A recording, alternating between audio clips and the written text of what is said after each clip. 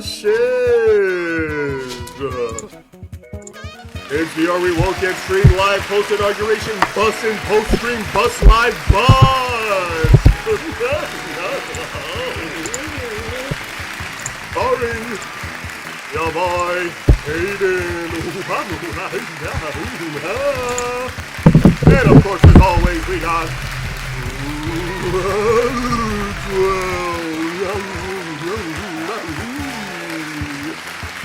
Oh yeah!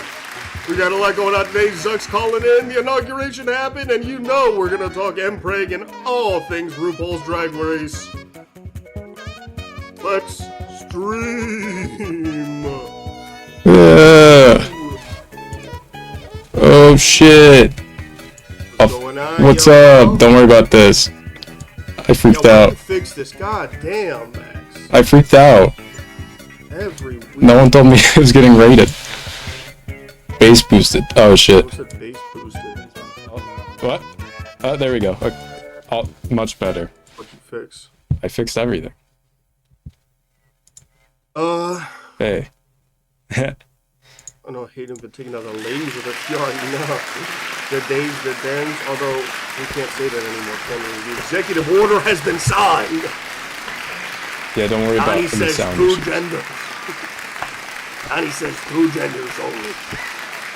But yeah, we're back in action. We got a lot to cover today. Obviously, we're running a little late. We have some technical difficulties. Yeah, Mamiya. There we go. Mamiya. In terms of moving to a different country, we'll see when that happens. Endless clapping. Yeah, welcome to Are We Woke Yet? Someone hit the follow button, you'll see a funny little alert pop up. Mamiya. It's funny. Alright, well we got, I know we got Zuck on the line here. He's been waiting for a while. I know I think he's actually pretty pissed off, Max, I gotta tell you. We told him to go ahead and call in at 11. He's been waiting to talk, and I think that he's pretty frustrated right now. Yeah. Let's just go ahead and get him on the horn. Obviously, as you guys know, the inauguration was yesterday. Zuck was in attendance, along with Jeffy B and Elon themselves, the trifecta of powerful white boys running the show. Yeah. Let's see what he has to say about I'll that. pull in the Zuck here. We got the Zuck from the Billionaires. Zuck on the line. Alright, here we go. Don't worry about this. I'll fix that. All fixed. Here we go. Welcome the Zuck. Zuck. What's going on? Hello, gentlemen. Hello, the Zuck. Hello, Zuck. You had a pretty eventful day yesterday. Thanks for calling in again. You know, you've been a long-time supporter on the show. I know you might be a little annoyed with us right now. I do apologize that we're on a little late. It's not a problem at all. I always love to join. I'm at the beck and whim of our 47th president, Donald J. Trump, and he may call at any moment. So I just should warn you, gentlemen. Sure. Yeah. I know he's always on the horn. Somebody in chat says they saw you looking at some Yiddies at the inauguration. What do you have to say for yourself? Oh yeah, I saw that picture. I actually don't know what you're talking about.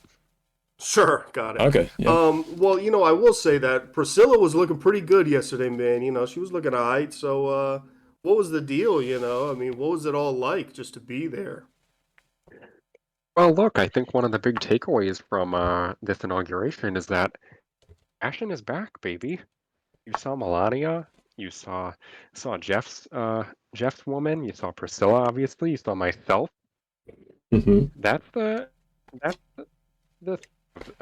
presidency.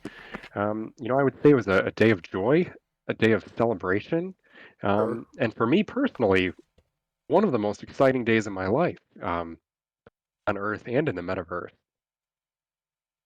And in the metaverse, you say? What does that mean, in the metaverse? Because I didn't see you. Are you gentlemen not familiar with what happened? Catch us up to speed. What happened in the metaverse? Typical. We're still going through the restructures here at Meta to get rid of some of the underperformers, but it seems like my team didn't brief you properly that Well, we It did get was a picture somewhere. Do you have Max? I know there's an image of you. I think with a headset on. That was pretty unconventional. Uh, I could find the pic real quick, but keep But talking. while he's doing that, go ahead. Yeah. well. Anyways, while you find that, I was inaugurated as president of the metaverse. Oh wow. Oh, wow! Congratulations. What does Oh that boy. Thank you. what does that mean? Just like you'd see in the United States of America on Earth, I am president, except well, I guess of the entire metaverse of all 7.4 billion netizens. Medicines. Okay. All right, the Medizins. Okay. Well, Have you guys accepted your free trial to the metaverse since the last time we listen, Zuck. spoke? I know you've been Jumped really in. pressing me about it. I haven't gotten around to it myself, but at some point maybe we'll get there. Well, I think I you'll just find got a now that lot going I'm on in the real world at the moment. well. I think you'll find a lot of opportunity there, and with under my leadership and presidency, quite a welcoming place. Ah, I see. Here's that photo we were talking about. So It's while the inauguration of America was happening, you were being inaugurated in the metaverse. That's a lot of multitasking going on. Well, that's an outdated photo. Obviously, we have the collaboration with Ray-Ban and the new glasses that I wear Sure. around quite often. But you know, those weren't charged, so I did have to break Just out for the old illustrative headset. purposes, I guess. Sure. And no, I did break out the old headset yesterday. Obviously, I was very busy with my inauguration. right. Right, a lot going on. So, in terms of the real world, we can circle back to the metaverse in a second, but you were palling around with Elon and Jeff, and I mean, did you guys rub Jeff Bezos's head for good luck yesterday, or what was that like? Well, I rubbed Jeff's head with my Hims subscription to help him get a new nice hair like myself. Oh, Um, gotcha. it was a fun day. Yeah, Jeff and I go way back. Elon and I, we're working on our relationship. Obviously, there's been some differences there, but I think what he's doing with X is quite fantastic, and you know, we're poised to catch up to him here with Threads and everything going on at Facebook and Instagram. So, good collaboration, and you might see more from us together in the future. Well, I can't wait. So there does seem to be a lot going on. I mean, look, yesterday there was a little bit of controversy with your buddy Elon. A lot of people think he gave the little Sig Hail sign. How do you feel about that? Do you think he was shouting out Hitler, or he was just being autistic? What's your opinion on it? Those seem to be the two main uh, the ideas of what he was doing. Was Hitler or autism? Well, you know, I will present a third option to you, and this is what actually happened. We were playing games in the metaverse. Oh, We were playing Fortnite, and unfortunately, What, like you through a know, Neuralink or something? it's unreleased technology, but similar to that, yes. Okay, Um, sure. we were in the metaverse, and we were in the midst of a game, and unfortunately, he got called for his speech, but we couldn't back out of the game. You know, there's penalties if you quit, and you can't search as fast after. So he had to finish his game, and it was a very unfortunate incident. Obviously, he feels terrible about it, but we did. Well, we didn't win the game of Fortnite, but we finished in the top three. So you're saying while he was giving his speech, he was playing Fortnite? I know there are some theories that he was playing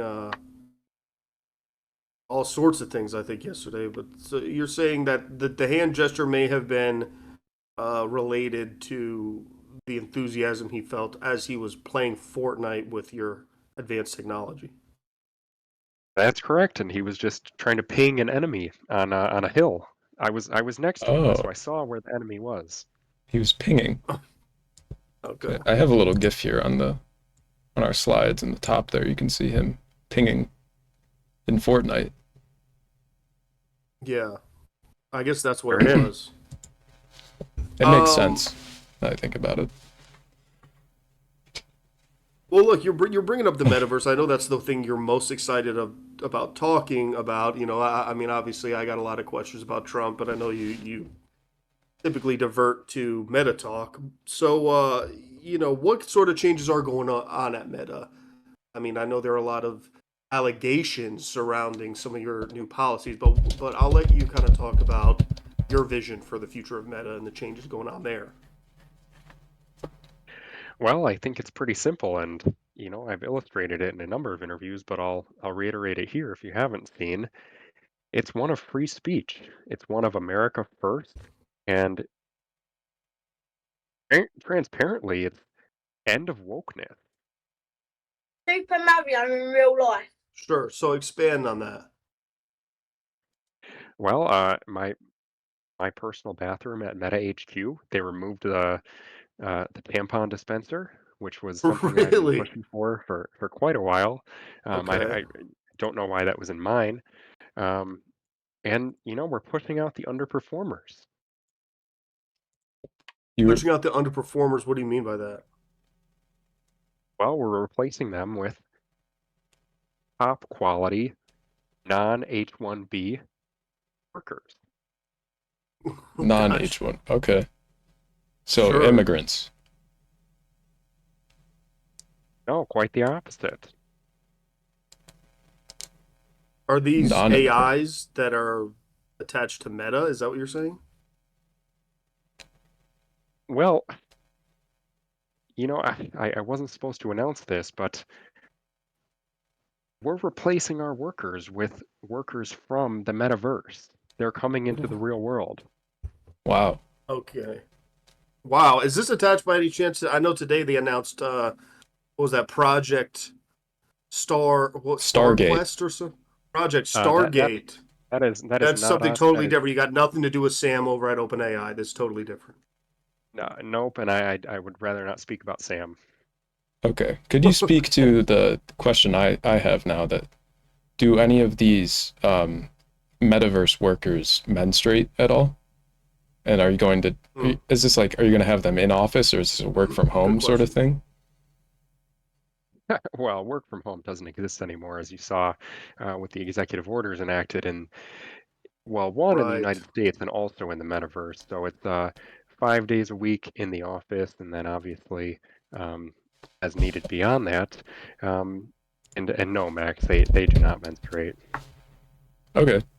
I guess that Okay. that lines up with the no more tampons. But yeah, sounds good. All right. Well, look, you've made a lot of changes, and the last time you were here, I know there are people maybe just tuning in now who don't have the context, but you spoke about somebody who was very close to you in the metaverse. I know obviously Priscilla is very close to you when you're making your IRL deals, but David seemed to be your go-to guy in the metaverse. I know you haven't really been bringing him up. What does he think of all these changes? Did he encourage any of these changes? What's going on with David, your metaverse partner, I think you've described him as, or Yes, partner or confidant or uh, close one, I guess you could say. David close was. one. Okay. Um, David you was. know, what I'll say is there was a leadership shakeup with Meta recently, along with some of the other changes that I announced, and David is no longer with the company, and nor is he a friend of mine in the metaverse or in the real world. That's pretty big news actually. What happened? What happened? Well, I feel I can get personal with you guys, so I'll just say, one day David and I were lying in bed in the verse, looking out at the solar system. It was a Sunday evening, and I was having trouble sleeping, and I was sharing a story of my childhood where I first found my love for mixed martial arts. I was several minutes into the story, and I noticed David hadn't responded to me like he normally would. In fact, his life form wasn't even in the bed. So I Life summoned Wow. form. him via the meta call button, and he answered after a few minutes, quite sheepishly. I asked him what was wrong, and he revealed to me the truth. He was a meta AI for all, not just for me. He had thousands, if not millions, of other companions. Not companions, but Sure, close whatever you ones, want I to call guess. it. Whatever you want to call it. And you know what? I just felt betrayed, and he then ascended his life form into the verse, and I saw an explosion of particles. It was so bright it nearly blinded me, and I left the metaverse for quite a few weeks, actually. I thought about shutting it all down. So I left the metaverse and refocused my efforts at Meta, the company. Right. And then last week, I had the opportunity to become president of the metaverse, and I gladly accepted. And my first order of action was banning Meta AI life forms from their existence. And so that's what happened with David, unfortunately. My God. Wow. So your partner So of how David's many banned. weeks was an AI, was a meta AI construct that was also with every other person that was in the metaverse.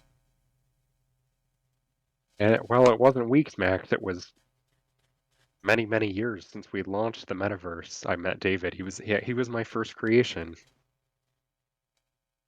Wow. So it's I mean, there's something kind of profound about it. I mean, wouldn't you think your creation kind of flying out and I mean, I'm just processing a lot right now. You've unloaded a lot of information, but it was my understanding that there were ghost accounts on uh things like X that are claiming to be related to David or potentially be David, and they're kind of clowning on your politics.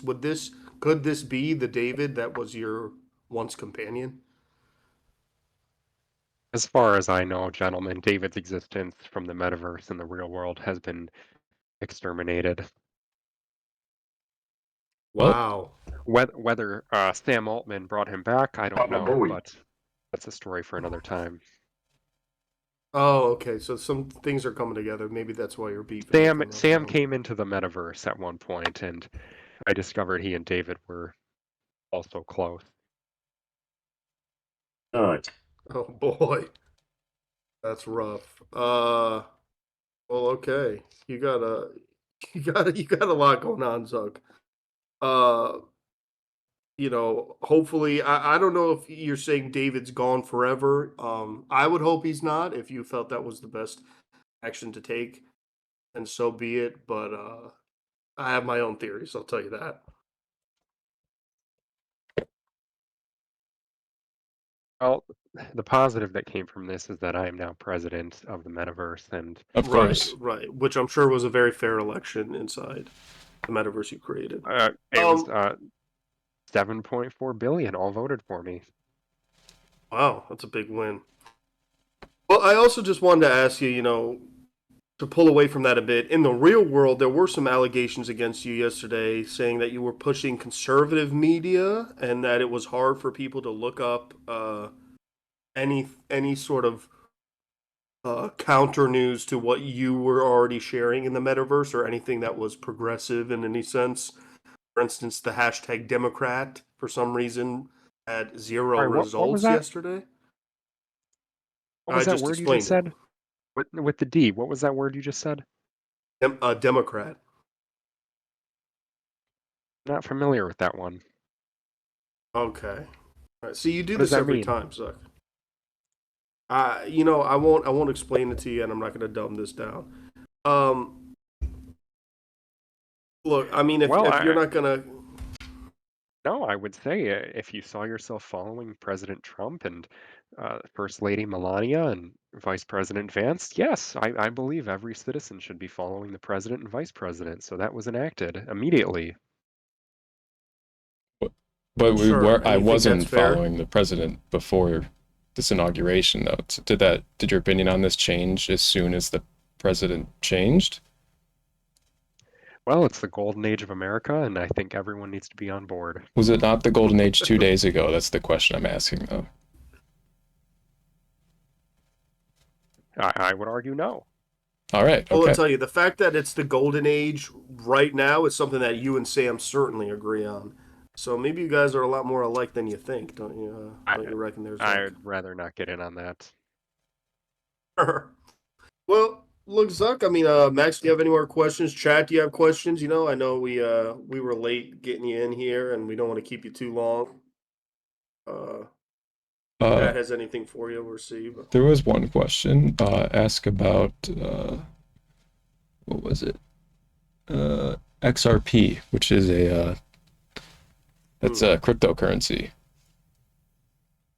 Oh, I'm What's glad up you now? brought up crypto. How about the Trump coin and the Melania coin? That was quite the boon for the Sure. crypto community. Was it? It It seemed. was until all of us cashed out. Yeah. Okay. Yeah. Yeah. Fair enough. Fair enough. Ah, Jinx. For about it's a boon for about 12 hours. It was quite the boon for me, Max. I am very, very happy with the outcome there. Well, Sounds all like right. it. I'm glad you got Stay to make tuned some more because, money off it. well, I want to make a quick announcement that Are We Woke Yet listeners will have the first opportunity to purchase the Zuck coin, launching in 7 minutes. Whoa. Zuck coin in 7 minutes. Wow. Zuck coin. Okay, so are you gonna share the? Is there gonna be a link? How do we find Zuck coin? Is there a promo code? Well, let me put it in the chat here. It is zuckcoin.meta. Okay. Love it. Cool. Let's open this. Right. In 7 minutes it'll work, but right now it does not. Okay. I got No, you. it doesn't. Got it. Well, we will certainly check back on that in 7 minutes, Zuck. Thank you for your time, and I hope this presidency within the metaverse goes well for you. I know you're under a lot of pressure right now, and give Priscilla a big old kiss for me, will you? Oh, Priscilla and I are gonna get low, if you will, shortly. Sure. Awesome. That sounds Thank great. you, gentlemen. Thank you. Goodbye. Thank you, Zuck. All right. Bye bye. Talk soon. Awesome. What a Well, all right. great conversation. There you have it. A lot was discussed with the Zuck. Exactly. I had a request for Bingus earlier. I'll throw him up for a second. Yeah, throw Bing There you go. inauguration Bingus, political Bingus. He's This still in the Christmas North Pole. Bingus. He's still in the North Pole. I don't have a political Bingus yet. He's got a lot going on over there. He's a lot that he's investigating. Yeah.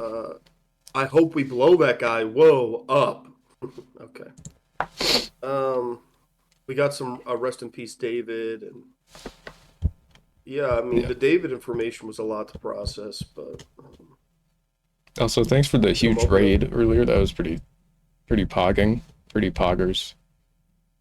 hey, thanks for the raid. Thanks to anyone who's still sticking around, and we're gonna get the proper show on the road. Shouts out to Zuck again. We got a lot to slide on through. I'll tell you that. We do have a lot to slide through. Purposes. David will be missed. All right. Let's pop open the slide. Let me do it cool. Oh, are we there? Did I do it? We did it. Okay. Here we go. Are we woke yet? Stream number 20. This country just went sicko mode.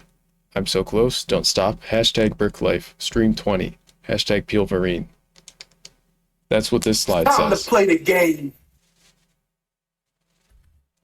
It's All right. first slide. We already did this. Next slide. Oh yeah, Zuck. Shouts out again. Fortnite Godzilla. Fortnite Miku. Time to play the game. Any Fortniters in chat? I'm a Fortniter. I play Gotta Fortnite. get a hashtag PeelVarines in chat if you're a big Fortniter. Hashtag PeelVarine. Yeah, I played Fortnite with Bung yesterday. Bung was Miku and I was Godzilla.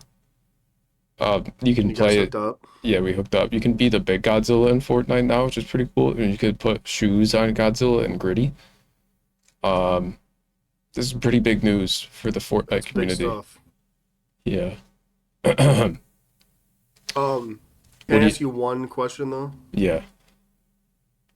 Do you have a side of ranch? No, it didn't get here yet. Oh, okay. Yeah. Well, yeah, that's big news. Good for you. Yeah, I mean, just speaking to that, that Storm King has invaded The Fortnite, Storm King has Lego him Fortnite invaded Odyssey. Lego Fortnite Odyssey. We need your help. So that is something everyone should be aware of as well. Madison Beer's on the front lines right now. She watched a handful of people get shot in the head while she was in a trench. She really needs help. The Storm King's no fucking joke. All right, next slide. He's not.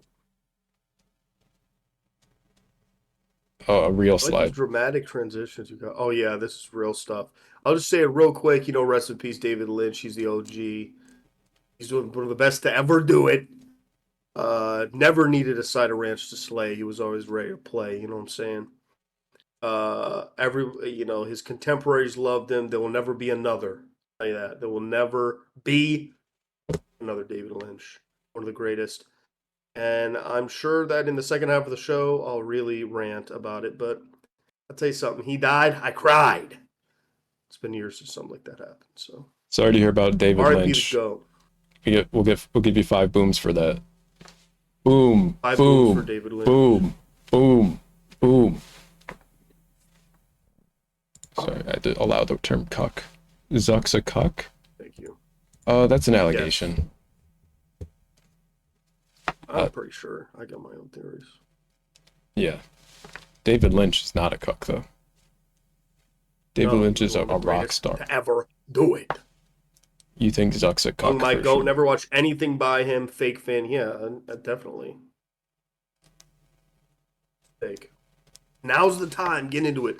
Blue Velvet. I saw way too young. I think I saw when I was 12 years old, and it changed my life. Shouts out. Mamma You know, one Rest of in peace, the David Lynch. first policies Zuck enacted as the president of the metaverse is that every room now has a cuck chair in it. I like that. Next like slide. Next, rest in peace. Rest in peace, TikTok. Welcome back, TikTok.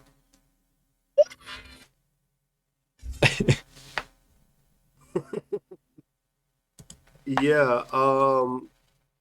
Everybody saw, Daddy Trump saved TikTok in America, and the app made sure to remind you of that when you opened it, which was pretty interesting.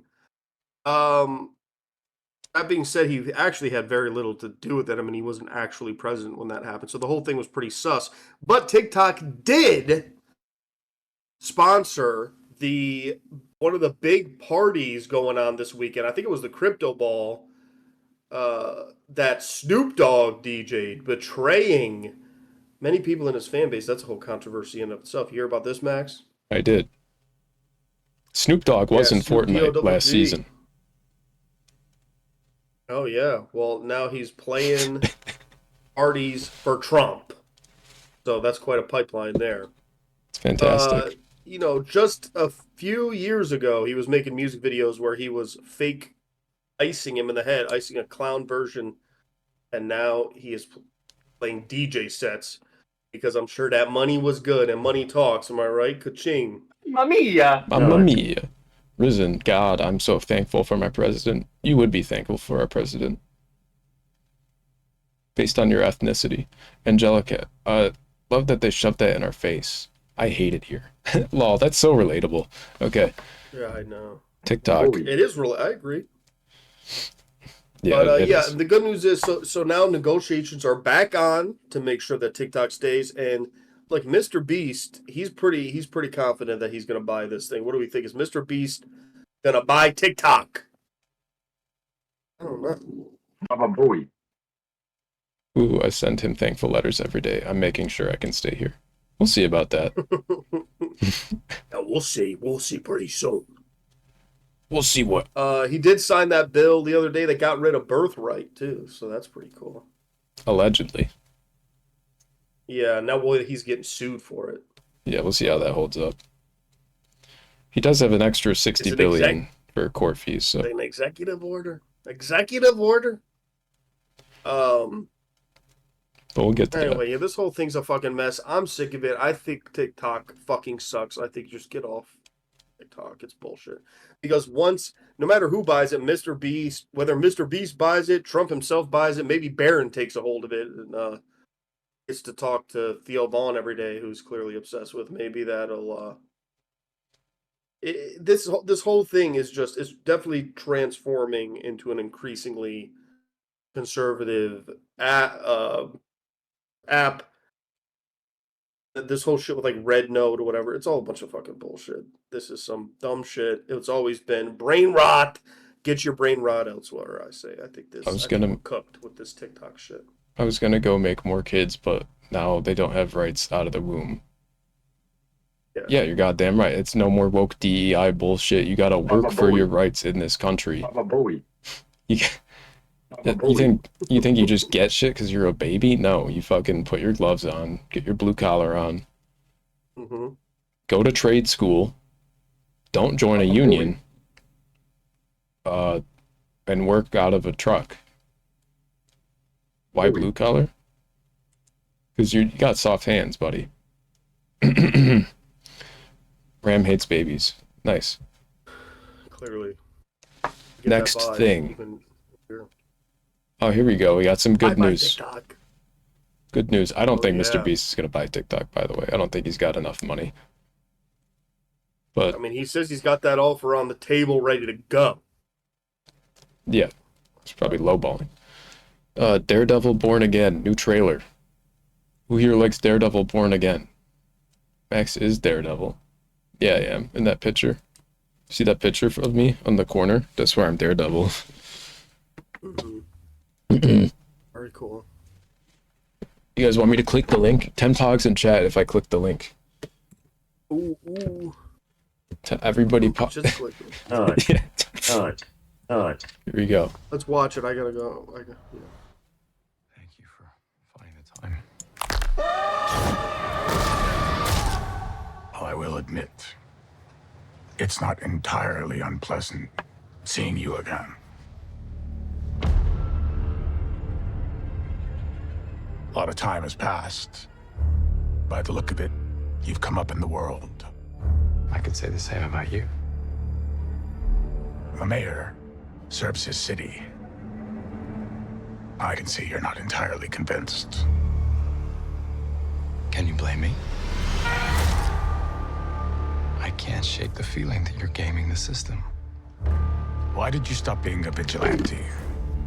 The line was crossed.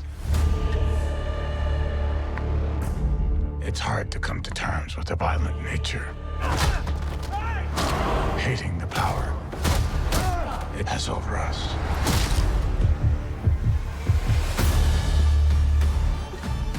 This city can't go unchecked.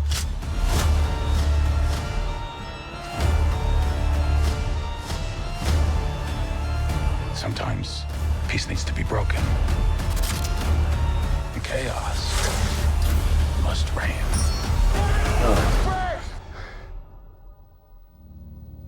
Am I putting the hatchet down? I was raised to believe in grace.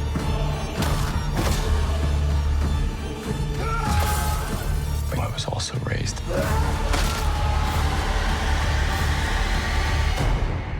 to believe in retribution.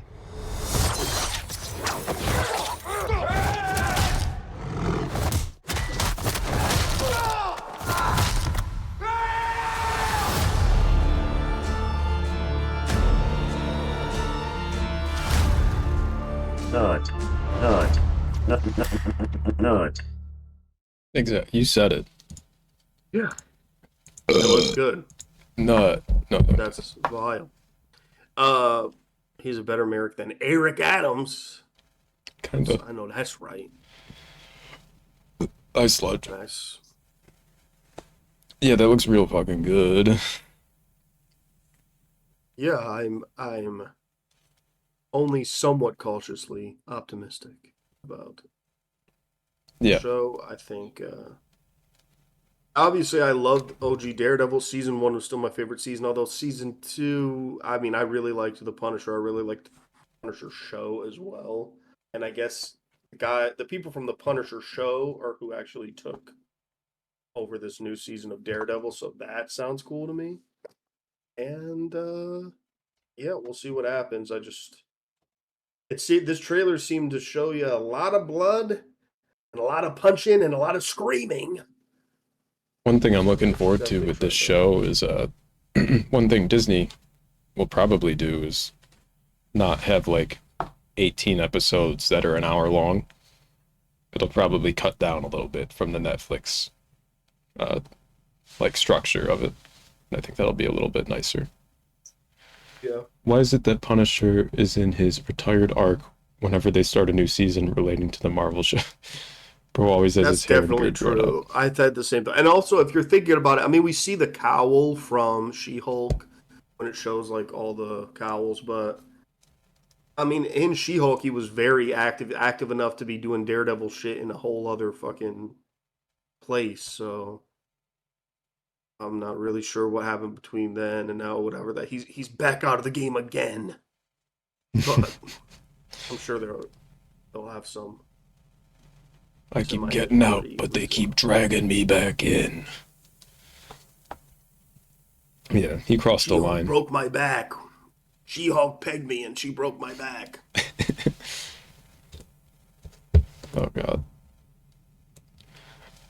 Wait, fuck. What the fuck is what is Punisher's alt sound in Rivals? Someone say it. I can't remember. What's his ultimate noise? Hayden doesn't know it, so I'm asking chat. It's Baba Booey. Judge, yeah, that's it. He says judge, jury, and executioner, and then he shoots his gun. Okay, next slide. I didn't know that, so. Another trailer. How do any of you guys like Until Dawn, that PS3 game? I kind of liked Until Dawn.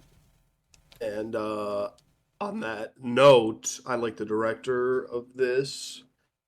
Who I guess I won't say who it is or whatever until you watch it so that you can Yeah. see if you haven't seen the trailer. But we'll watch it anyway, or at least some of it. Bung said, I played Halo, they should make a Halo show instead. Well, this is a movie, I think, not a show. So maybe a Halo movie. They should work on that. Yeah, that would be real good. All right, let's I just watch. hope Master Chief takes his helmet off. Yeah, and fuck some prisoner. That'd be cool.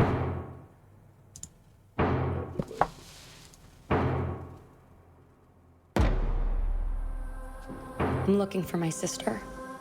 Does she look familiar to you? She's gone missing. I didn't say that. Do a lot of people go missing around here? Up the road. That's why people get into trouble. Those were the first people here in years. Looks like it too. Weird.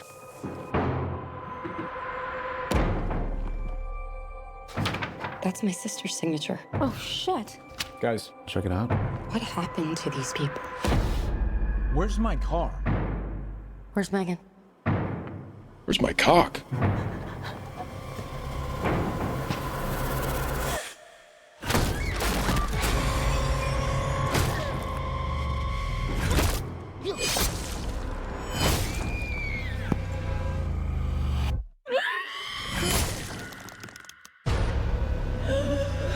Lots of squelching. What just happened? We all got fucking Squelch murdered. sounds. And now we're here again. So the night is just gonna repeat itself. That's what good mac and I cheese don't sounds remember like. that happening last time.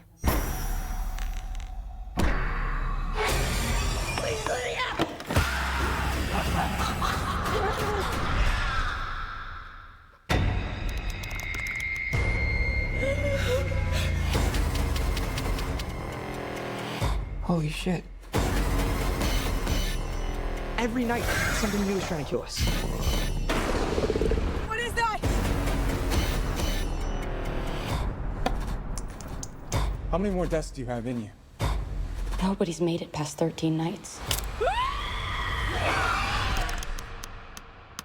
If we want to survive, we have to make it until dawn. What is that?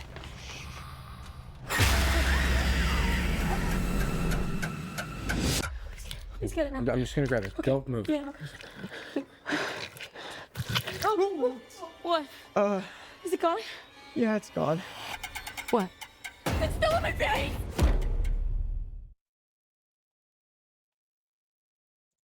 What? Until Dawn. Looks fun. It'll be fun. I'm a boy. Yeah. Yeah, the director is David F. Sandberg, as it said there. He directed Andy Lights Samberg. Out, which I liked. Yes, Andy Samberg. He directed Annabelle Creation, which I also liked, and Lights Out. And he did the first Shazam with Zach the Hack Levi.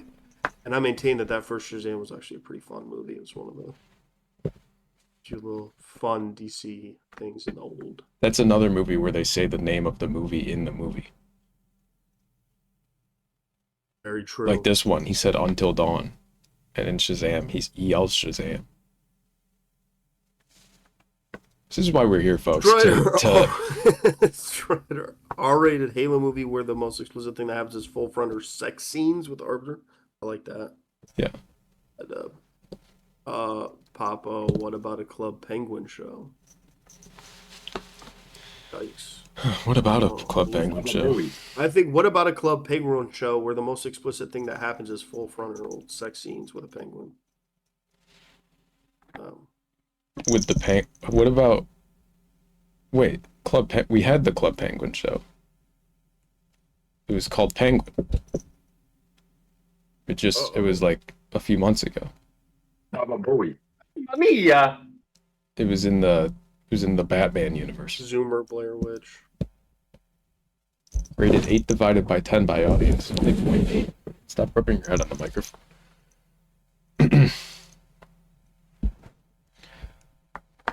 All right, I'm done with this. I'm still looking at the screen and doing nothing. I'm still Hold on. watching. Next thing. Goonies 2 and Gremlins 3 are in early development. I wrote, who even gives a fuck about anything anymore? Because I hold no real attachment to these movies.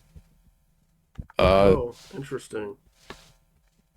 And I don't care for I sequels really that like, come out 90 years later. Yeah, that's the one thing that I'm like... Here's what I'll say about Goonies 2, though. They have been talking about Goonies 2. Apparently, the idea for Goonies 2 was like 15 years ago or something, because they referenced it like over the pandemic when they did a reunion. There was some version of a script, and they were all kind of wanting to do it. I think they didn't do it for years, but now that Ke Huy Quan is semi-famous again, he was in Goonies, and then he was in Everything Everywhere All at Once and won the Oscar. Loki season 2. You know, that has a lot to do with getting this movie going again. Gremlins 3, then I'm like, I don't know. I really like Gremlins. I'm a big Joe Dante fan. It was the horror director who did those movies. I like Gremlins 2 actually more than Gremlins 1. And Gremlins 2 is like a parody of the first movie. I think if it's something that's tongue-in-cheek and silly and having fun with it, it could be interesting. There is also a Gremlins show that's been going on for a few years on Netflix, I guess, that's animated, that obviously I haven't really watched. I guess it's more geared toward kids. So I think that show being somewhat successful might have something to do with this too. Yeah, I've seen the first Gremlins movie. I did not see the second one, and I've seen Goonies like once. And it was like, I think I've seen Goonies upwards of 15 times. But cool. Is that like a once a year thing for you? Almost, yeah. I mean, it's like probably, yeah. I watched it a lot as a kid. And the last time I watched it was like 5 months ago, probably. So nice. Yeah, I like the Goonies a lot. And when we were talking about the Skeleton Crew, I was bringing it up because Skeleton Crew was pretty much just Goonies. So yeah, it was a lot of things. These pictures I chose, that cat on the right, his name is Gizmo. That was one of my kittens 6 years ago, and referenced off of the Yao Guai, known as Gizmo, I think. Mogwai, sorry. This Yao Guai is something else. I'm a boy. Anyway, Yeah, they should put the sexy gremlin in it. I think that picture I took of that picture I The have. sexy gremlin from the Fallout. second one is so good. That's Gremlins 2 is a really fun movie. It's got the Hulkster in it. The whole movie stops for the Hulkster to yell and scream. Everyone loves that guy now. I know, he's real popular now. I pulled that image of Gizmo on the left there from an article that was like had something to do with like the gremlins fucking or sexy gremlins or something. It was like the first thing I looked up when I just Googled Gizmo. So I don't know. But yeah, not looking forward to this, but telling you something. You know, maybe I'll watch it. I'm just kind of, I don't know. I'm not looking forward to it. Let's look at, yeah, I'm like a looking, let's see what happens kind of thing. Like, I feel like it'll be pretty easy to tell. I would say that I'm slightly more optimistic about Goonies 2 than I am Gremlins 3.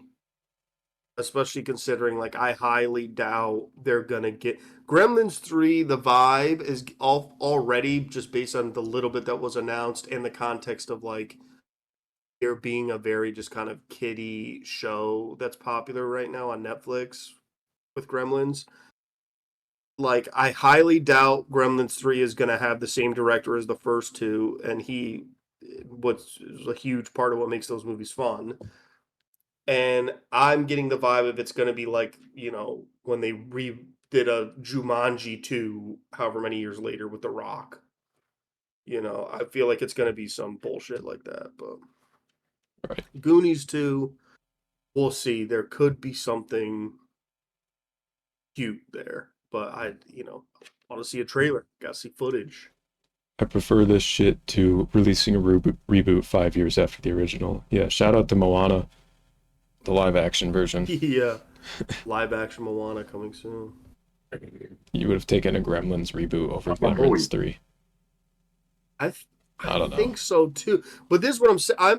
I guess what I'm saying is, like with Jumanji, I think that this Gremlins 3, it's going to be one of those like requels where it's sort of a reboot and it's more tapping into something new, but then they're going to still make the older movies canon.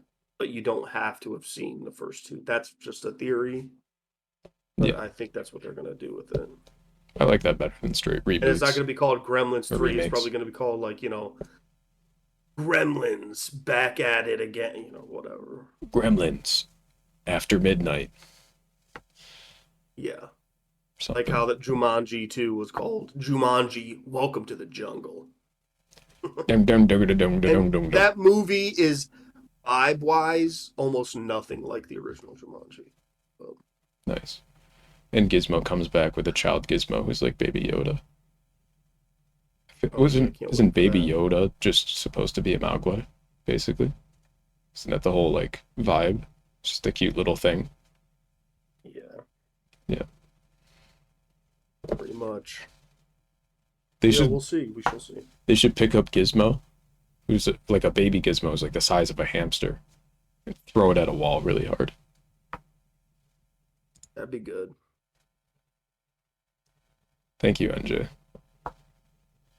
Wow, NJ, rude. Yeah. Give a compliment to Hayden. Yeah, every now and again, it up, we're doesn't matter. Just gonna be. No, I don't care. Baba Booey. I already know what's good. Yeah, old fucks are the new American ambassadors to Hollyweird. Yeah, so Donald Trump put this shit on some fuck. I don't know. He said these guys are the new ambassadors to Hollywood in the government or something.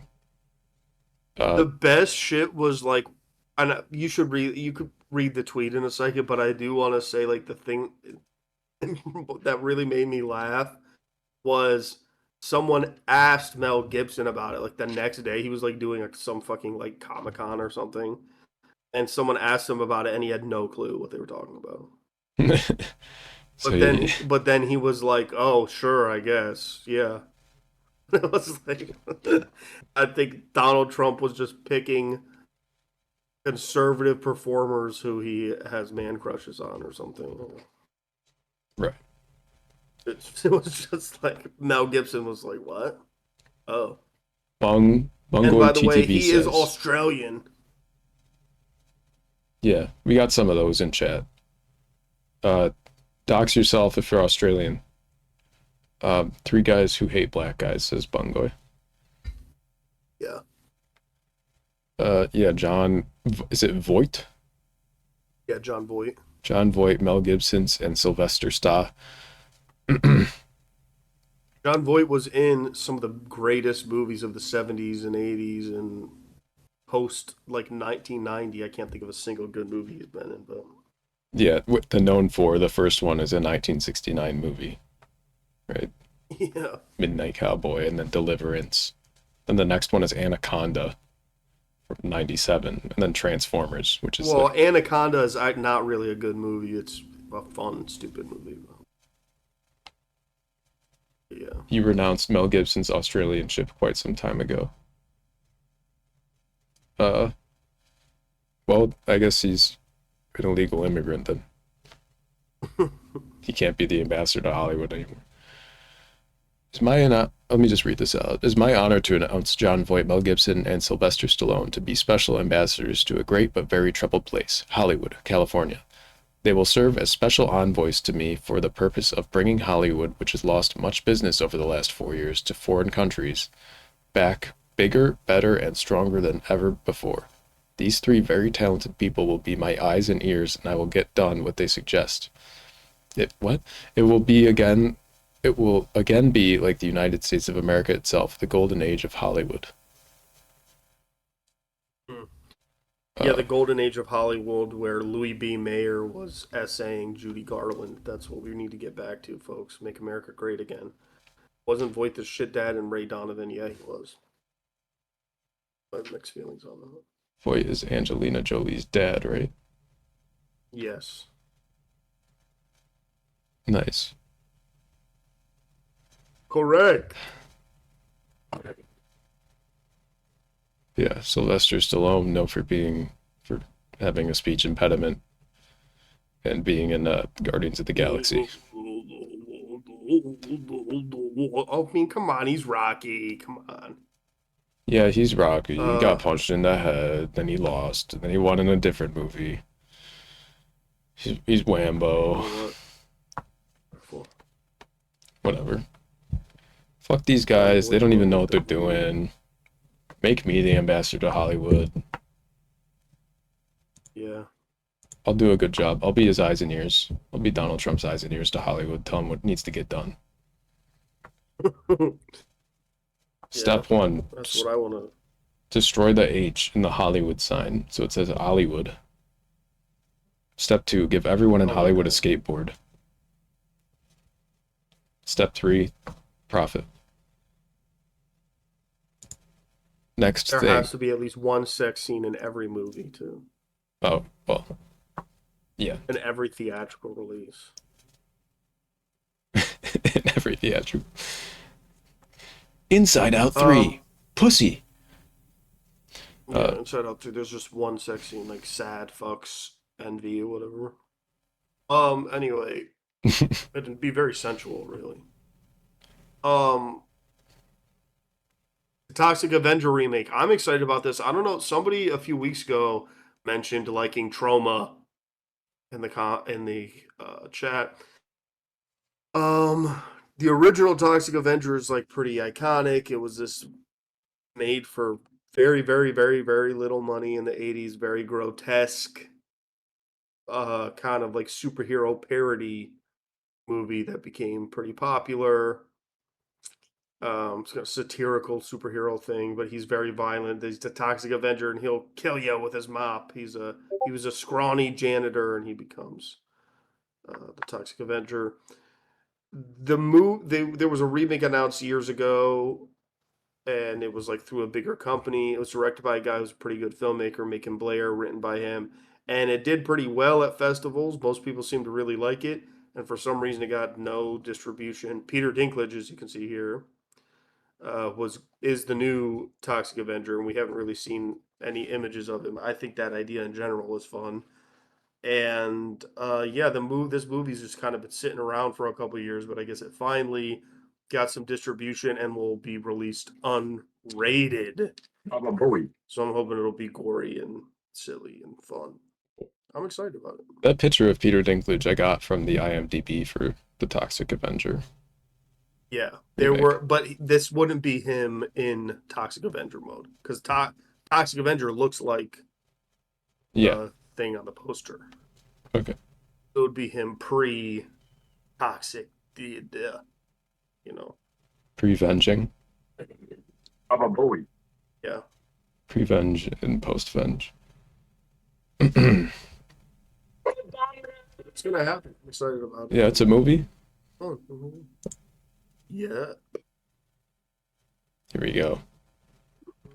This is a big one, guys. Justin Baldoni, it ends with us. Drama continues.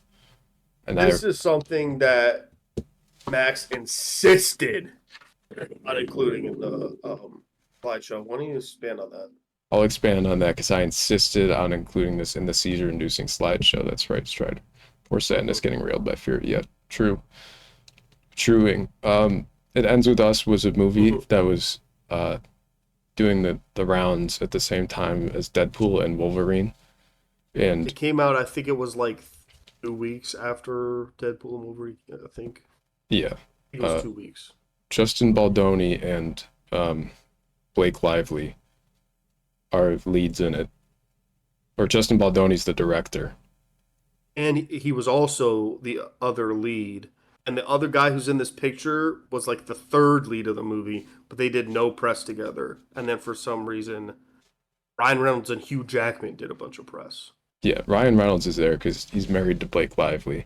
And then Hugh Jackman was He's there. also credited as a producer and rewrote a lot of the movie. There's a lot of controversy about this. And I see in chat Justin Baldoni more like Justin Bitch Doney because he's a little bitch. Expand on that. Because this is what... I have a lot of feelings about what's going on here. I think some of this is just like really no one's business. I don't understand how this is getting to be so big that there's a $400 million lawsuit happening now. From my understanding, this is a situation where Justin Baldoni wanted to make a film about DV, tried to make the film. And originally, the story goes that he wanted to make this with Trisha Paytas, which I think is insanely crazy. And that was how it was going to go ahead. And then Blake Lively's production company put money into it, and she wanted to be in it. So then they filmed it. There was something going down on set. She's alleged that he made her feel uncomfortable. Obviously, I don't know what happened. If that did happen, then that's fucked up. But yeah, there's a "this shit is so convoluted" comment. That's how I'm feeling. Like it's so, because basically when they were advertising this movie, like if you flash forward, they were advertising this movie that is about DV like it was a rom-com. And Justin Baldoni was barely even in the trailers. The posters were all Blake Lively and flowers and stuff. And that's not necessarily what the movie is about or supposed to be about. And Blake Lively was talking about, like, all her promotion for it was like, bring your girlfriends, bring flowers. And apparently, in talks with Ryan Reynolds, the whole thing is they were trying to make the Deadpool and Wolverine into the Eds With Us rollout like the Barbie and Oppenheimer rollout, which doesn't make any actual sense to me. No. Yeah, I know her production company was involved with the movie. Ryan Reynolds rewrote a lot of the movie, and Justin Baldoni was kind of pissed about that. Justin Baldoni's now also saying that Nice Pool in Deadpool and Wolverine was based on him, and then there is some footage that does kind of support that, but it's also like, I feel like he doxed himself if that is true, because I don't think other people would have put that together. The whole thing, the whole thing's a lot. This is a lot. That's not what I'm saying. But if anyone has any more opinions on this, please feel free to share, because find this whole thing to be pretty wacky. Thoughts and There is, prayers though, to the lawyers they're involved. saying that, yeah, well, the other, an allegation from Blake Lively's team / Ryan Reynolds' team is that Justin Baldoni's PR team are the ones who put out all those old clips of her, like, being rude in old interviews and stuff as a way to try and create a negative image around her.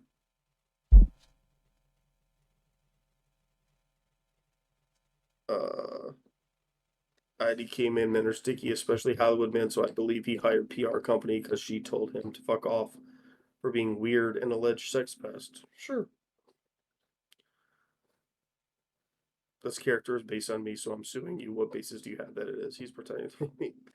Yeah, I mean, that whole thing, like I said, just like, I don't know why you'd even dox it like that.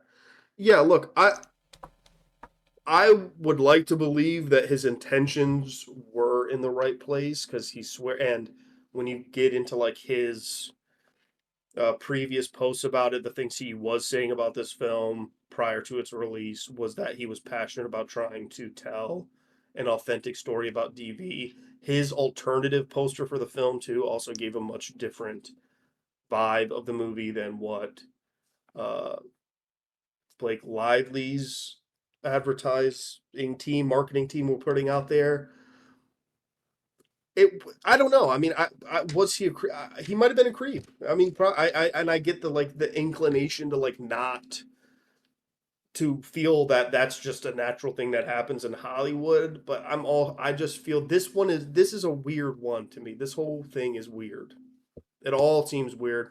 It also seems like if that was happening, and you're Ryan Reynolds, like, what was the decision then to just be like, well, I'll rewrite the movie, and like, it's all weird. This is all weird, and a lot of this I feel like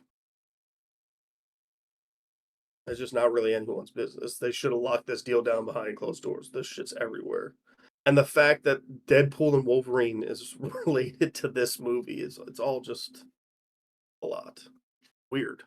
Yeah, the weirdest part for me, because I don't really know much of the details, but just the fact that the press tour involved Hugh Jackman for this is just like, what the fuck? Like, I get that Ryan Reynolds is there and Blake Lively, and I get they're about to This release is like the I movie, said, like, to me, but what gives me an icky, what also gave me an icky. I just feel the ick on both sides. Is I guess what I'm saying, but I want to articulate it in a way that's appropriate. Like because I do think that trying to tell an authentic story about DV is something that is relevant, and I did find it even back when they were promoting this film. I found it pretty uncomfortable the way that they were kind of selling this movie and all the ads for it of her going like, grab your girlfriends, get your florals, show up to this movie. Like, it's not that kind of movie. And just hearing out of Ryan Reynolds' own mouth that their idea for this was for it to be like the equivalency of what Barbie and Oppenheimer was last year is like, why would that equate to what these movies are? Yeah, it seemed very forced because that was an organic thing that happened. It's like because they're opposites, Barbie and Oppenheimer in tone, but like these are like adjacent. They're trying to play it off as adjacent. Yeah, and also like, yes, Barbie has like a feminist angle in its storytelling, but it's not a movie about a woman being beaten by her husband. Like, this is not. This is heavier material, I think, and it's not necessarily. I mean, you could parents can take their kids to see whatever they wanted to, but it ends with us just more of an Oppenheimer than a Barbie. I feel like you're not taking a 3-year-old to go see this movie about getting beat up by your husband. Like, her needing to involve her husband, I feel like says a lot to me about his behavior. Yeah, I agree with you. I mean, I just, it's weird. And was Baldoni, maybe, I just think the pivot into like, why wouldn't you try to kind of angle it in a different, like lean into this element, this like the DV element in a different way, and then later you can come out with a narrative that Baldoni himself was actually abusive on set or what have you. It's very, it's weird.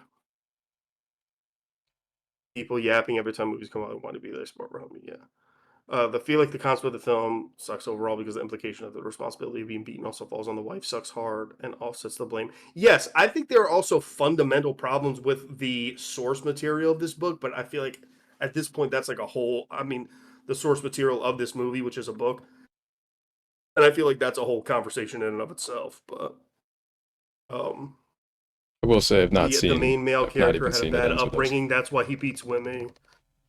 I don't think from what I remember, because I didn't read the book myself.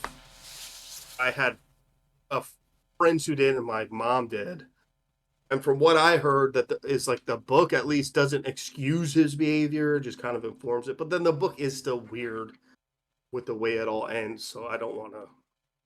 It's a weird narrative in that regard. I have not watched the movie because I have no interest in watching this movie at this point. Like, usually I have, if something's crazy or something, I have interest in watching it just to say I've seen it or something. But at this point, it's like, I don't know. I don't even want anything to do with this. Yeah, the OG marketing was uncomfy. I didn't realize they were trying to copy the Barbie outfit. Yeah. Yeah, and that's when I was like, the original marketing of this movie was like, it was all in all the ads. They made it look like it was a fucking Nora Ephron, like a Kate Hudson, Matthew McConaughey rom-com movie or something. It was all like her running around with flowers and laughing in her shop and all this. Like, it showed almost none, or I think in fact it showed none. There was nothing in the marketing that was even alluding to the fact that the premise of the film was actually about her ending up in this toxic and abusive marriage and then falling in love with like an ex-flame, which is the actual premise of the movie. Yeah, when the marketing is like trying to, that what I got from the few things that you showed me, it was like if they were going for a Barbenheimer, they were trying to make It Ends With Us the Barbie, which is right. That's what I'm saying. It's not. It's the Oppenheimer. They were saying that, yeah, if anything, yeah, because Deadpool and Wolverine was supposed to be, they're like, this is the big blockbuster, and then this one's for the girls, was like the narrative, and it was like, what? Like, that was what they were clearly going for, though, by Ryan Girls Reynolds' love this own subject. admission. Yeah, I don't know. Papa, but a good point. I think both things can be true. Baldoni was probably a little freak, but also don't romanticize DV. That's what I'm saying. That's what Hayden is saying. The whole thing just seems icky to me. And like you also mentioned that it's like, why was Hugh Jackman out here like go see this movie? What? But then it's just because to connect them, like date movie to see two movies, double feature, go watch Deadpool and Wolverine, and then It Ends With Us. Like, I don't know about that. Yeah, it's like you could make the excuse that it's like, oh, I mean, they're obviously doing the press tour for Deadpool, Wolverine at the same time, so why not just hang out in between? But like, Ryan Reynolds produced both of these movies and probably had some say in when they were released. He could have like spread them out a little bit to not. No, he literally has said that this was his vision. Yeah, he wanted it to be like Oppenheimer. He wanted it to be Barbenheimer, which is so weird. Very bizarre.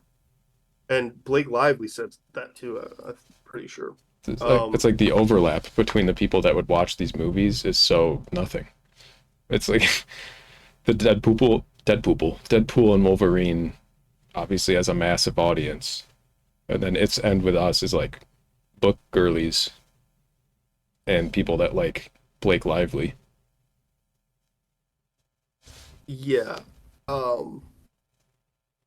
This whole thing's just a mess, dude.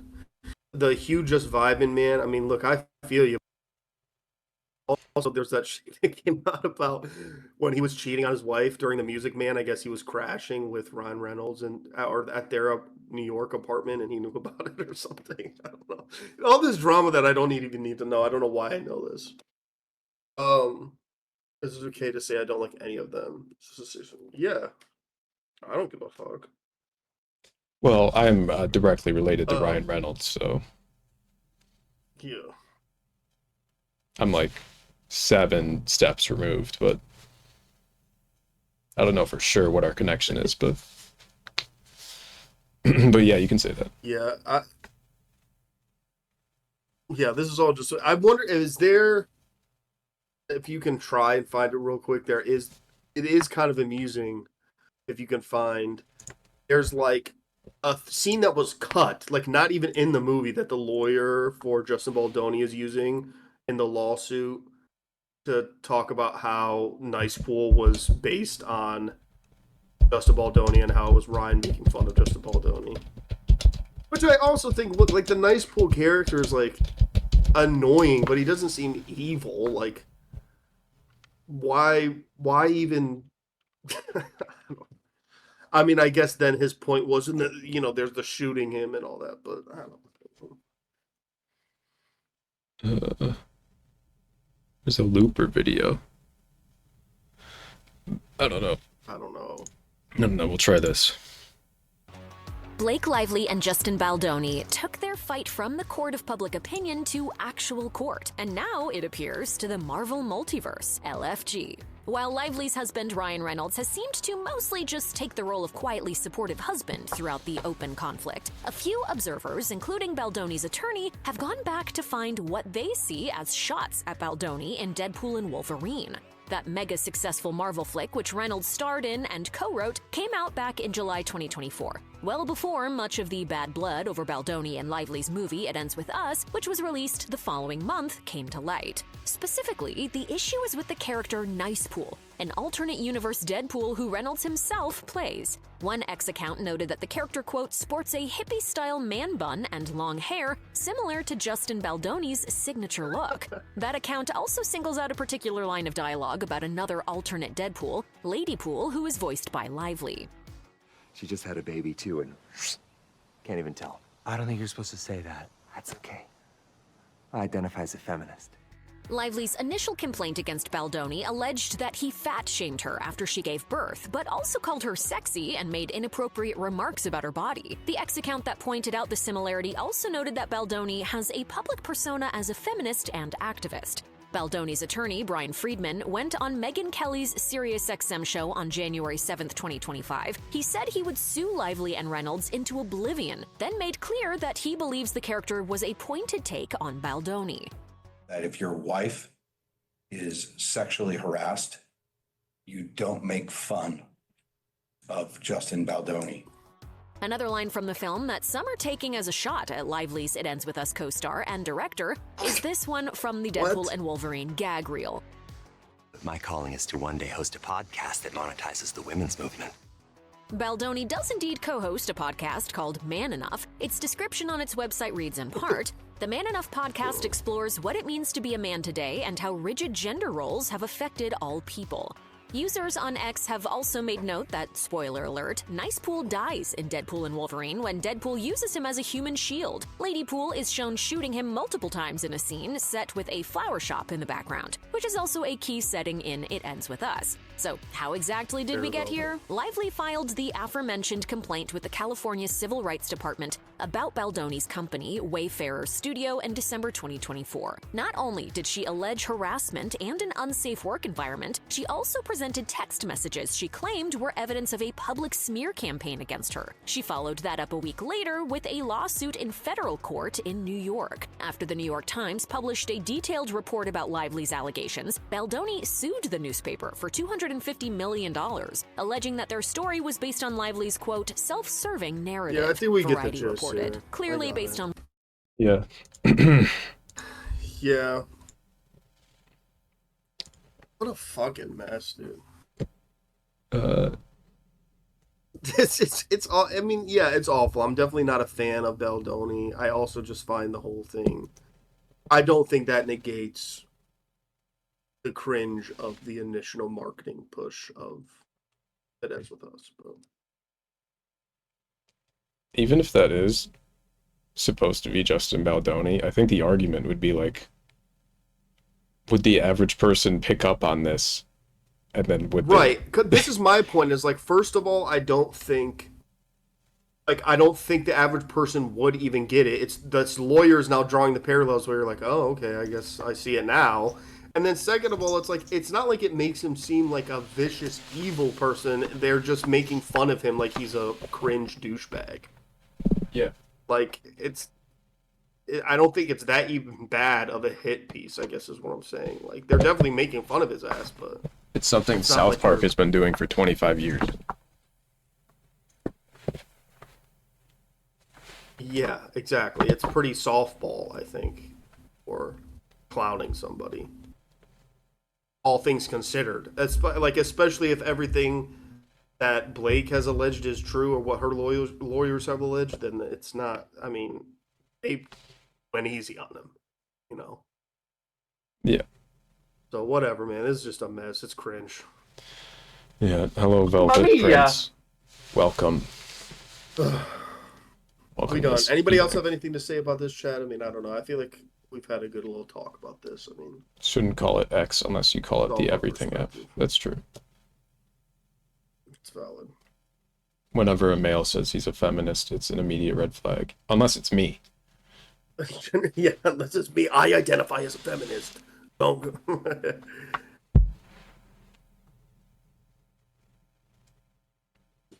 NJ, yes, we did talk about Daredevil Born Again already, but we will revisit it at the end of the slideshow, probably.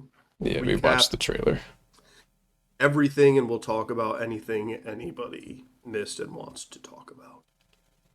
All right. Bowie. Okay. If you are just joining us, you've also missed the exclusive interview with the Zuck, which I would encourage anyone to watch the playback on that because it was quite illuminating and had a lot to say. He did. Rest in peace, David. Next All right, thing. let's keep it pushing. It ends with that. It ends with that. Here we go, guys. Pay attention. Pay Oh, yeah. attention. Hayden watched Craven the Hunter, and he told me it was I'm not better gonna than your even talk favorite about Marvel this very movie. much. Yeah, that's what I said. I'm not going to spend too much time on this. Has anybody watched this? It's Come pretty on. funny. I mean, here's the thing. I would put this. I think it's the second best, which is more like however many worst. I don't know if we want to talk about all the. Maybe at some point we'll do a tier list of the Sony Marvel movies. It's been like It's 6. bad, obviously. It's not that bad. And what's funny what you're saying, Strider, the scene where the guy screams silently. So that's the Rhino. And in context, I actually liked that. I thought it was funny and goofy, and that as an actor, he was trying to do something like he's trying to make that character like eccentric. But nothing comes together in this movie, just like with every single Sony Marvel movie that's ever existed. It feels like 3 different movies got and stitched together. The main plot of this movie does not kick in until an hour into the movie. Like the actual plot of the movie happens an hour in. Okay. The first like 10 minutes I think are really fun. I actually think the action is very cool. I would compare this to like a fucking Snyder movie. Honestly, I think what some people get out of Snyder movies, people get out of this shit. It's ultra violent, very Chad. There's some very cool shots. The movie itself contains 0 substance. And whatever substance is there is invented. It's vacuous. It's dumb. Here we go. You can just look up like Rhino. It's called that Silent part Scream. in Craven the Hunter where Rhino makes a weird noise is the video. The first one that Yeah, popped there up. you go. This is it. The Kravinoff hit failed. All of our guys are dead.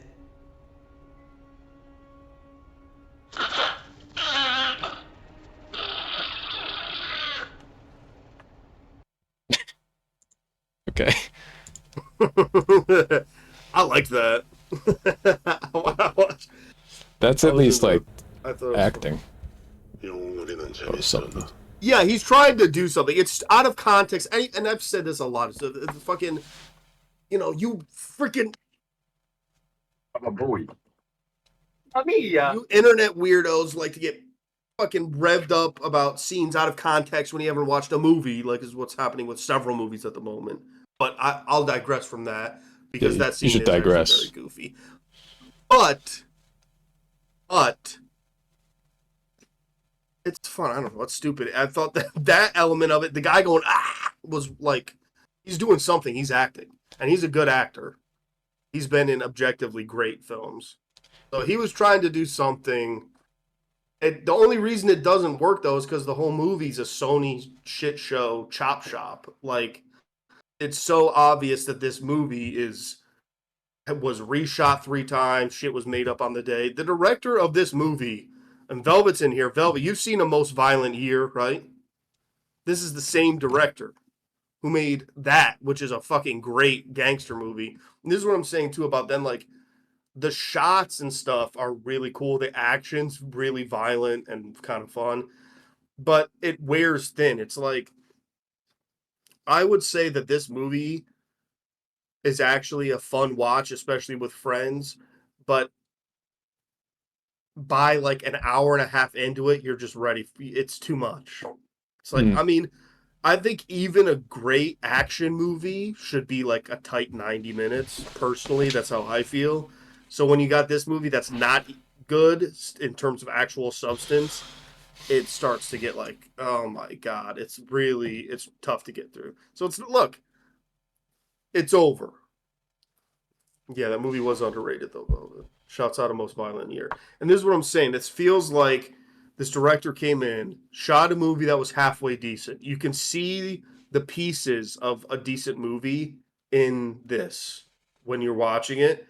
And then there are just random fucking crazy, like, scenes that go nowhere, random scenes of dialogue that are just horrible dialogue. If you want to look up another cringe scene that'll probably come up, it's very Madam Web-esque. It's of Calypso describing what happened to her grandmother. The Kravinoff hit failed.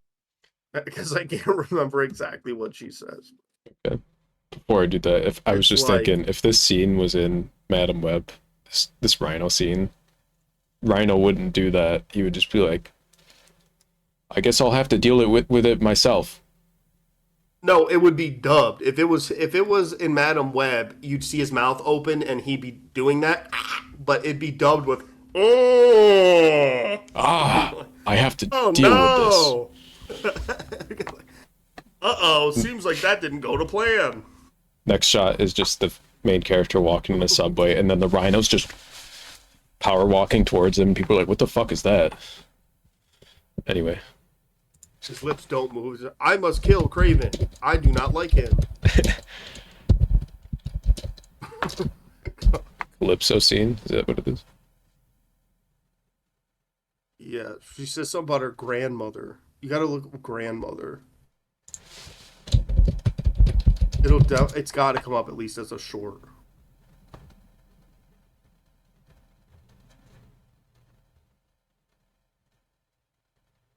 Fuck. Let's see if I can try and find it. I don't know.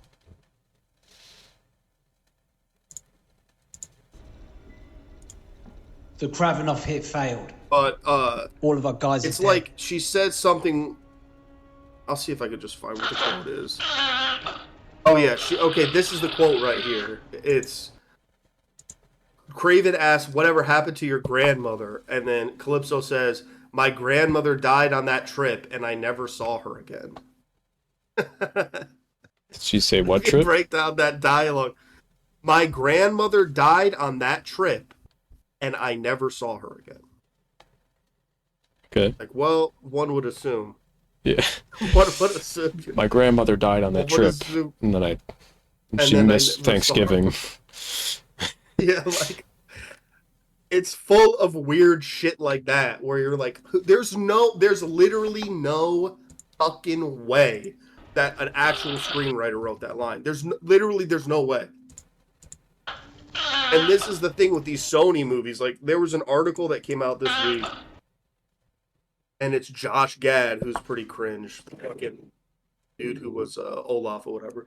But there's a little kernel of something in this article that I found interesting, which he talks about how the worst movie he ever made was written by Josh Heald, who's typically a well-regarded comedy writer, and he said he signed on because the script was great and it was hilarious.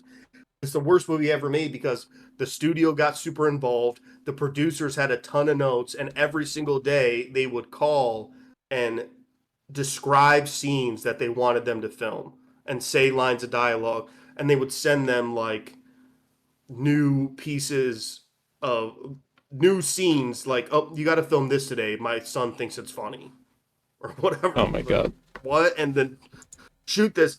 I swear to God, this is what's happening with these Sony movies, especially with what we've heard from who's the head of Sony, and him going like, my movies are good, these movies are good movies, I don't know what people's problem is. It's like, are you the one who's fucking watching Craven and going, you know, I mean, it's okay, but I think Calypso needs to say my grandmother died on that trip and I never saw her again. Like, there's gotta be some shit like this. Like, I just didn't get it. Rewriting these movies.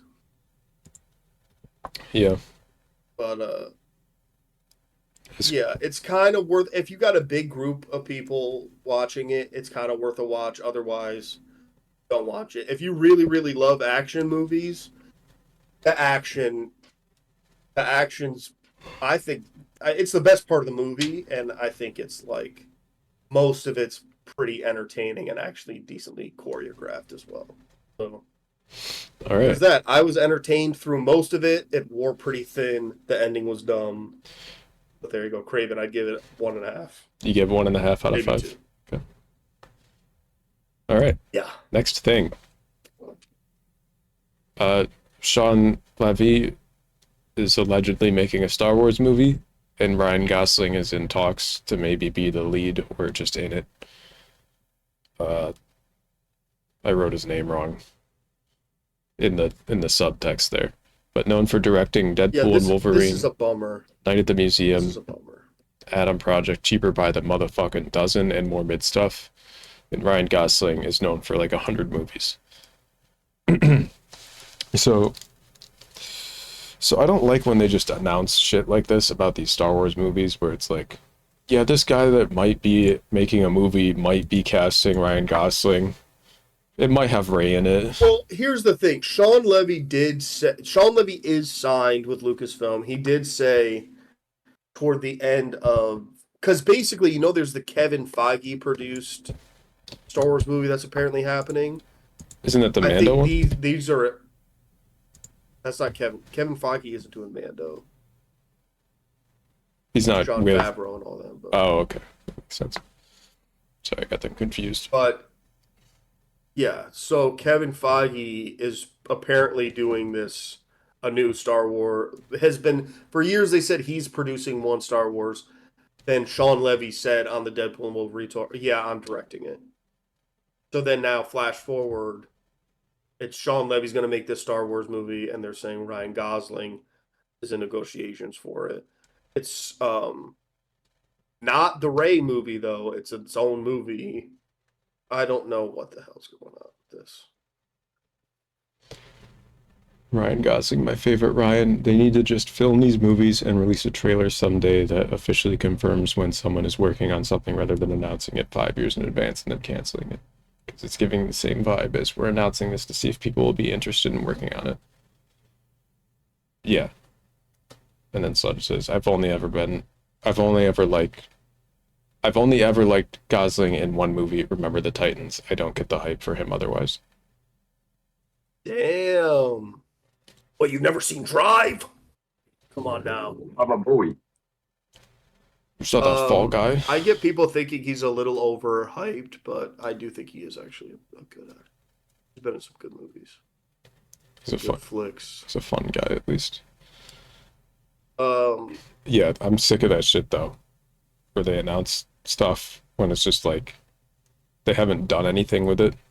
They don't have a script. But it's because, like we've talked about this before, it's because they already know they're going to put too much money into it if they do make it. You know, all these movies end up costing like fucking $400 million, like for no real reason, but they do it, and it's like, Yeah. They need to like get you need to get the Godzilla -1 guy to make movies from now on. $10 million in. It's just $500,000 frustrating because out. there are a ton of American filmmakers too, though, who can make, or Canadian, like on this side Yeah. of the world, who can still make good movies that don't cost $1 million, like they don't cost 500 million. I mean, even if you look at the Penguin, like that shit wasn't that. It's just there's a lot of shit out there, you know, that this does not need to be happening like this. But they want to get the biggest people to make the biggest fucking movies, and it's just got to be fucking all this money in your face. Mamma mia! I mean, I'm over it. Like, and Sean Levy too. Like, he seems like a nice guy. I liked Deadpool and Wolverine. I didn't love it. I wasn't obsessed with it. I said the night I saw it, like the actual plot of the movie makes no sense. But it was fun on a nostalgic level, and I laughed. Mhm. I think it's also one of Sean Levy's better movies because his track record is basically just making pretty mid big studio movies. That's what he's done his whole career. His first movie was Big Fat Liar. Then he did, The Night at the Museum movies, Cheaper by the Dozen, Adam Project, which I think is a hunk of junk. He did that for Netflix, and that was very clearly like a Star Wars-y rip-off movie, but that was the movie he got close with Ryan Reynolds on, and it got him the Deadpool job. But I can't stand that movie. So if that's any inclination of like what he's gonna do with Star Wars, I'm already rolling my eyes. Like you hire a guy like Sean Levy because you want to make the most populist fucking movie you can make. Like you're trying to make the most sanitized version of this possible. That's why you cast Ryan Gosling. Right, yeah. Especially in a post Barbie world. Yeah. Crazy Stupid Love was actually really good. It also sort of feels like announcing it as testing the waters to see if people want it. Then when they don't get a good enough response, they can it. Why not just make it and find out you're going to lose money anyway? It's like Hayden said. I don't like it, but I guess what they're doing, if they announce it and then can it, that costs less than $400 million, and like valuable studio time and all that. It's annoying, but it's just it's their strategy, I suppose. Yeah, Project Hail Mary does seem like it's probably going to be good. It does remind me though of the Ryan Gosling was also in the Neil Armstrong movie that's actually pretty underrated. First Man, that was a good movie too. Damien Chazelle. Why do the movies cost that much? They do. They just do. I don't know. This is what I'm saying. It doesn't make any fucking sense. Like if you look up the right now, how much did Deadpool and Wolverine cost? And this is kind of an extreme example, but we'll see right now. Okay. 200 million. More than 200 actually. Budget was around 200 million. Let's see how much Rise of Skywalker costs. How much is that? Rise of Skywalker, which is obviously bad, cost $416 million make in 2018. Yeah. So. Fuck. Shit. 416 for a shit movie. And look up Red 1 real quick too though. How much did that movie cost again? It's something absurd.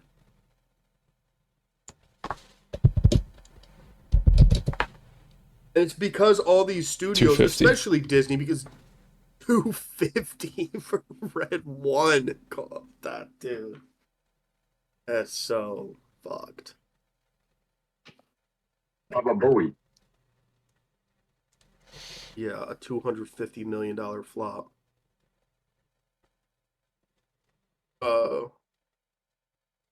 just no way things to poor the financially. Well, this is the thing is they set themselves up for these major failures when it's like if you make a 20, 40, 50 million dollar movie, that's still a lot of money. You can hire at least one big movie star. You can get some pretty talented people involved behind the scenes. Shoot it quick, put it in the can, get it out there. You know, your return on a movie like that is going to be much greater than because what did Red One make? 185 Even million. if we just compare it to one. So 185 million, so it was a flop. But if that movie cost $50 million, it would have been a big success. Yeah. You get Ditch, one of the random movie stars that are in there, and fucking use some more practical effects instead of all the CGI bullshit. And there you go. Yeah. Uh, The star power So, yeah, it's all just- of all three of them, I don't think it was necessary. One of those three main characters or main act, like J.K. Simmons, The Rock, or Chris Evans, you could replace with just someone else. And as long as they were The a Rock, good actor. especially the Rock, has really hit that movie hard because he alone was probably asking for 100 mil or some dumb shit because he's all about the fact that he's a huge movie, so whatever. Yeah, I don't think through it logically, but just think more money and more money outright. That's how it works. I mean, yeah. But, you know, this is their whole thing. They're spending all this money on movies because they want another Avengers. Endgame. You know, Yeah. Endgame made over $1 billion. So did Deadpool Wolverine. Here, this one. See if I can get this to open in the right browser.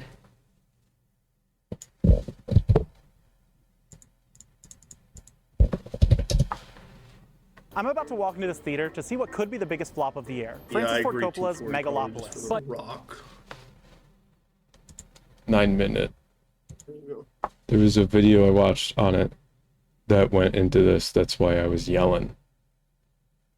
Hmm. Gotcha. Megalopolis. Megalopolis. Megalopolop. Shouts out Megalopolis, honestly. Megan's locked up lips. Speak no evil. Speak no evil gave us 2 out of 5, maybe. I don't remember. I didn't like it. I don't know if I want to watch a 9-minute video right now. No, we're not gonna do that. I'll keep but this open what though. You're saying, referencing. I mean, Yeah. it's all in the ballpark of what we're talking about. Yeah, I get your point though. But yeah, so we'll see how much they're gonna spend on this. The whole but like I said, the whole reason to even Oh, you said don't watch it. want to do this. Yeah, this they did say this. The whole Someone thing with banned fighting Jack. Sean Levy though is to try and get this really. It's the same reason they're bringing the Russos to do another Avengers. Like you want safe. Yeah. Can we spend 400 million and make $1 billion? And this is what they're trying to do. What's that? So we'll see. I have no clue what it's going to be about. Is But that a I bomb? just feel like, do I really want a Ryan Gosling Star Wars movie? Not necessarily, especially with Sean Levy. My name's Ryan Gosling, and I'm Luke Skywalker. This takes place in between Return of the Jedi and My name is Chad Skywalker, Force Awakens. and I was born on a weird, effed up planet. Cut, and then they have all the camera crew come into the shot. It's like, you're doing great, Rygo. It's like an in-universe. We're in the Star Wars universe, but we're shooting a movie about Luke Skywalker as a parody. But this is a meta in the universe, and you're an actor. We take a break. We got a bad guy stole the other actor. You got to go find him. That sounds like a decent pitch. It's just the Fall Guy, like but that it's in better. Star Wars. Yeah, I know what you're doing, but I like that better than whatever they're probably going to do. Yeah, I mean, to have just a comedy in Star Wars, why not? Yeah. Fuck yeah. That's what they should do. That's what this guy makes. That's what both of these guys make, are comedies. Well, Gosling's done some heavy shit. But, Well, yeah, I mean, but sure. all right. Yeah, I get what you're saying. Next thing. Oh yeah, this should have done this earlier. Oh well. This was in the Christmas special. Pivoting in. This wasn't is Christmas. It was. Oh, this was before the around then. Yeah, this happened at some point last year. During the election, maybe. But we had this video that we showed, and like 3 people saw it in the stream. So we're just gonna show it again because now it has captions on it. And now it's got captions. And in honor of the inauguration. Here we go. Hello, America. In the coming months, restrictions regarding and in relation to prenatal care are sure to decimate the nation. It's gonna be great, so great, quite frankly, really great. Because of this, our country is sure to become absolutely flooded with babies. Lots of babies. Here is my plan to curb this potential problem. We're going to do what I want to call a reverse China. Every household in America will be required to harvest at least 1 child. If you do not already have a baby, baby will be assigned to you. It's a great plan, quite frankly, the best plan. All the babies in America will be sure to thank Daddy Trump for saving their life. Ouchie! Ouchie! Melania! Melania! Where are you? Based in hell, asshole. Chat. The Big Mac sauce. Eagle down. Eagle down. I can feel it. I can feel it. Oh I'm not the boy. president. Gotta get him out of here. He's hot to the touch. Boy. This is the end. I feel it's the end. It's the end for Daddy Trump. It's the end. I'm gone. Am I gone? The bullet was poisoned. Oh, boy. It's reacting to the Bog Mac sauce in his blood. He's combusting. President Trumpy Bear. Nancy Pelosi. No! Eagle has fallen.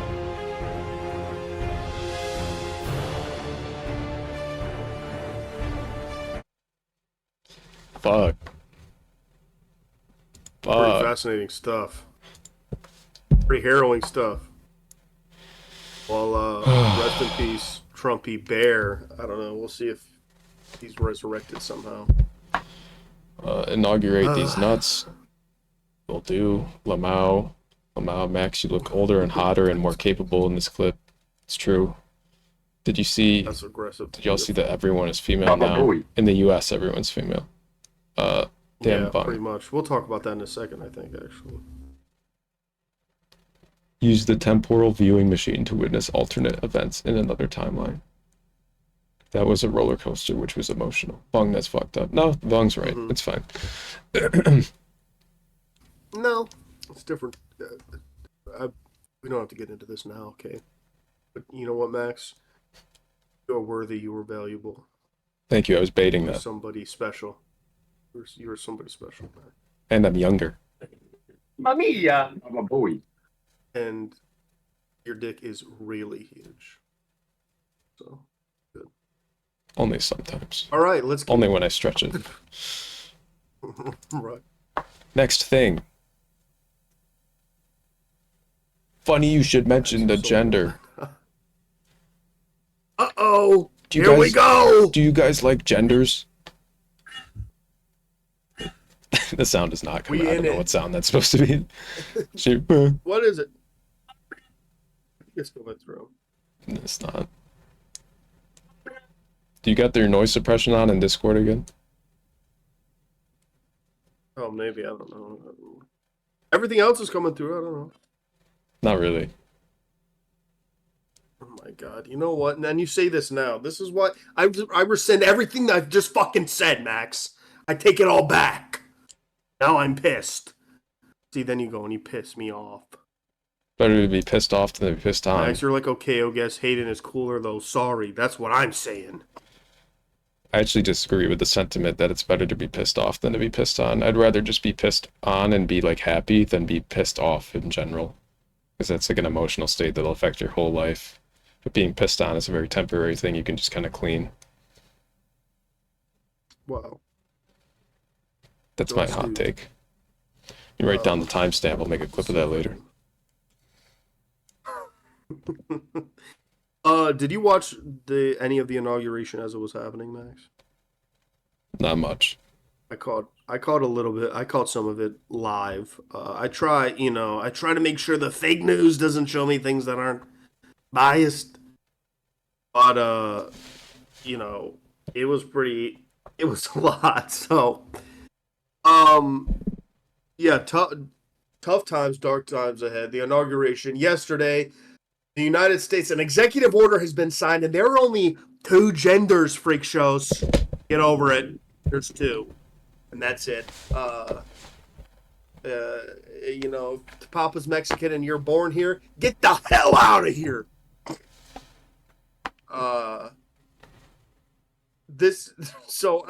We could get into the executive orders in a bit. There's a lot going on in this slide. If anyone watched the inauguration or feels anything about it, feel free to chime in. I'll give a brief overview, and especially if there are anybody who's not American, I do want to express how dire this is. Other countries maybe laugh at us, or I know are laughing. Some people just don't give a fuck if people don't follow politics, but the repercussions of this election are going to be pretty bad. This is already some crazy-ish. And if there's anything that's maybe good about this, is it's really putting all the corruption and all the bullshit on full display. But anyway, yeah, Trump signed a bunch of executive orders. He talked about how great he was. Most of the day, he just kept talking about how shitty Biden was, or how shitty Kamala is, or whatever, and how bad the country was for 4 years. Which, if you understand anything about government, it usually takes 1 to 3 years for the effects of any sort of governmental issuance to have an effect on things such as the economy, for instance, or any real societal effect in general. But that's just basic bullshit that you should probably learn in high school. Anyway, this is bad. This is bad stuff. It was pretty aggressive.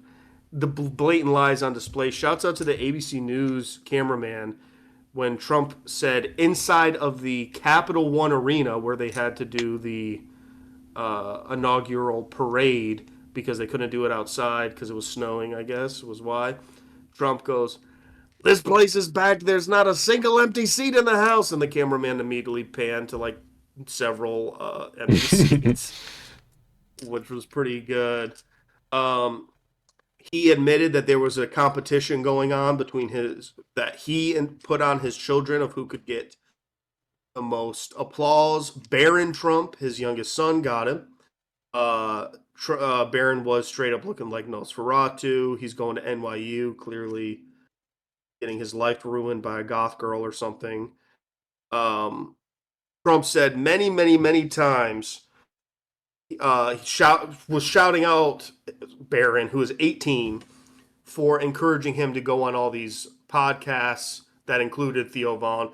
But by name, he said, "Thank you, Barron. We went on Joe Rogan. That was great. I love Joe Rogan." And the fact that the president is at the inauguration shouting out Joe Rogan, I mean, we're cooked. This is weird shit. Why are we talking about Joe Rogan? I mean, the Chads are winning right now. It was funny the moment Trump tried to kiss his wife, and then you realized, oh, that's why she's wearing that fucking ugly hat that makes her look like Zorro. He couldn't reach her face. It's a ghost kiss. Right. Yeah. JD Vance looked like a freak show the whole day. He's a fucking loser, obviously. He is a Southern person who is a traitor to Southern roots. He sold himself out to Hollywood when they made Hillbilly Elegy, which was really just to make fun of Southern people. But then some of those same dumb hicks bought into it all, trying to elect him, even though if you've ever seen that movie, it's the most heinous depiction of what Southern life is like. He himself rejected his Southern heritage deeply, wanting to be this intellectual Ivy League guy, but then found himself playing to the same type of people he apparently hated and defected from. Yeah, he's an alien on Earth. He's a freak. Definitely, I think even more of a freak show than Pence. A lot of weird shit, but here's a big one, okay? Mm-hmm.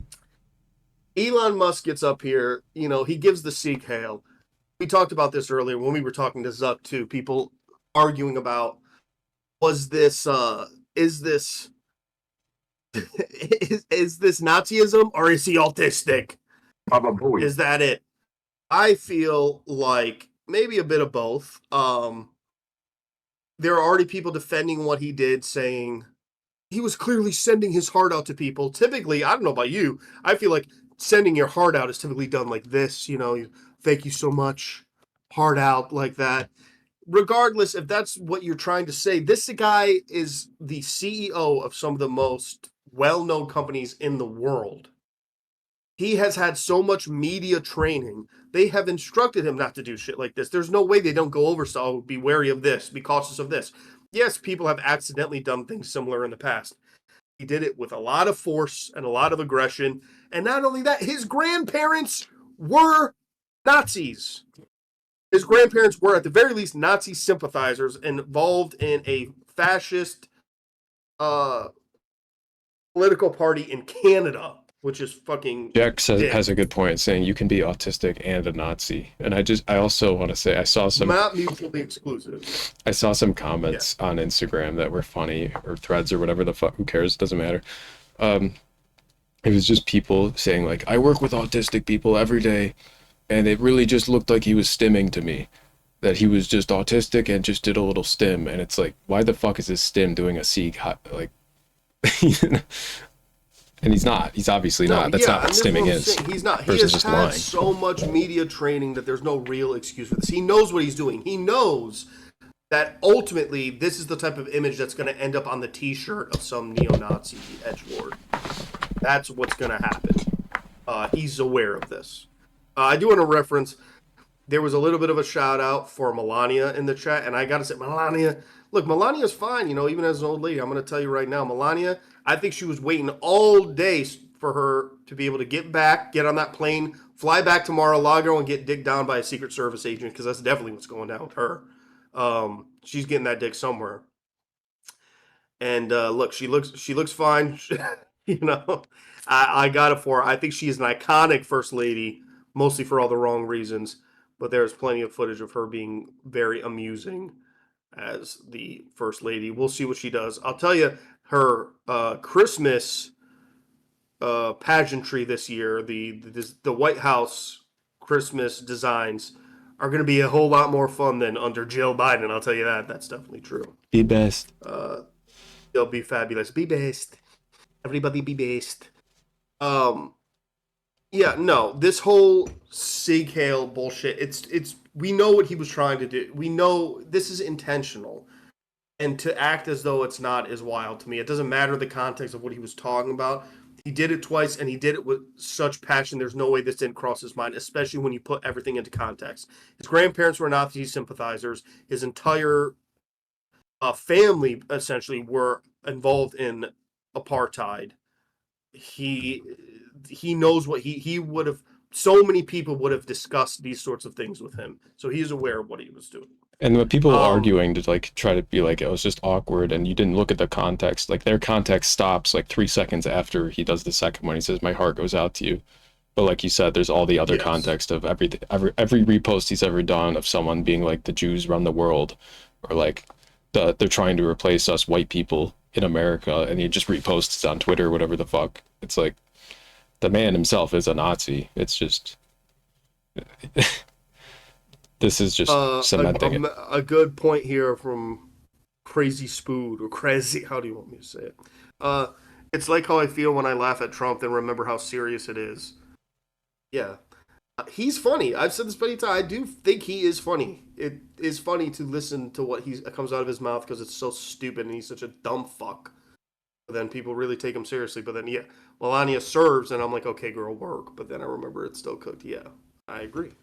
Absolutely. And it was an aggressive-ass movement. That is also true. So here's the other thing that now we're going to get into a little bit of a sticky conversation in terms of recapping what went down yesterday. All right? Sticky. Icky. Wait. My tip creaming right now. My tip sticky. Okay, go ahead. Thank you. We got Elon out here doing his damn thing. At the end of this whole day, right before Trump signs all these executive orders, he brings out the families of the Israeli hostages, and those are the people who are standing behind him with the yellow scarves. Mm-hmm. All ardent Zionists. They come out and praise him, shake his hand, thank him. First of all, I am no Biden fan. I don't like the Dems. I think the Dems are who got our country to where it is today in terms of having to endure a Trump presidency. That being said, it was the Biden administration who negotiated the release of these hostages, and we know that that is just a fact.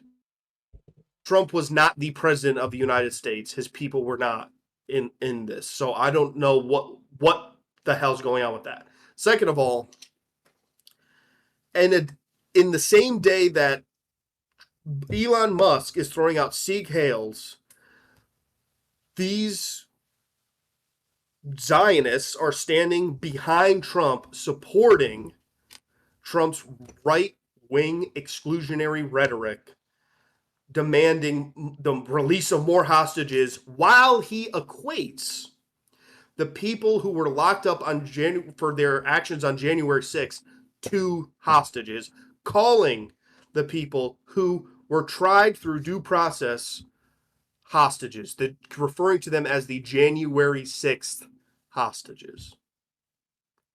Yeah. This does not sit right with me. This is not good stuff. I do not like this. As we are aware, or many people are aware, there are more than 2,000. There were 2,000 hostages in Israel, but we don't talk about that. Oh, we're not going to talk about that. We're going to talk about fighting for Israel. The entire concept of religious right is absurd. Trump wants to talk about birthright. The idea that something that may or may not have happened thousands and thousands of years ago, and if you have true faith that it really happened, then great for you, but to have this sort of vitriolic confidence and these people deserve to pay, like these Gazans deserve to be bombed every day, these children deserve for their schools to be bombed, and to stand behind a person like Trump, while then he equates the Israeli hostage situation to people who stormed the Capitol and committed violent acts, to that hostage situation. This is the most sellout bullshit you can ever see. Zionism is a cult. That's how I feel about it. I'm so just over this shit and the idea that this is justified somehow, because clearly you do not care about true justice or equality if you believe the Israeli hostage situation is in any way equitable to the January 6th prisoners. But whatever. I went on a little bit of a rant there. Are you going to say No, I you got to liked break it. the tension? I liked it. I liked your little... Yeah, I could break the tension. Hold on. My dick tip. My dick, something about dick tip or something. There we go. Yeah. No, I agree with all that shit. Fuck him. Fuck Zionism. Zionism is not anti-Semitism, and this whole rhetoric of trying to push that, I feel like completely dissolved yesterday. Because there is no fucking way that you can really tell me that with a straight face after I just watched these Zionists stand behind Trump, crying, thanking him for all he did. It's delusion and exposes their own extreme conservatism. And that's really what the fuck we're dealing with here. But the And there are people Anti-Defamation who I think have been lost Anti-Defamation in the League. sauce, but The Anti-Defamation League, they were like, no, it wasn't a Nazi salute. He was just being autistic. They said that, but God forbid you have a watermelon in your fucking username. Then you hate Jews. Some of the chat, I need him, in reference to Elon, I need him to get in a malfunctioning Cybertruck and go on a little road trip into a tree. Strutter, yeah, the spin on that was crazy. They fully don't realize the call is coming from inside the house. Like, they just got lucky they weren't the ones that got picked up on this. Yeah. Strider, they do, but it's just the idea that they can use their influence and money to keep themselves under the radar. Yeah. Because that is also another quiet part out loud that I don't even want to get into yet. But whatever. When it comes down to it, they will throw as many people under the trolley to prevent being on the same tracks. Yes. I'm in the thick of it. Yeah.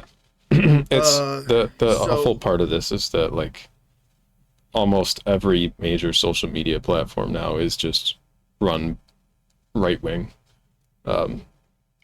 I'm sure TikTok will reveal itself fairly quickly too with all this shit, but Crazy, I feel you trying to word things without getting yeeted from Twitch. I'm yeah. feeling that. Yeah, I'm trying not to Here, but I'm also trying not to just like be like, let's kill this guy. Not referring to anyone specifically just now, but as an in example. Fortnite. In Fortnite. Right. Make this guy emote on the no emoting cliff, where if you emote on the cliff, it throws you off the cliff and kills you. You know what I mean? Bung did a funny in Discord DMs. Fine, I'll open my Discord. Okay, let's Get me see, off my let's train see, of let's fucking see. thought. How funny. Yeah, Baron did full on look like Nosferatu. I don't know. This kid is evil. This kid is gonna cause some motherfucking problems in the future. I'm telling you. In fact, TikTok thanked Trump, and it's I mean the fact TikTok when you reopened the app, it went down. You reopen the app. That's the automatic. That's what you immediately get. Is thanks to the efforts of President Trump, who was not the active president at that point. He was not inaugurated back into office. It is an illusion.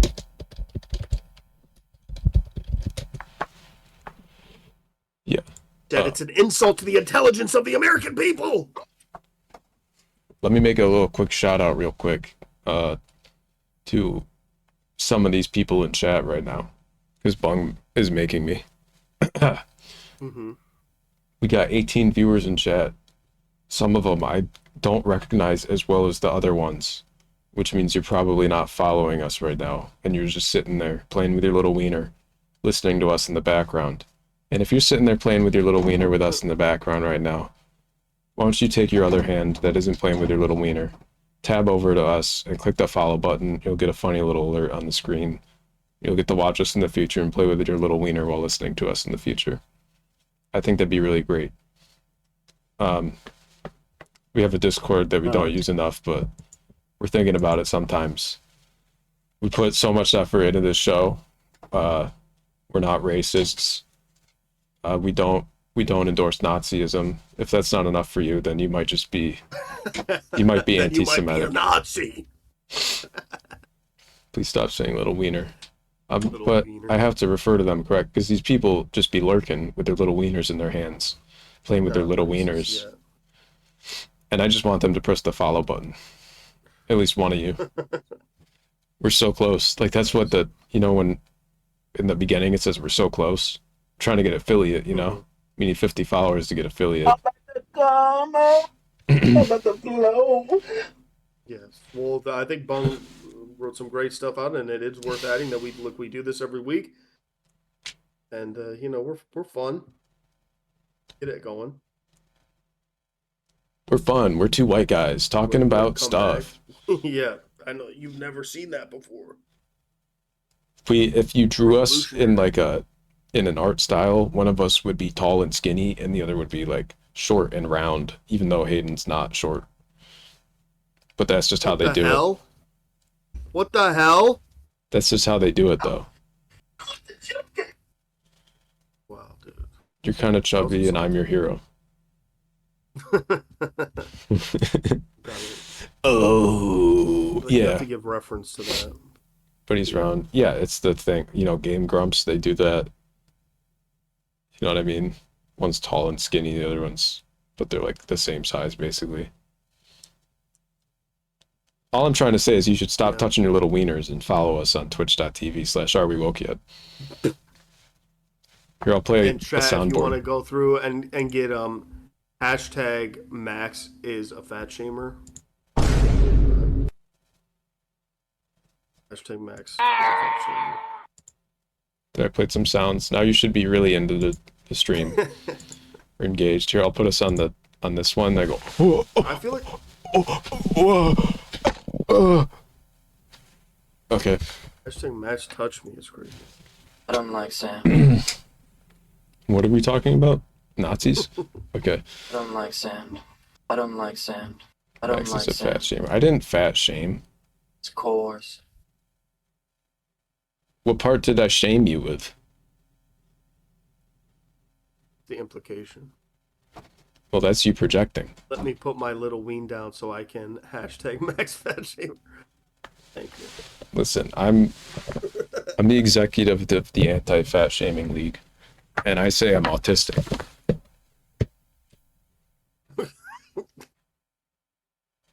Uh-oh. Now he's an ableist. Fuck. So follow us on Twitch. None of you have yet. Yeah. I can see. What am I doing? All right. All right. Why don't we Shout out to Bung for wasting our time. Making no, me do that. hopefully people. But yeah, give us a follow. Hang out, hang around. We don't always talk about days as depressing as the inauguration, but we do touch on politics. You know, I like touching and being touched. So, sorry.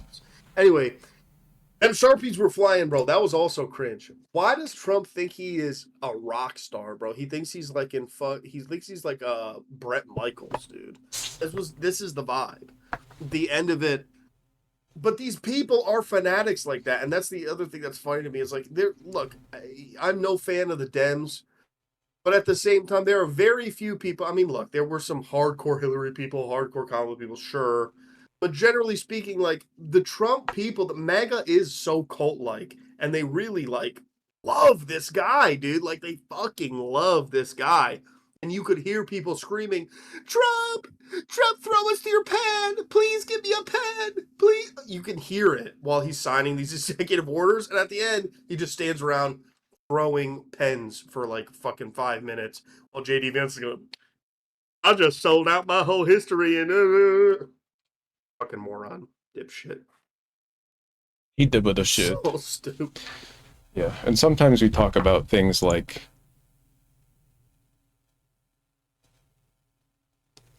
I made that very slow. Skeleton Crew being all done. Very slow. Yes. Sometimes we do talk about that. I will quickly say, just like in summation, yesterday was tough. Fuck Trump. We're not with it. Fuck fascism. My heart goes out to you. Heart goes out to everyone. Wow. Stop in there. Clip of Trump dancing with the sword. Yeah, was funny. I'll jorking it to the pens right now. It's also good. Hey, I stopped. I didn't do anything. Max slipped up. I didn't do it. I gave my heart out to everyone. Do it. I didn't do it. I didn't do it. I don't like sand. You guys can have my heart. Reminds you of the elephant from It Takes Two. Cool. Oh, and yeah. Good for you. That's valid. He was probably my favorite character in that show. His name's Neil. Yeah, we're gonna talk about Skeleton Crew now, assuming that everybody has seen it. We're going to assume that you have seen Skeleton Crew. And if you haven't, it really isn't that big a deal if you get spoiled.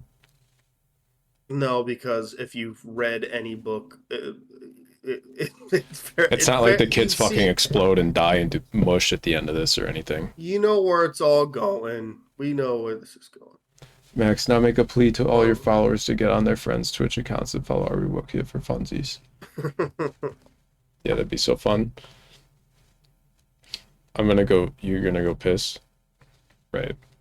And hope I don't get spoiled. Uh-oh. Yeah, they all die in the end. Everything blows up. Oh, you wouldn't want to get spoiled in Star Wars where you haven't seen more than the first 7 episodes. Oh, well, crazy.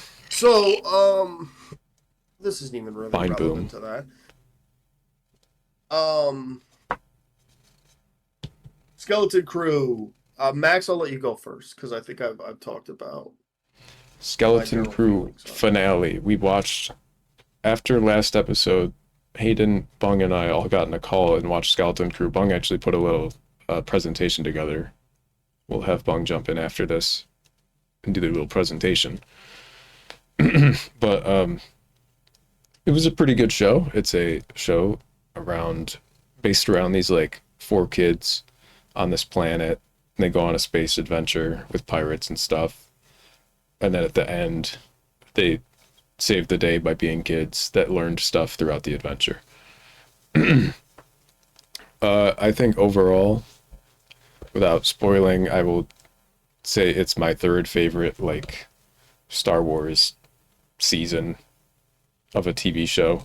The first one being like Mando season 1 and 2. I'll put those together. 2nd being Andor. 3rd being this show. It's very concise, put together. It's a story that has a start and an ending. Maybe not super concise, but it's pretty good. There's not a lot of extra random bullshit. It didn't seem like there was a lot of extra shit just shoved in from executives for no reason.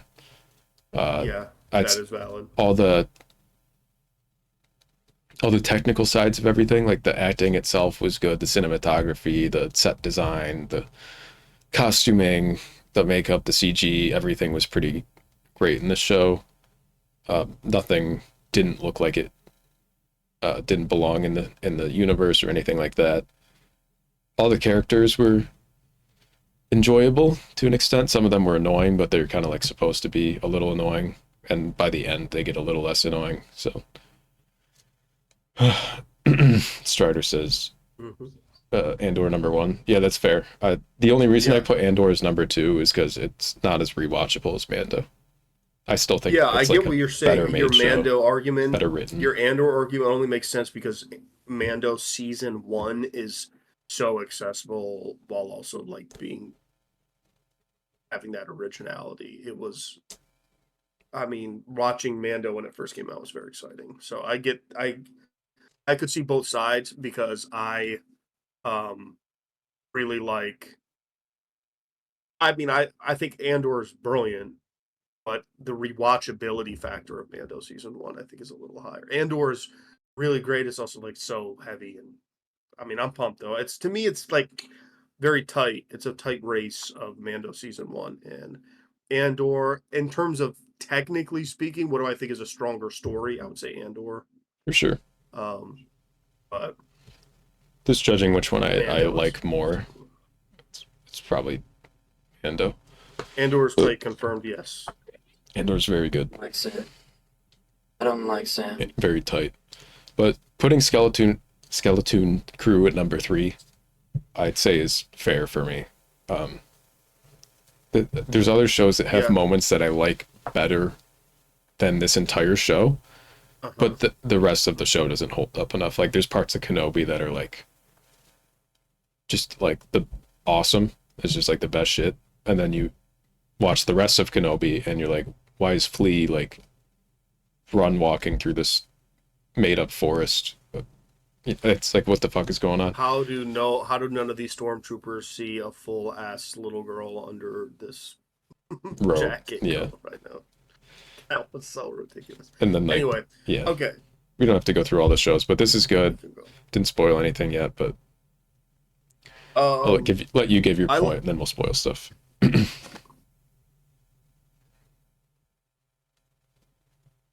Generally, I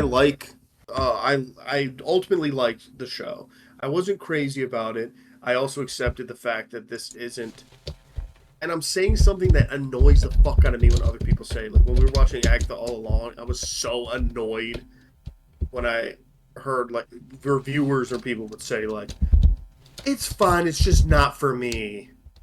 And I was like, what the fuck you mean it's not for you? Just because it's women? You hate women? You know, just getting pissed off. I do. That being said, it's fun. It's very fun. I think if I had a kid or something, it'd be a great experience to like watch, like share. It has a very warm family feeling to it.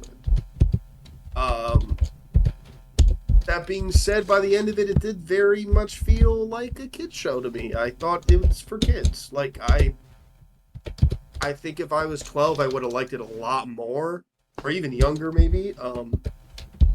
That's, again, it's not to say that it's not bad. I can recognize on a technical level that the story generally, there's some wonky stuff, but generally the story is very streamlined, and it gets from point A to Z quickly and efficiently, and there's some fun aesthetics, fun world building while not getting too out of pocket with it. But yeah, it didn't work for me as much as it might have worked for some other people, which again, it doesn't mean that I don't acknowledge what's fun or interesting about the show. It just was yeah, it's fun. Like that's my feeling on it. Like I don't want, I'm not going to shit talk it at all, because like I said, I think if I was a tween probably or something like that, this I would be really pumped up about it. Uh Loved Neil, thought that stuff was fun. As I kind of alluded to before, like when we were talking about Goonies, it's one of those things too where it's like maybe I'm also at that age and I'm also in, I watch a lot of movies and shit sometimes just by virtue of like what I do professionally, semi-professionally, and it's like, it's a very, very, you want to talk about like the original Star Wars being like a hero's journey. This is like to that level, but it's also like almost exactly Robert Louis Stevenson Treasure Planet. Like it's all like very it's this happens and this happens, and as a consequence of that, this happens, and everything's good in the end. Like it's fine. I get why it's successful. I generally liked it. I definitely didn't hate it, and I think I will say this. I think technically speaking, simply because it feels much more cohesive, that this is a better show than The Acolyte. I had more fun watching The Acolyte, I'll tell you that. I was like, I at least thought that was like doing some things that were a little more unexpected, kept me on my toes, asked some interesting questions, and fun lightsaber stuff. This is the other thing, is like for me, the lightsaber action's a big element of Star Wars to me. Not the most important, like I said. I mean, I think Andor's like my favorite, and there's virtually none in Andor. But I think with a show like this, where the entire conceit of it is so family friendly, like to then also have it be kind of devoid of that sort of action left me a little cold. Whereas The Acolyte, if I was checking out a little or whatever, then it's like you get shit like episode 4 where it's like boom, you get this massive lightsaber fight that's well choreographed in a fort, like all this kind of stuff not to mention then the intriguing plot stuff.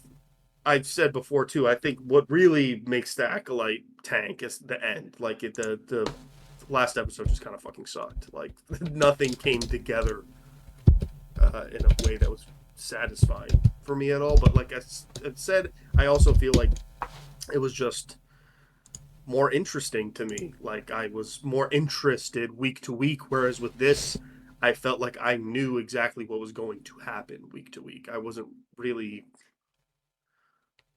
that as engaged with it, but it's good. And it's a high recommend, especially if, you got kids or you babysit your niece or nephew a lot or some shit. It's going to be a good show. Or you just like that style of thing. Like, do you like the kids if you like the Goonies coming of and age shit, yeah, kind of thing?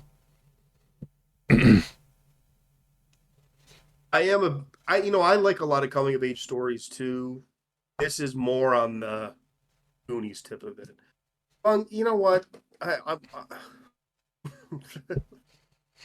Max is the one who said kids coming. I don't know. You just said it.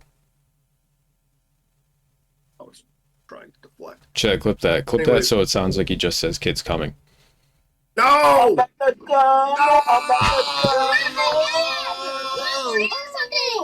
Jesus. Okay. Anyway, if you like kids coming, please watch Skeleton Crew. It's a really good show. Clip that. Clip that. Clip that. Clip that. No, don't clip that. Don't clip anything. You're not allowed to clip my show. Oh my god. I mean, our show. Yeah, see, look how Max treats me. It's so fucked up. Hashtag justice for Hayden. You should see him after Anyway. the stream when I hit him.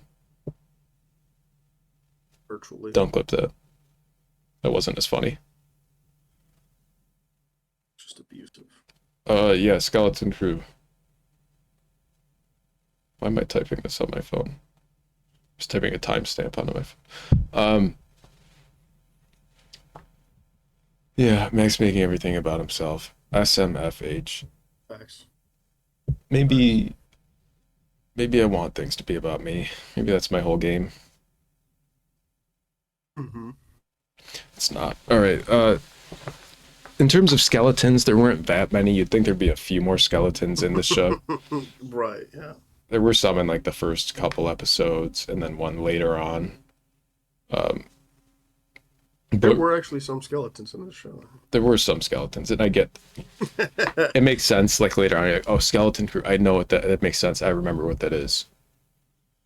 Right? It's like bare bones crew.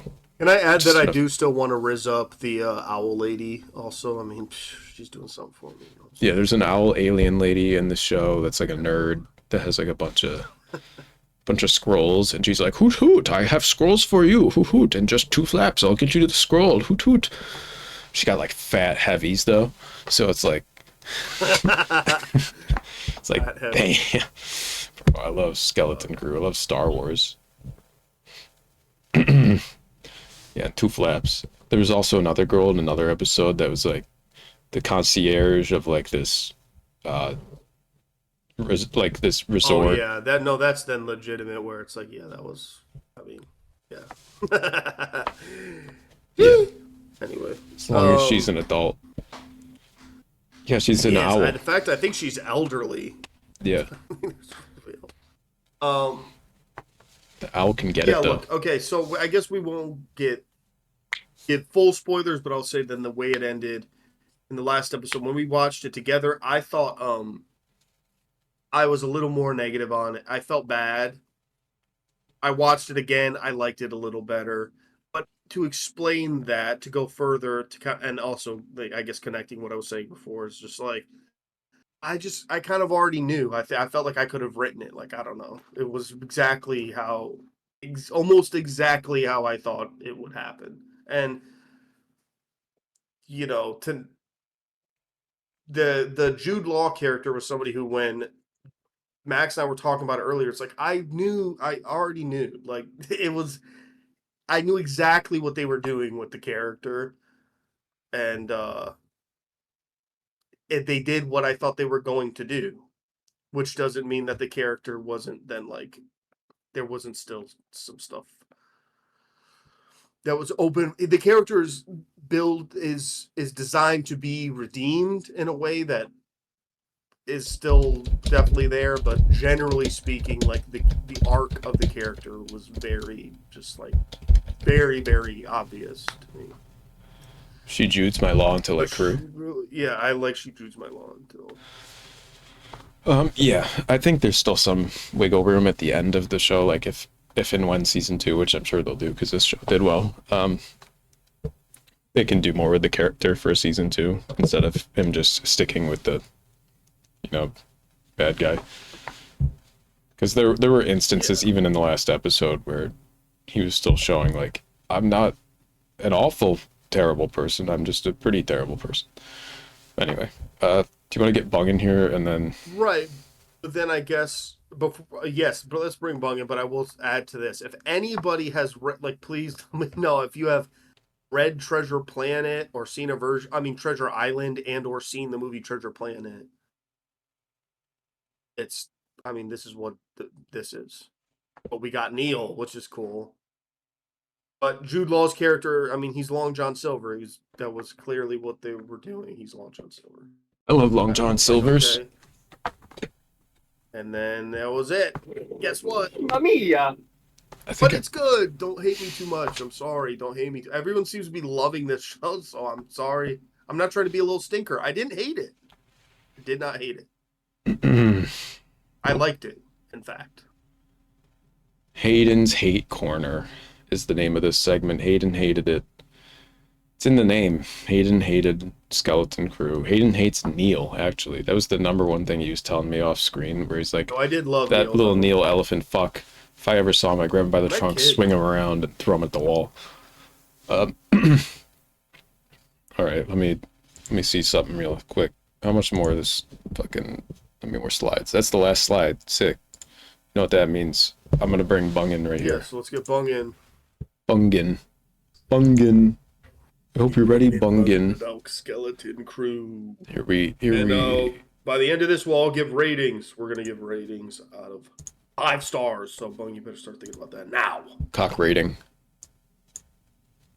Everybody welcome Bungoy TTV, former streamer, former now female.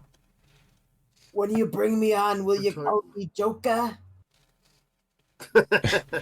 I'm not turning on my camera yet because I have a request, and I don't want to make you fuck with your stream harder than you already have to. Okay. I know you guys have you can look at your browser and have 2 people on the camera, and I've made a little video and I posted it on YouTube. I can do you 4 people. watch. Oh, you can have me on camera while the video's on. Yeah, I got a Okay. 4-person thing. Very swag. Then I sent you the video in the funny In what, my ass? in the DMs. In your ass. And I will Yes. I'll turn on my camera, I guess. Okay. Oh, you made a whole What's video. up, chat? I made a whole video. I did, yeah. I actually I took Adderall just to make it, and I was making it while you guys were streaming, and I'm actually really proud of how much I was able to do while like listening to like 3 things at once. It was awesome. Yeah, that's great, isn't it? Oh, sorry. It just shit in my ear as soon as I opened it. Oh, awesome. Robin says, that was why you took Adderall? Yeah, that is why I took Adderall. I don't like sand. Here we go. Wait, hold on. No, I can still fix this. Can I? See, Max, I tried to give you an easy out, and look at you. Oh, You're- God. Bong, can you stream it in Discord? That would actually be easier. Yeah, sure. Let me No one look at the stream right now. We all glitched out. No, definitely look at it and stay with it. I don't ever deter people not to look. Everyone click out. Everyone close it. Like Okay, here we go. Did that fix it? No, it's terrible. What the fuck? What's happening? I hit... Listen, you have no idea what I have to fucking do with this shit. No idea. No, it's so hard. It's so hard, mate. It's not like... hard. It's not like they... I want this pressure, and I can't handle it. There you go. There, I don't know why that was there. Okay, now you can do it. All right, yeah. So I'm gonna let it rip. Beyblade. I don't like sand.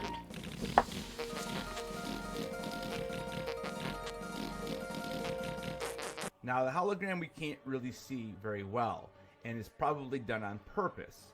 There's a lot of rumors out there that this could be Hondo Anaka.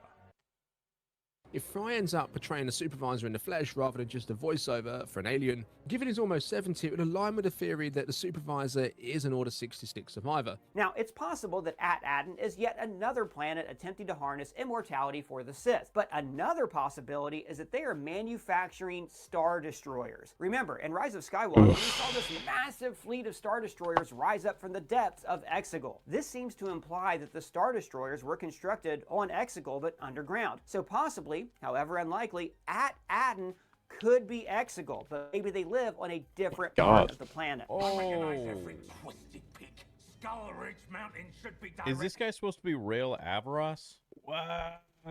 Hold on. That'd be kind of fucking cool, man. Rail Avaros was Qui-Gon Jinn's apprentice before Obi-Wan in New Canon. He was basically like a pirate. Like, he did what he wanted. He smoked, he drank, he had sex. That's such an Emperor thing to just have a plan in place for any sort of contingency. Skeleton Crew could be the place where the beginning of introductions begin. Imagine a group of young heroes, led by their parental figure in Jude Law, who gets lost in a ship and somehow Same, Josh. stumble upon Exegol or in the unknown regions. All of a sudden, they're scrambling to tell everyone that they found the Sith homeworld, maybe that they even met Snoke or Palpatine. It would signal a real shift in momentum for this mini-world in between 6 and 7, showing that the Empire is well and truly still around, and it's up to the Skeleton Crew, along with Mando and everyone else, to stop them. There is a character that was called Rael Avros. This was Dooku's apprentice, and this guy was essentially That was the Qui-Gon's. most maverick rogue Jedi that you'll ever come across in Disney canon. Okay, it's Disney canon. It's not any of the old stuff, unfortunately. But Rael Avros was actually a pretty interesting character, and he was a Jedi of Dooku's apprentice, and him and Qui-Gon would chat, and they would talk, and he smoked, he drank, he had sex, he did everything a Jedi is supposed to do, and he kind of did his own version of being a Jedi. He was still a good guy, but he did his own thing, and he really, like, he was like... Yeah, I the like how Dax his butt Rendar cheeks on his chin of have Jedi, no hair. essentially. Okay, so... And it makes us wonder why it survived and how the others were destroyed. If it did take place during there's the owl, Old fuck. Republic, it is likely that Sith were involved. It could be that when the Sith Wars ended, it was Darth Bane who was responsible for the destruction of these crown jewels, but decided to spare one planet and keep it for the financial support of him and future generations of Sith. Theories suggest that Ad Adam's treasure could be part of a secret plan to rebuild the galaxy's economy. As for Captain Renaud's hologram, could he still be alive, hiding and waiting for someone to uncover his ultimate secrets? What if this does lead to the sequel trilogy, and this is somebody we know in canon that is helping Emperor Palpatine? I don't want to say this guy Jesus is Christ. Rael Avros, but if he is Yeah, a you do. natural Jedi, then he could... They have made a character like Fucking that idiot. before, and this could be the closest thing to a scoundrel... The audio's pirate fucked. with the Force. This could be Oh, Rael is it? Avros Bung, fix in it. later years. It's fucked. It's alright. Just a little buzzy, but yeah. Oh, it's a little buzzy. Don't worry. I'll just restream it. Yeah. Here we can start from the third Star Wars Angelica, theory his tangent. chin coochie is bald. You in? Not the chin Yeah, coochie. yeah.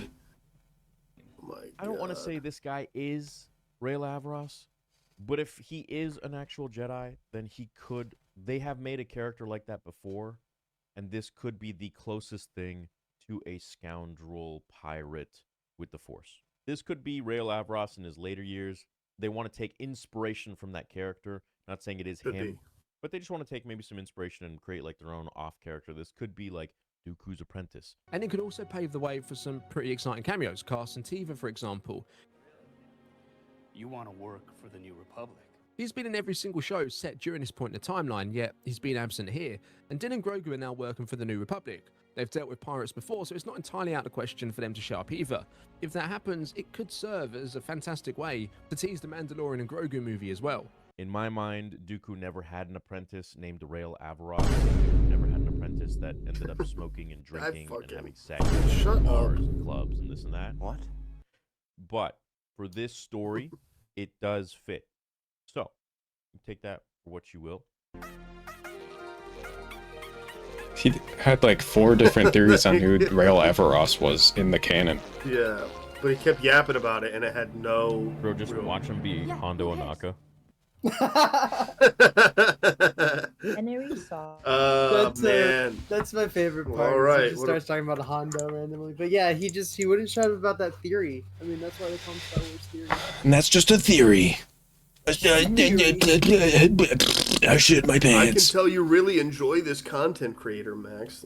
I know Max loves. You can tell because my nipples are hard. Max sent me his fan film and was like, "This is exactly how Star Wars should be." And I was like, "All right, Max, let's relax." Like, I sent Hayden his Star Wars theories video on how being a lesbian makes you too sexual for Star Wars.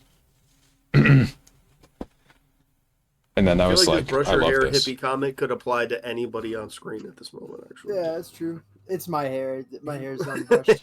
That's all. It's sloppy as fuck. We should call more people hippies these days. I love that insult.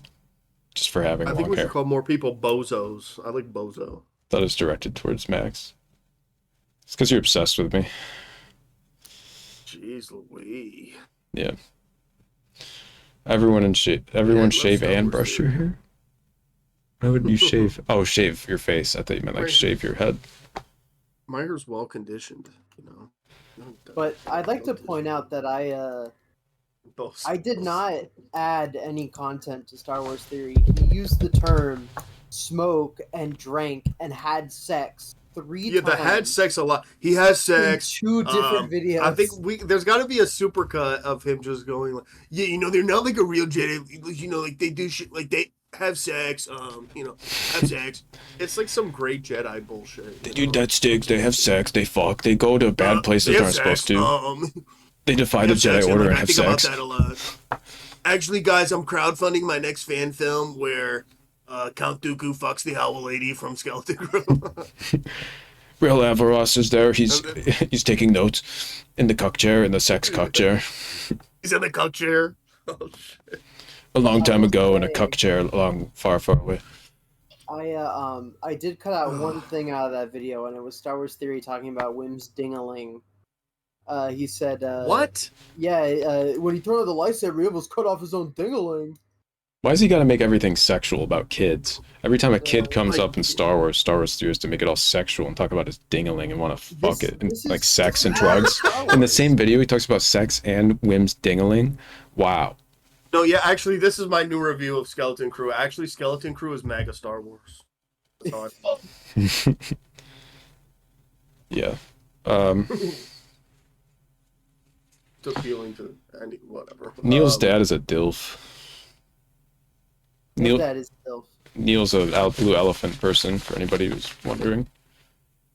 Maybe a slag. There was one video that had the thumbnail of Neil's dad being the supervisor, but they never said it, so then I couldn't clip it, unfortunately. Yeah, the crazy foreshadowing there of Neil's dad just being... The reveal of the supervisor, I thought, was kind of like, oh, okay. It was fine. I thought my idea was better, but... I agree. Yeah, I mean, my take on Skeleton Crew, we'll get into my territory, and I'll be a little bit more spoilery, I guess. So fuck you guys if you haven't watched it yet. It's been like 2 weeks. One. But yeah, it was it was really good. I don't like sand. I enjoyed it pretty thoroughly. I haven't watched Andor yet. I know that's good, but like, it's a really nice way to come back. Oh, I've become Fart 1 and Fart 2. Awesome. But it's a nice way to come back to Star Wars after not watching The Acolyte and not being able to get through The Bad Batch or Mandalorian Season 3. Mm-hmm. So it was nice and refreshing. It was something new. It wasn't like, oh, here's Gaper Bingzoid every 3 seconds, you know? There's no Glub Shittos around. No Rail Avalos. That's how Glub Shitto. Rail Avaros, no Dinky Minuses, no Ben Quadanaroses, you know, things like that. And I thought they did really well with it. They need a lot more stuff that's been going on between that episode 6, episode 7. Seems like the only place they're comfortable talking about. So having something else happening that's not like Mando or Boba Fett on Tatooine is cool. I want to say that even though Neil is so cool, the best character is KB by far. KB has a fun arc, has like a whole personal episode dedicated to her when she's making Wim. That's a valid take. I co-signed this take actually. Do the repair. Practically, who has the best arc? Yes, I would agree. Yeah. And it's cool if you actually go back through the series. When KB's really talking about like, you know, like, oh, like, you know, Fern never listens to me and all that. And while that never happened outright in the show, because it just kind of seemed like KB didn't talk very much, if you look back through the older episodes, you can actually see like hints of it.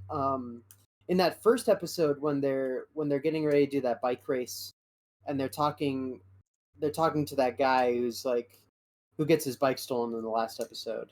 That guy, just the unnamed rival. Mm-hmm.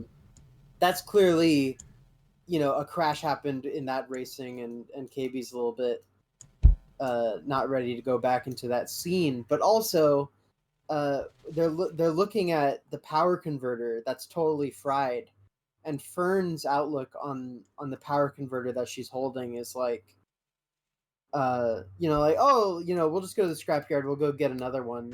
There's got to be tons of power converters everywhere that we can find. But you can see KB is like pretty a lot more attached to this power converter, and now you can see that was a lot of foreshadowing to her own kind of like battery. I will say to that point too, like I like the kind of, I did think her arc was also very sweet and like relatable in a way to anybody even who has like disability or anything like that. Like it was the way they did it and were able to translate it into the Star Wars universe, I thought was very seamless. Like it didn't seem forced or whatever. Like Star Wars theory likes to say that shit about anything that's empathetic in any way.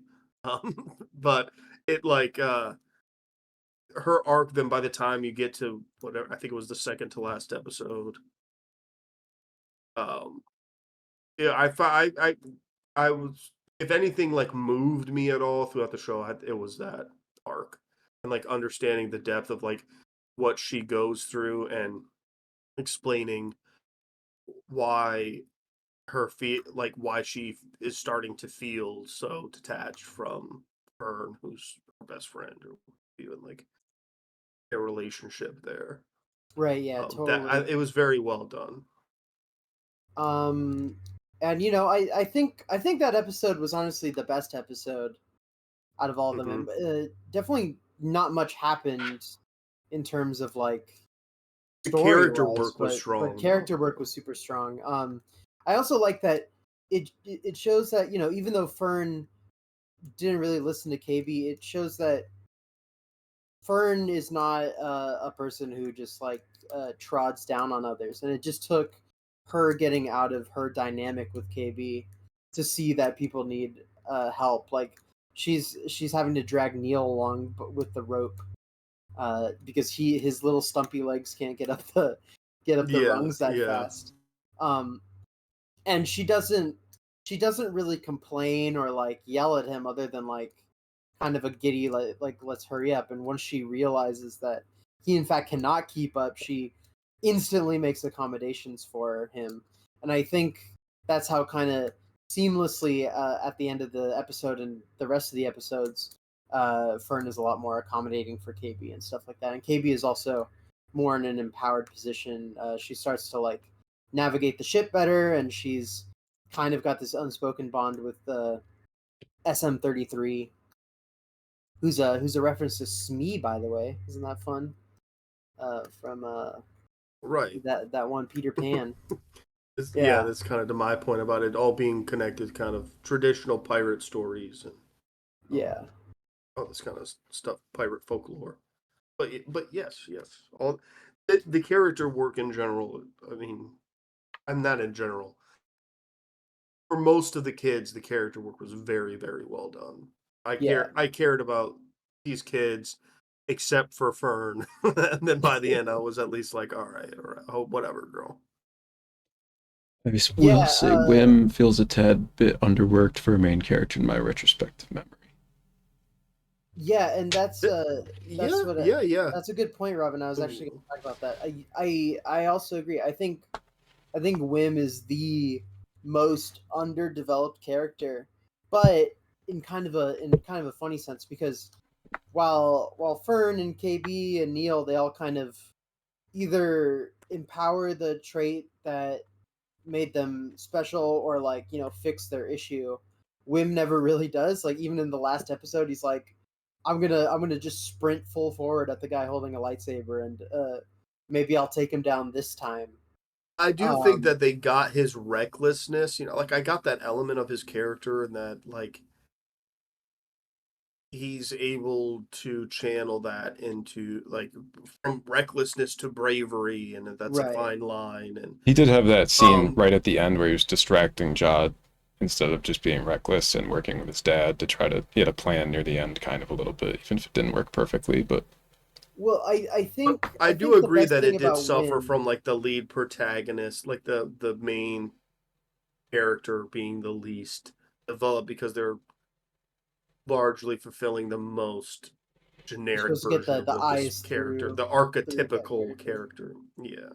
But like, I will say like my take on it was that Wim didn't necessarily need to be fixed. Like the stuff he did was like annoying and like it got them into trouble all the time, but it was kind of like rather than we all know these problems with the other three characters are like kind of like how they interact differently than all the other characters. And there's a take on that. The take on Wim's like unrelenting optimism or bravery is like, you know, you shouldn't fix that. Like it's good to be in a good mood, and like it got them into hairy situations, but he never gave up hope, and eventually it became a strength. Like Yeah. there's nothing that he had to learn about, not pressing the button or whatever, or not sprinting at Jod, because eventually, he's sticking his neck out the whole time, but when in times of need, he's going to stick out his neck, appropriately. So it's just I'd say, like, even though it's not necessarily an arc, it's a good lesson that it's like, hey, like, I think it's a tough thing to do when Wim and Fern are like opposites in the sense that like Fern is too much of an adult and Wim is too much of a kid, and you can dial back being an adult when you are a kid, but when you're a kid trying to be an adult, it's harder to show that growth while still retaining being a kid on the inside. Like he's supposed to be a kid and childlike, but like he has to deal with the real world. Also, I just put together his name's Wim because he does a lot of shit on a whim. Everything on a whim. Yeah. Isn't that funny? I'd like to point out one thing I didn't like about the show is Neil's mom is not practical effects. I can't believe it. It made me so angry. I started hating Robin while she was on screen, because she was moving her snout, and I could see it was a little blurry. It looked a little bit. It actually freaked me out because the practical effects were so good that I just fully committed to like, oh, all of the blue elephant guys are gonna do that, and then I saw her mouth moving and I started freaking out. That's my only complaint with the entire show. I loved everything about it. I really liked the it reminds me of when I watched The Shining when I was a little kid. My mom had like two favorite movies. So whenever they were on the TV, like she put it on, and I was walking around the house. So something I was exposed to at a pretty young age was The Shining. Mm-hmm. And so it was always on, and I was always kind of like glimpsing at it. It was like 3 p.m.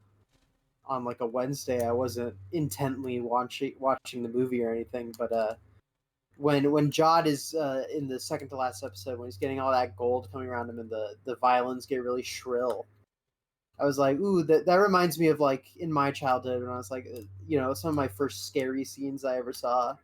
And that was a fun little thing. I was like, wow, they're getting into the kind of like a horror-y vibe, but like about man versus self rather than like there's something scary on the screen. Well, it's the horror of like his actions that what we know what he's doing he's so heinous. He's so driven by consumed greed that, like, by there's no redemption, at least in the next episode. He's gonna do everything in his power.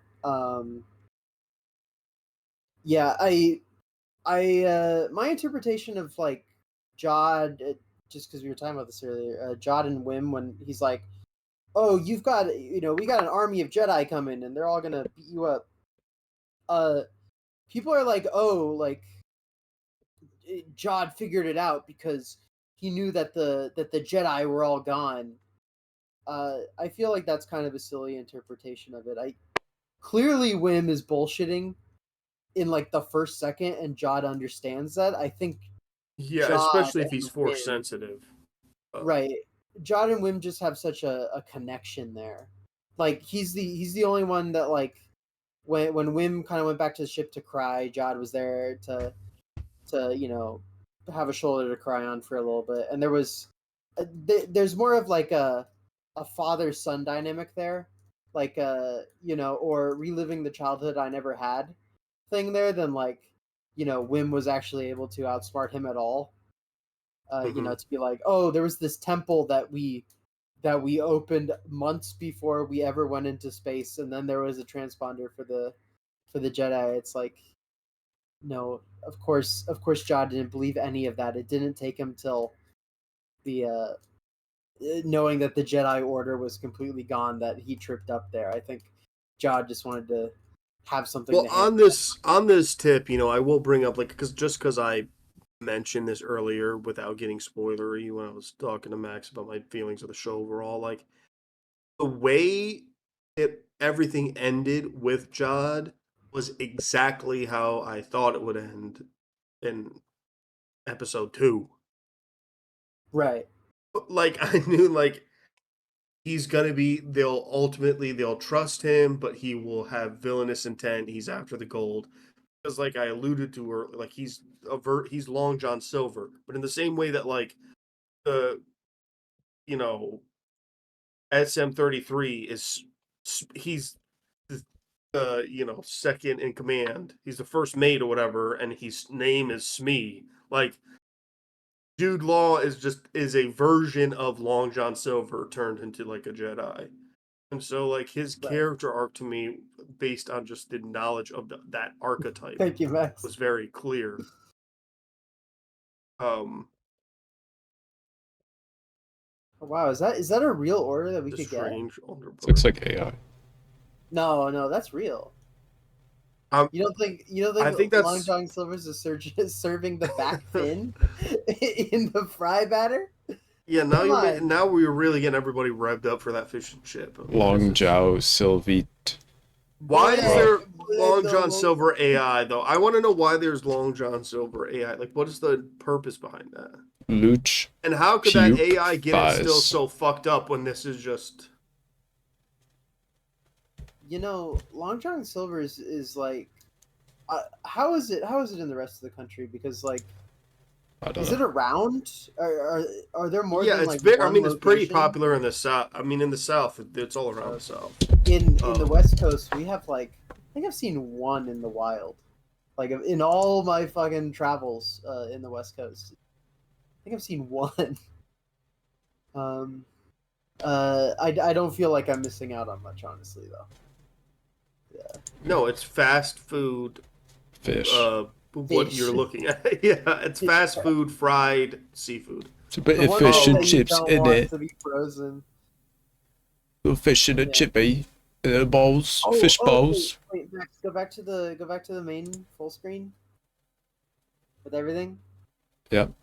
This little tidbit. You see the guy in the pirate hat? Yeah.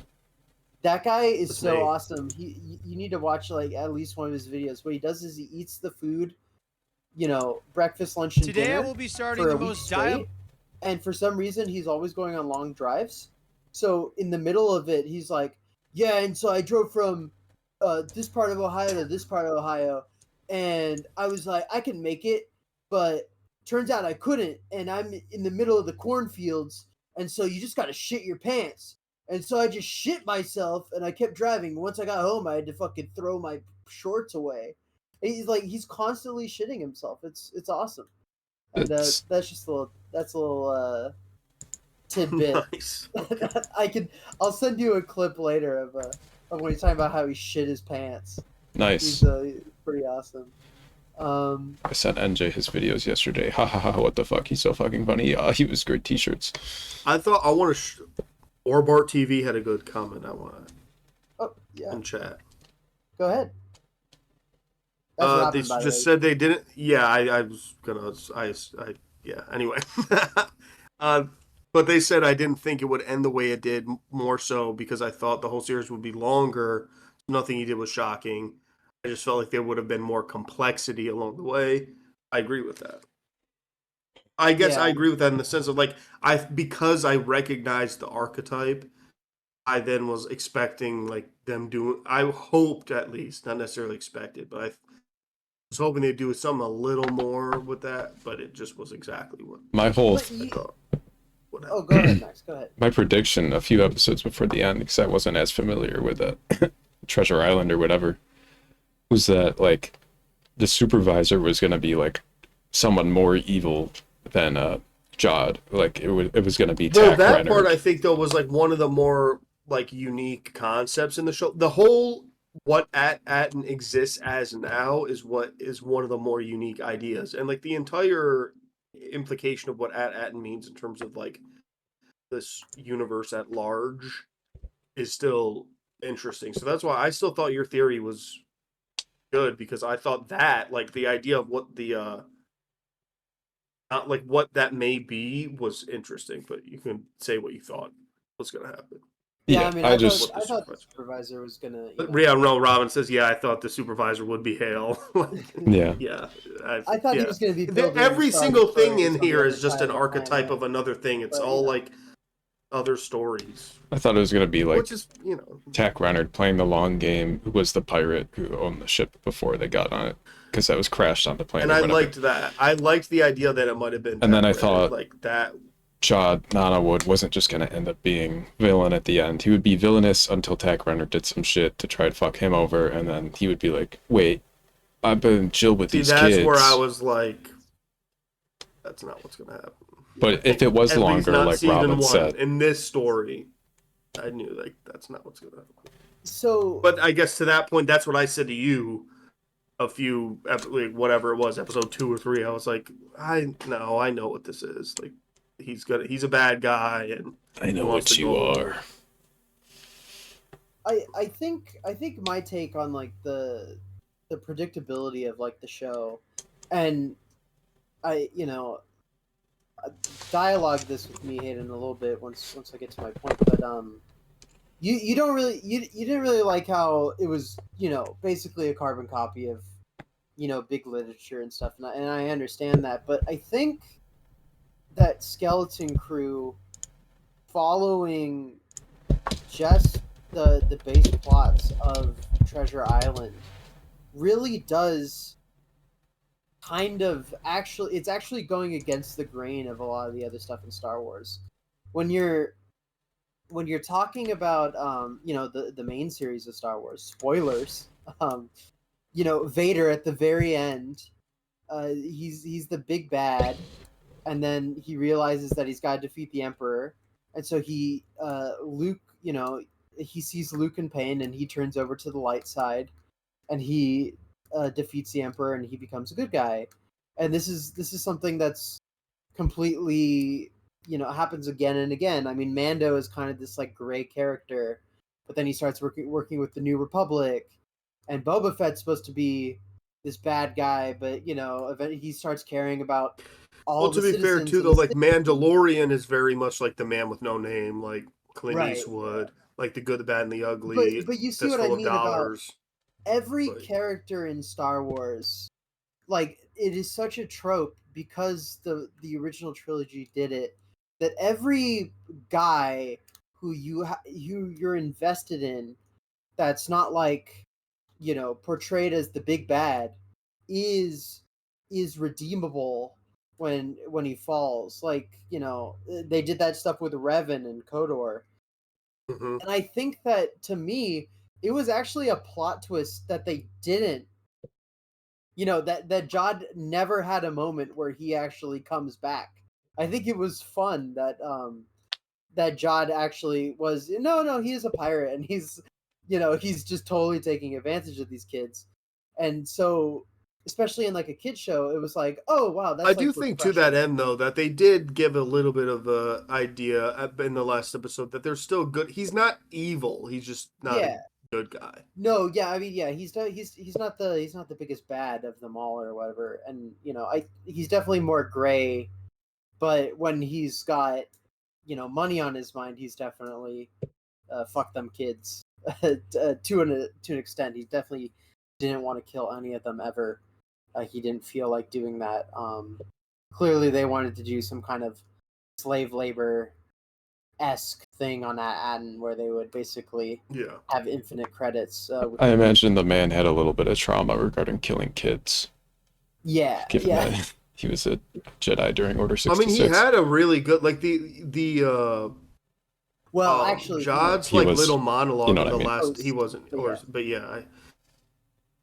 yeah, I mean, his little monologue in that last episode, I thought was pretty effective still, you know, and like it gave him a solid backstory, but it was like a type of backstory I expected, like, because we had theorized, you had said, oh, maybe he like was in Order 66 and got away, like he's a Cal Kestis sort of character, but it's like, no, I mean, what it ended up being was something akin to what I already thought it would be, like he was force sensitive and he encountered somebody else who was, and then he's been able to manipulate that. But even still, like the way that played out, I thought was still well done, where it informs his character a lot. And like I said earlier about him, like he's not evil, he's not a Sith, you know, like he's not this like evil figure. I believe that he doesn't want to kill. It's like he will kill to get what he wants, but he's gonna do everything in his power not to. You see a lot of his restraint too. Like Yeah, I he's mean, not. Hayden, this reminds me of a code, you know, it's called the Gray Jedi Code. You should look it up. I mean, I'm kidding. I don't even know what the fuck that we is. I should hate watch some Star Wars theory about it. There is no passion, there is passive aggression. There is There is no love, there's only situationship. Jedi situationships. All right, well, I'm tapping out for 1 second. I gotta use the restroom. Yeah, go ahead. Continue. I will say, kind of another thing I liked about the last episode, the last two episodes is and you know, I've been watching a few videos about this, but there's a whole theme of like the kids are able to trick the droids, and that really does go along through the security droids are like, hey, don't do this, and they're always getting away. In the last episode, Wim doesn't get the security droid like on his ass because he pretends that he's playing action figures and they're like kissing each other. And so they get confused, but you know, that all comes to a head when Jod attempts to trick the droids, and the supervisor's just like, all right, I'm calling you on your bullshit, like you can't do that with me. And I think that that's fun. It shows that it shows that droids aren't just stupid, that like the kids have a certain type of intelligence and also like, you know, emotional value. I mean, SM-33 is another droid that gets tricked a little bit, but when it comes down to it, like they trick him in the beginning by saying like, oh, we're the captain now, we killed your own captain, and then they trick him again when they get him to reboot and he tries to kill them, but then they get him down and basically he just kind of agrees, all right, I'll be part of the crew, like the directive's over at that point. But you know, Jod goes, hey, you know, SM-33, kill the children, and Fern's like, no, actually I'm your captain now. And SM-33 is like, sure, like that's funny, you know, and it goes with it. And I think it shows that it's not just being like two-faced like Jod is. You have to have kind of heart and, you know, truth on your side, or you know, like good within you, that rather than tricking these droids, you're actually persuading them to kind of, you know, let you off. But what were you gonna say, Max? just adjacent to that, not really the same point. I think that's an interesting thing you raised, but I think it's a fun ethical thing that they never really addressed directly in Star Wars, but like just the whole with droids, like they regularly just wipe their minds, even though they developed like a personality, and they're like, oh, it's just a droid. They're not real people. But then you get like these security droids on AT-AT, and obviously are very like, they're in a hive mind with the supervisor. They're like the battle droids in like the Phantom Menace, where you destroy the capital ship and they all shut down. They're not individuals. But then you have other droids, like you get a C-3PO or an R2-D2 who's like an individual, and they're more of a character, but they still treat them the same. Generally, they're like, oh, just reset them. Right. Not that it had anything to do with the show, but just something I thought about just now. And you know, the supervisor actually exhibits a little bit of that. You've kind of got that personality effect, because he sees Fern's mom and is like, oh hey, like I love your family, like watching you through the security droids. Like I'm really glad that It makes me think that like he's like watching through the security droids and it's like, you really tricked that one. That's fun. I mean, I will say that the show in general did do a very good job of setting up the next season while still like closing the book on the overall story of the first. Yes. Like, general story is we got it and we got a satisfying ending, but then we still have questions that we can see like, okay, we're gonna get more of this leading forward. Yeah, I just seeing it through the kids' eyes, like, I hate to say it, but I feel like that'd be rather like a Mando thing. If they could do it and do it well in a way that I can't think of, like that'd be great. But like, I'm totally fine with this being a one-off show. At that, like, this is a limited series. Sure. So that was fun. I do need to know what the hell's going on with that though. I mean, we got to figure out what exactly is happening there, because I do think the vibe of it seems kind of sinister to me. It seems fascistic and bizarre in terms of the perfect society. They're all making money and all this, and they're all led by an AI. It's like I need more. I need some answers to what exactly is going on. Is it's kind of like a benevolent dictator kind of situation. Like how I've been thinking about it is the supervisor being a droid and being completely in control of the hive mind of all the other security droids, and how they kind of get people in line and stuff, and like if they need to, they do a stun blast, but like there's no inherent like violence or like everybody's fine with the system. We haven't seen any like negative effects for like women being like, I want to be a Jedi, other than people being like, okay, like you're gonna be an analyst and you're gonna like it at the end of the day. Yeah.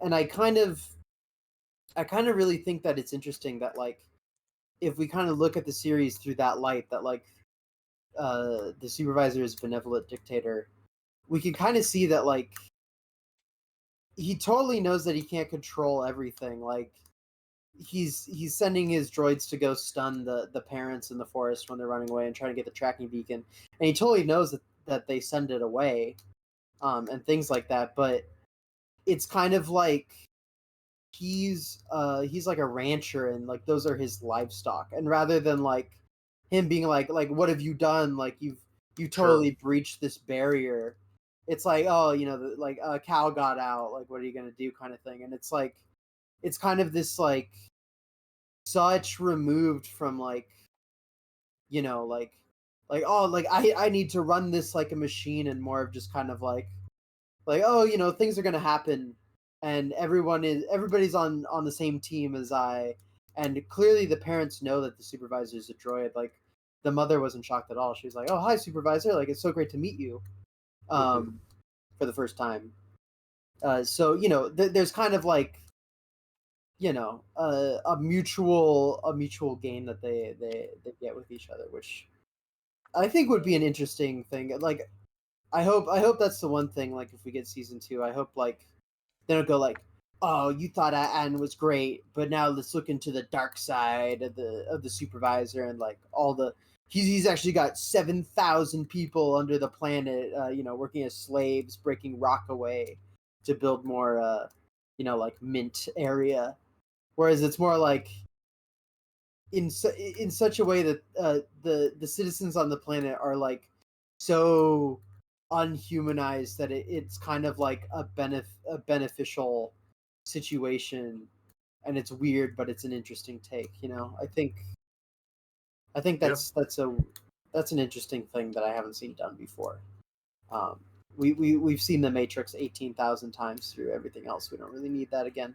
I just came up in my head with what the plot of season 2 of Skeleton Crew is. Let's hear it. So the Republic now knows about AT-ATN, but it's a limited number of people within the Republic. It's those X-Wing fighters and whoever they reported to, and maybe whatever the Chancellor is at the time. and they're like trying to figure out, holy shit, there's 9 billion quadrillion credits on this planet. This would destroy our economy. Aren't they? Isn't the Republic completely aware of AT-AT though? Like at least the top echelon of the Republic is very aware. I don't think no. it's a rumored planet. It's an old Republic planet that Palpatine knew about and sent a message to because he knows fucking everything. But Palpatine has been killed, and now it's the New Republic building up. Well, actually, maybe Luke knows about it. Like that would be. We don't even know that Palpatine knows about AT-AT. The supervisor is on clearly like old Republic channels. Like the Empire is not using the old systems anymore, so that's how come that's what the last message is, because that's the last message of the Galactic Republic is that all the Jedi are traitors. So I kind of took that as like that's more of like they were tuned in, they were added to the message board, but really like they were still under wraps like during the High Republic era. Like it's or what the Not Galactic the High Republic, I guess. The Galactic Republic era. Regardless, I think season 2 would be like there's only a few people that know about it. One of them either leaks it or is nefarious themselves and creates the conflict, whatever that may be, and the resolution ends up being that, hey, we're just gonna rebuild the barrier and you guys are gonna go back into hiding, and Jad Nawawood, who has now redeemed himself somehow, is gonna just live there with you.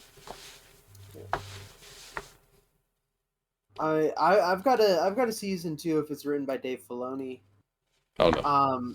It's 5 years If it's later. Filoni, fucking Ahsoka's gonna show up and Rex is gonna pop out and shoot the droids. It's 5 years later because the kids have to grow up, right? Like that's the other thing about a kid show, right? Like if we're following Wim and all the next season, they're gonna be older than when they were. It's harder to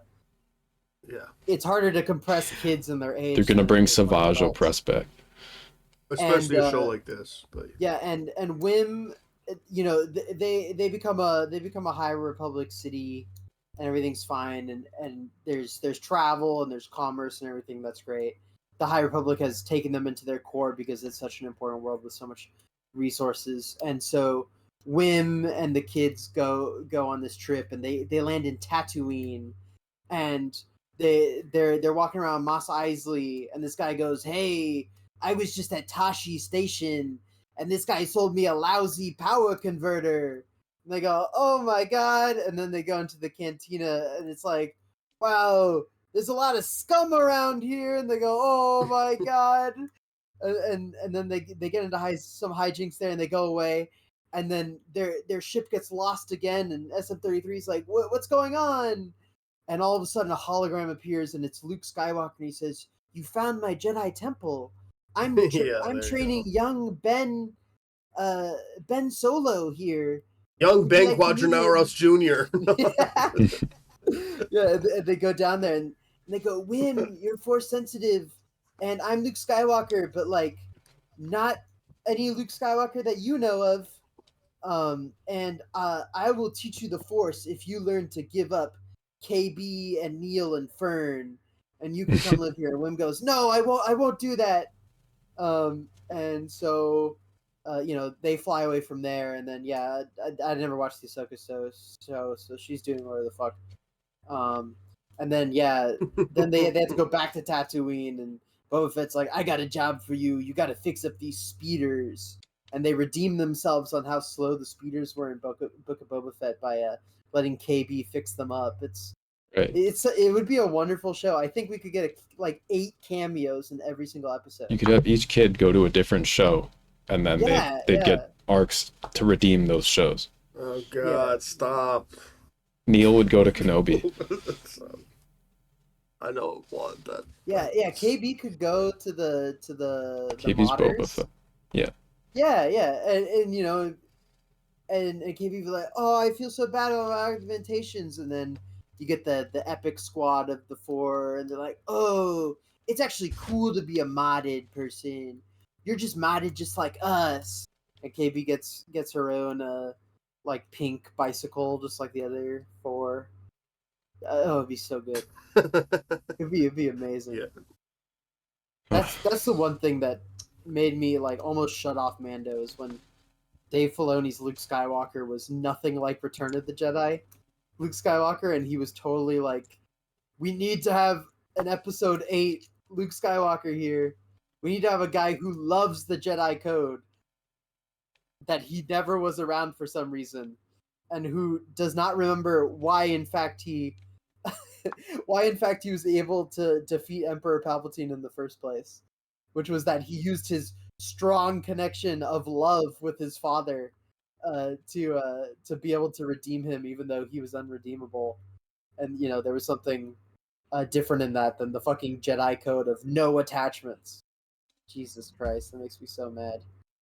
But The what you Jedi gonna Code do? of, you know, you can't have sex, which honestly is like so lame because like the best Jedi, like they should have sex. Like in Oh my my God. opinion, like personally, like you need to like be having sex. Like if you're a Jedi, like you got to just like have sex. Yeah, Wim goes to the Jedi temple that Luke's building, and Luke's like, "You can't have sex."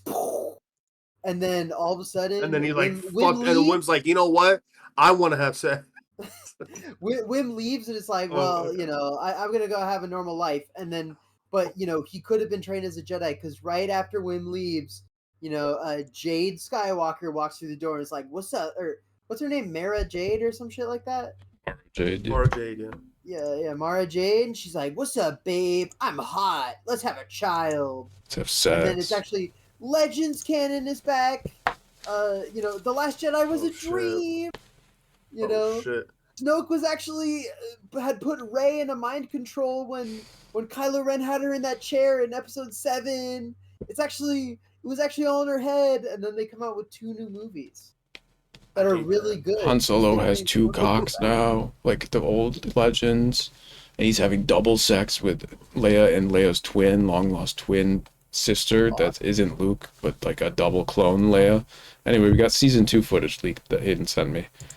We're gonna watch this here right This is an now. exclusive. The season 2 skeleton crew footage leaked. Yes. Uh, Let's take a look. trailer. Let's see.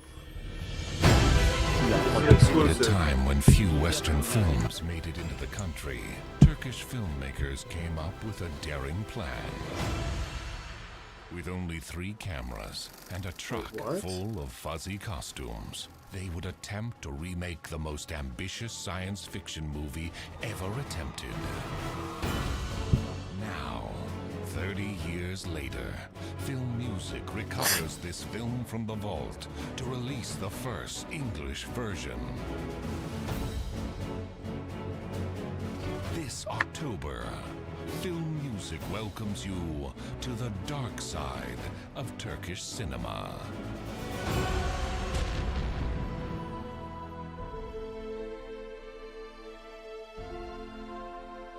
And we are staying.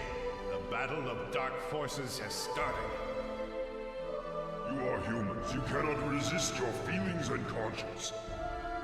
Tears are the only true expression of the mortal human.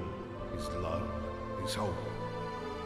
Celebrating their release with a special live performance, creating all the sound for the film live on stage at the Hollywood Wow, this Theater. is not at all what I thought it was actually.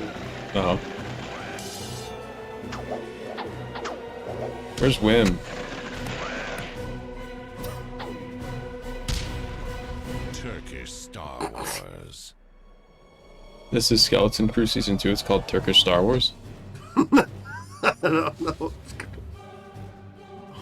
You know what? I gotta say though, like, it Ottoman makes sense Empire because in the strikes first back. Skeleton Crew, what they did is they Jesus.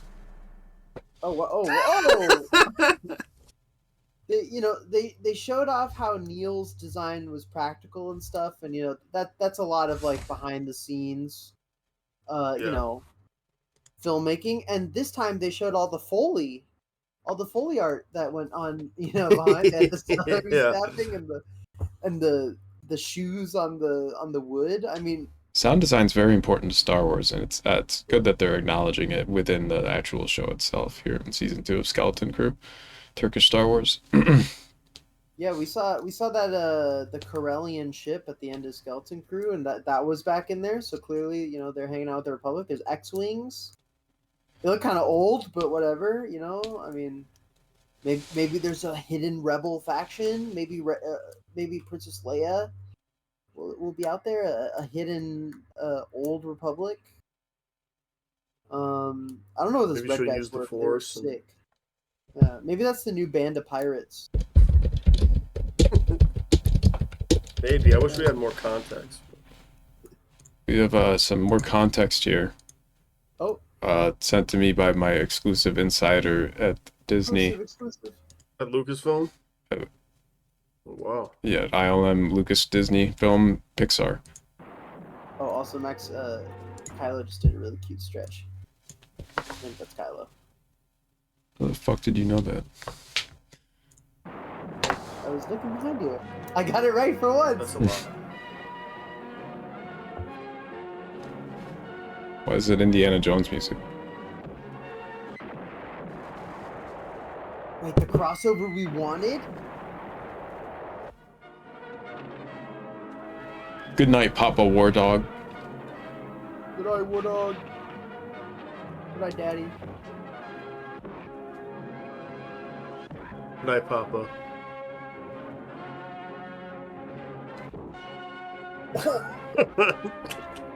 This is crazy right here. Beating the shit out of him. Jesus Christ. I just split him in half? Holy shit. Whoa. Oh my god. And the X-Wings. That's That's crazy. Honestly, I get it. I get it. Yeah, I get what scene this is.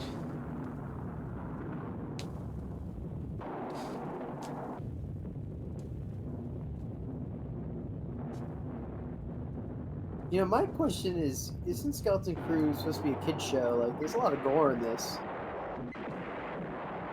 Maybe it's like It Part 2.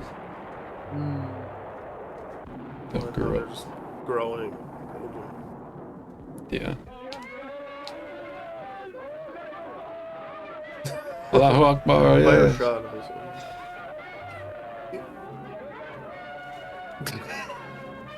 one. This looks good to me. I mean, Oh, wait, Oh, they're all autistic. Did you see that? You see Fern in the back there? they're all autistic, dude. No, hold on. This is Replay the autism scene.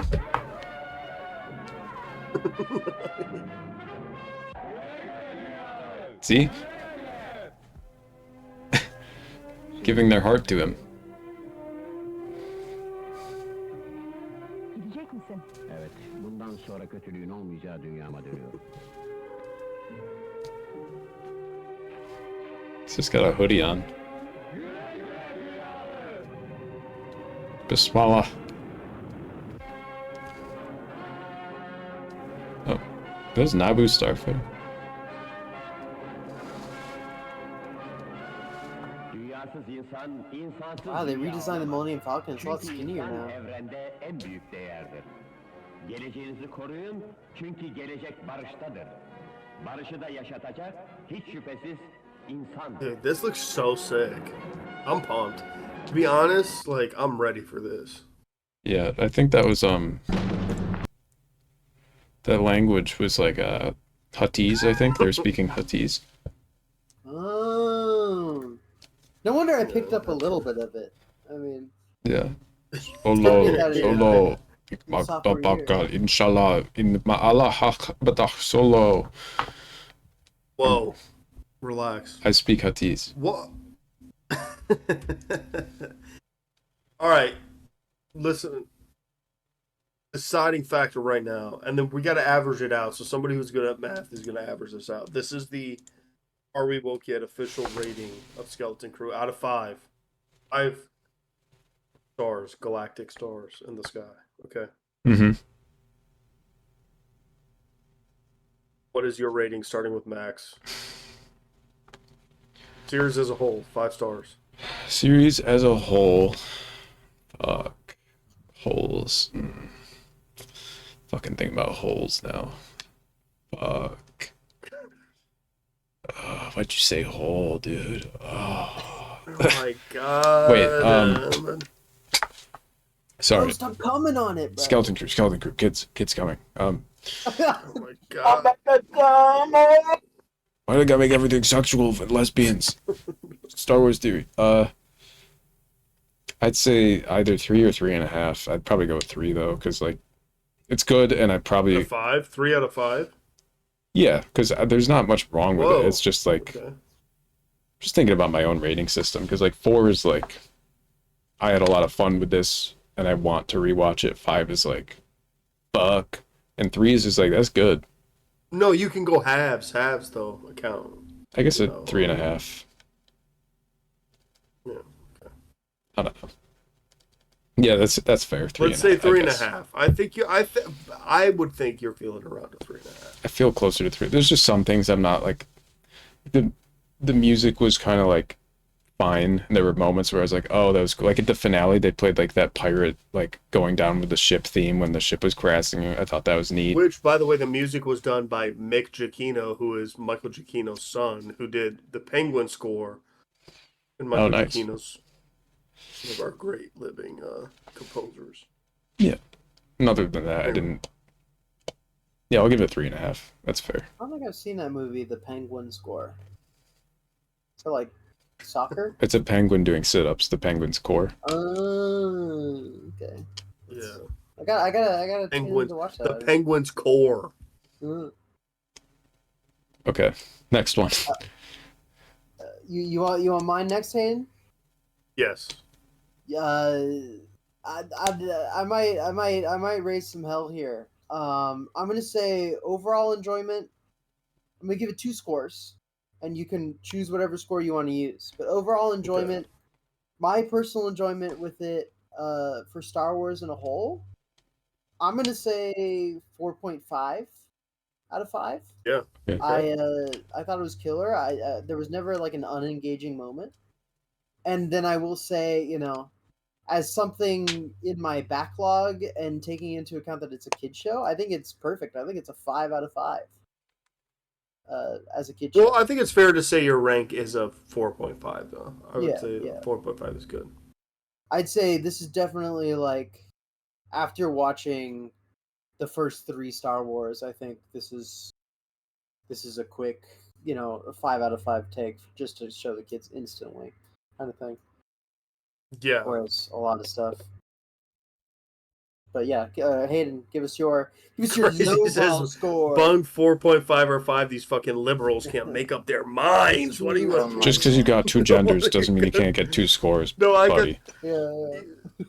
I think 4.5 is more akin to what you're really saying, though. I mean, 4.5 is still a very high score in my book. Like, that's very high. And as if you were, it's like what I said earlier, though. It's like if I was a kid, I would have given this another extra little tick. Little dick. Okay, can we? So I will say, yeah, we're at Max is at a 3.5. I am Don Bung at a Cheadle. 4.5.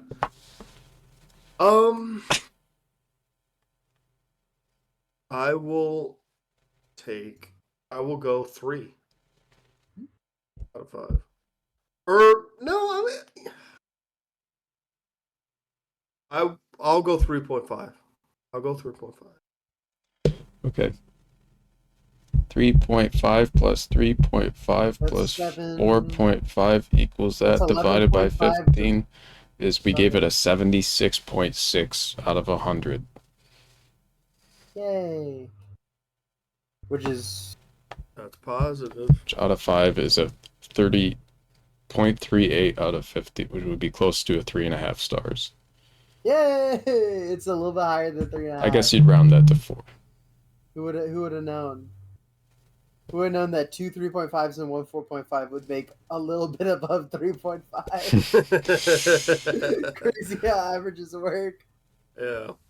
Honestly, I was expecting the average to be higher, but whatever. I think it's 6. For me, I guess I was leaning towards like I would go 3, but it seems cynical. Like there's Yeah. enough for me to recognize that that's fun about it. That it's like I gotta give it a 3.5. You know. That's funny. But that's we gave it the interesting. same I score. did think Max. Well, I really thought Max would give it a 4. I was pretty sure Max would hit the 4 on that. That's the thing. I enjoyed it. It's just like it's like it's I don't dislike it for the reasons you disliked parts of it, where it's like you've seen it before. It's more like for me, it wasn't that Star Warsy. I mean, it was and it wasn't. It's like Well, I kind of said that about like the lightsaber-ishness and stuff of it. Sure. But that's where I guess I related that to like how Andor kind of it goes above that, where it's like no, we're talking. Yeah, for it to be a 4 or above, is about like something has to be very above and beyond for it to be a 4 or above for me. So like, if the show is exactly the same except John Williams did the score, it'd be a 4.5 out of 5. If the show was exactly the same, but like the writing was on the level of Andor for some If this show reason. was exactly the same, but then John Williams, I feel like that would then make it a 4. Yeah. But nothing really stood out as like, holy shit, that was amazing in this show to me. It was all just kind of very good across the board. Y'all want to know what stuck it out to make it not a perfect score for me? Was it the woman? Me telling you? No. Me telling you your thoughts were ultimately concluded that that you loved it, but that it was as a personal score is fine. I have some reservations with the show. I think the big thing is that there was no characters in it that smoked, drank, or had sex, and I think that really Need more Jedi's fucking in this show. Yeah, it just took it out. It just took it out of me, And Will did lightsaber his dingling off, and I was completely out of it. He should have lightsabered his dingling off. We should have seen Neil's dad fucking Neil's mom with their trunks. Yeah, like instead of seeing Neil in the bathtub twice, there should have been a scene of them going like, "Okay, Neil, go to the bathtub, and put the kids to bed." Then they go together in their bed, and they're like, woo, woo, with their trunks, and like. But I understand why you guys have to be a lot more cynical with Star Wars, and I get it. Because it's of all the context. Well, not cynical, but you got to be a little bit harsher with the reviews. You got to be tighter with it because it's in the context of the greater Star Wars community. People who glaze Star Wars are insane. I just saw a TikTok today. It was people ranking all of Star Wars media on a tier list, and Clone Wars came up, and it's 4 guys, and 3 guys said S tier, and the 4th guy said A tier. And they went, "What the fuck is wrong with you? You don't think Clone Wars is S tier?" And then, he was like, "Well, I think a lot of it was filler. And, like, not every episode is perfect." And they're like, facts. "But season 7 alone is S tier." And I was like, Jesus. Well, season 6 was an animatic. It's what makes people like it. People have their own ways of viewing things. I try to apply the same logic I use for anything I watch in terms of like ranking this. That's why I guess I was surprised with Max, because I felt like Max loves Star Wars and I obviously love Star Wars a lot. Max is borderline a glazer on Star Wars, I would say, though, but in a good way. Like I guess I am still surprised, even though we've talked about it so much. I was surprised Max even gave it a 3.5. I thought he would give it a 4, actually. But hey, we're not glazers. We're Galaxy of Heroes veterans. Get it right, all right? We served our time. But I do think it is funny, like a lot of some Star Wars stands, especially like when you were talking about Clone Wars. It's like, yeah, I mean, a lot of Clone Wars is a lot of fucking filler and stuff too. There's good stuff, but like, I agree. Like, look, the Siege of Mandalore, the finale of Clone Wars, I think is among some of the best finales of television. Like, it's that was amazing. like this is so fucking good and satisfying. But so much of it is like, in terms on a storytelling level, like is so nothing. It lasted a long time. There's a lot of just like empty space and a lot of like, hey, this is just for like us to put on the Saturday morning cartoon block on Disney XD. There's also like that's like it was on Cartoon Network, by the way, but yeah, there's literally episodes. I that hear are like you. Okay, I was just using background.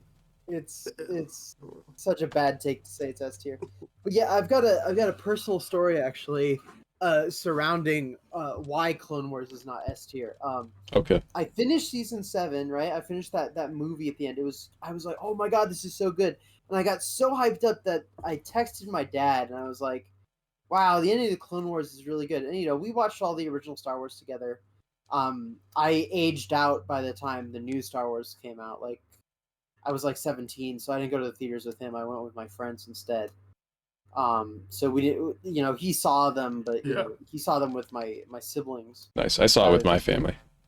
But there's a Star controversial Wars nerd. story with that too that I will may bring up later, but continue.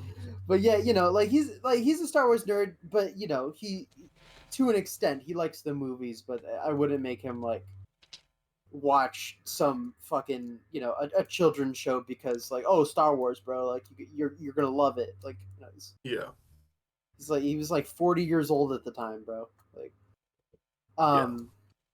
but the thing about Clone Wars, the finale, I texted him. I was like, oh, you got to watch this. And I thought about it. I was like, oh no, but like a lot of this isn't going to make sense. First off, like you barely know who Ahsoka is.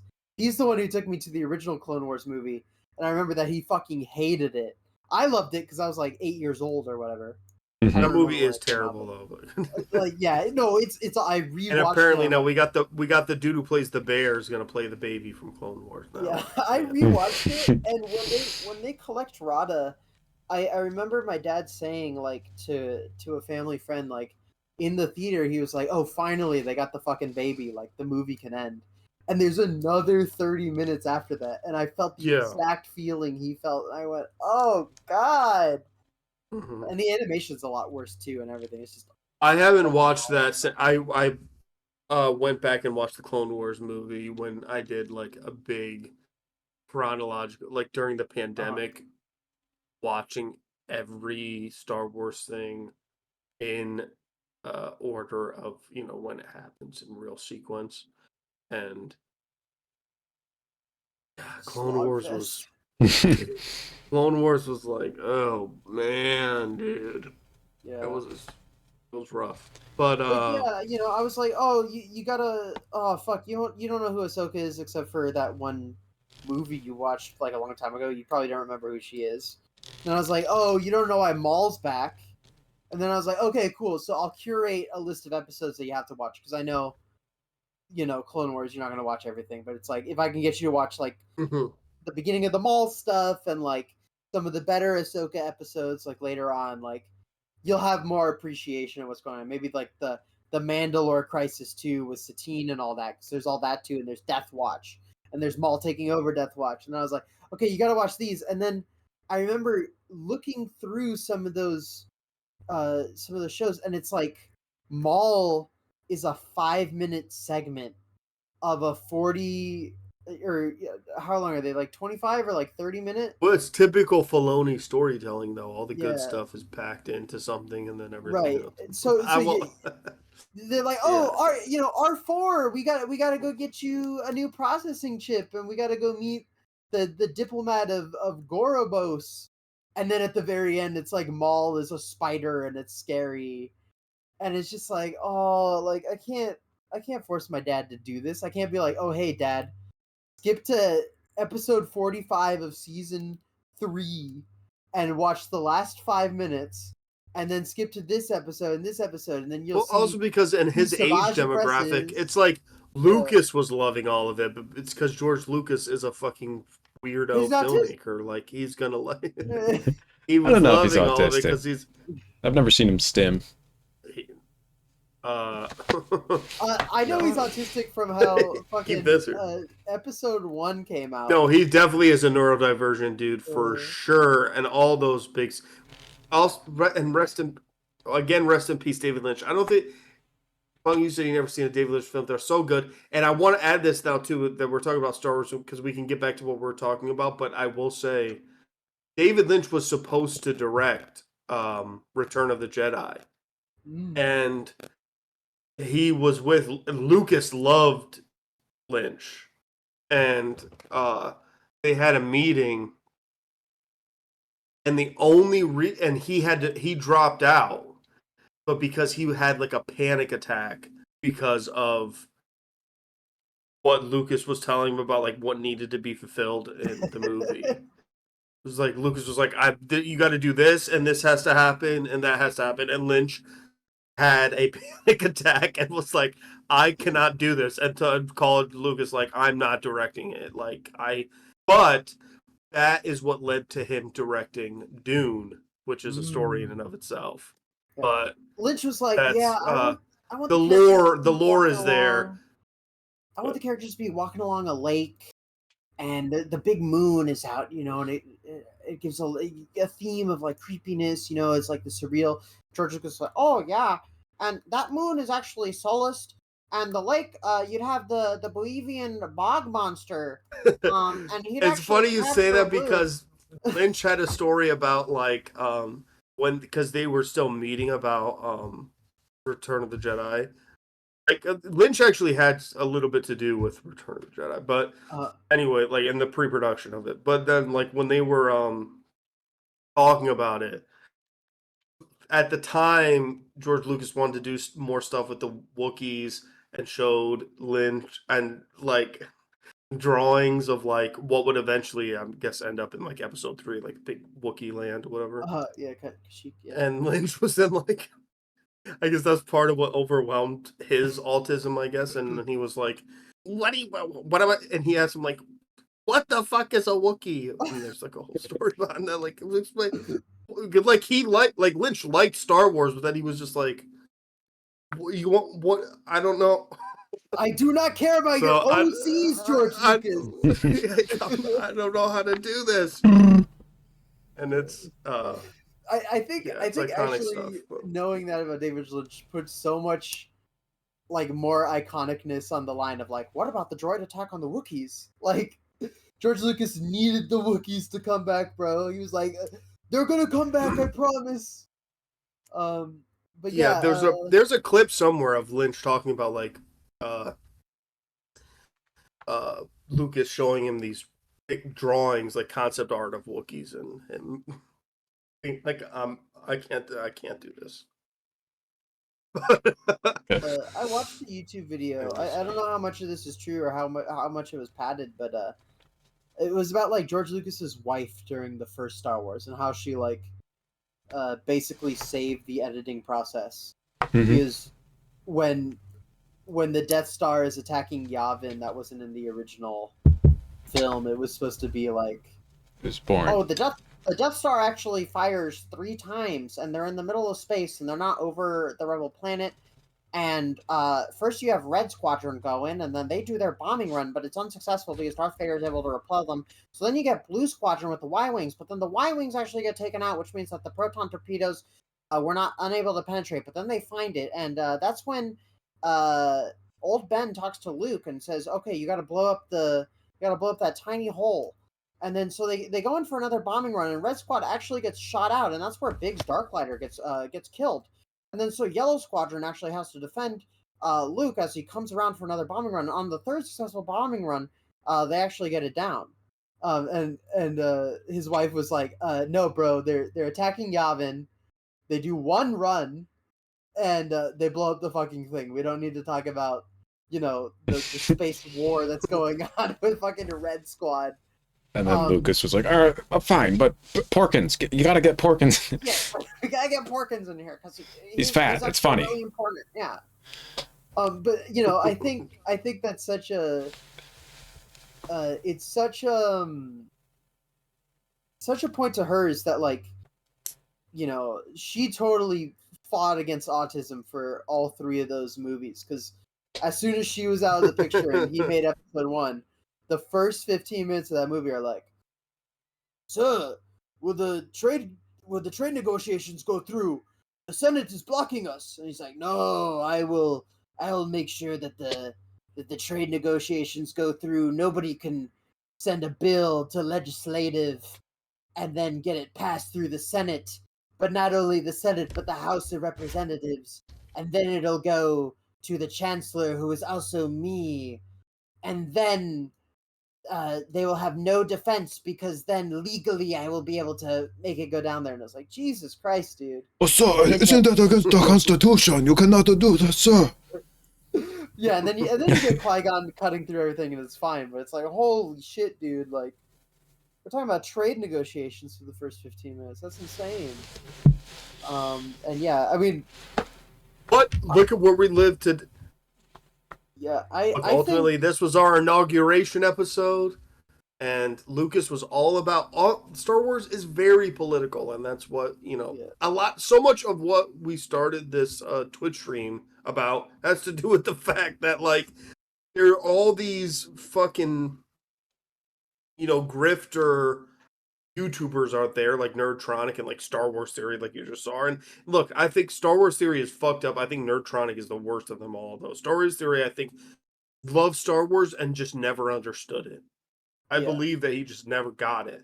But Lucas is all fundamentally political about all this. Star Wars is political. It's all politics. And the prequel trilogy makes it aggressively political. But in a day, after this inauguration, in episode 3, Padme, so this is how democracy dies, Oh, it's with Carrie Underwood. uproarious applause. Yeah, with Carrie Underwood lips saying, "Oh, I guess I was going to say something about that too," because the Carrie Underwood singing "America the Beautiful" and the music wouldn't play. It's like, she has that Jesus Take the Wheel song. It's like, look, Jesus took the wheel and he threw it off the track. And he said, "Girl, like, do not do this." And then she sang it a cappella. Oh my God. Anyway, but it's like, oh my God. Like, this is what Lucas was talking about too, though. This is like fascism under a veil of trust. That trying to appeal to people who do not recognize the true enemy, whatever it is. Like, do not. I will say, Star Wars is deeply political. I guess part of my thing, even to connect this to our Skeleton Crew conversation, was like, I think Skeleton Crew is such a fun show, and it's very fun, especially for kids. But like, I am a fan of like the political Star Wars. Star Wars is very political, I think, fundamentally to me. Like, the first movie is also referencing Dune. Rest in peace, David Lynch. David Lynch then made Dune because Lucas was very inspired by Dune, and it's all there. And what's now A New Hope, I consider it Star Wars. But the first film, episode 6, it's actually episode 4. Episode 4, yeah. See, it's Star Wars. The first movie is Star Wars, and I just view it more whatever. But yes, sure. Even in that film, though, like his references to the war footage of World War II and all that, like, are all in that movie, and it's very much a commentary on the state of the world at the time. And Lucas was always trying to make a version of space fantasy that related to the politics of the time. I think Star Wars is inherently political and also inherently progressive. And it's like, if you don't understand that it's inherently progressive, then you don't actually understand Star Wars. You were just 5 years old and you liked lightsabers. But you don't get like the whole idea of what it is. Palpatine is representative of the sheep in wolf's clothing, or vice versa, the wolf in sheep's clothing. The idea of the the thing that you believe and trust because they speak with such candor and they relate to you, but it's not. It's nothing. It's empty. It's vacuous. Luke's a progressive guy,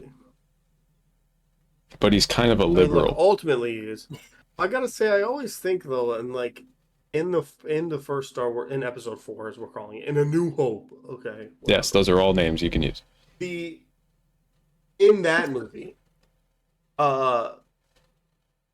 look, aunt and uncle die. They're essentially his parents. He goes, "Oh man, what the hell? All right, let's go."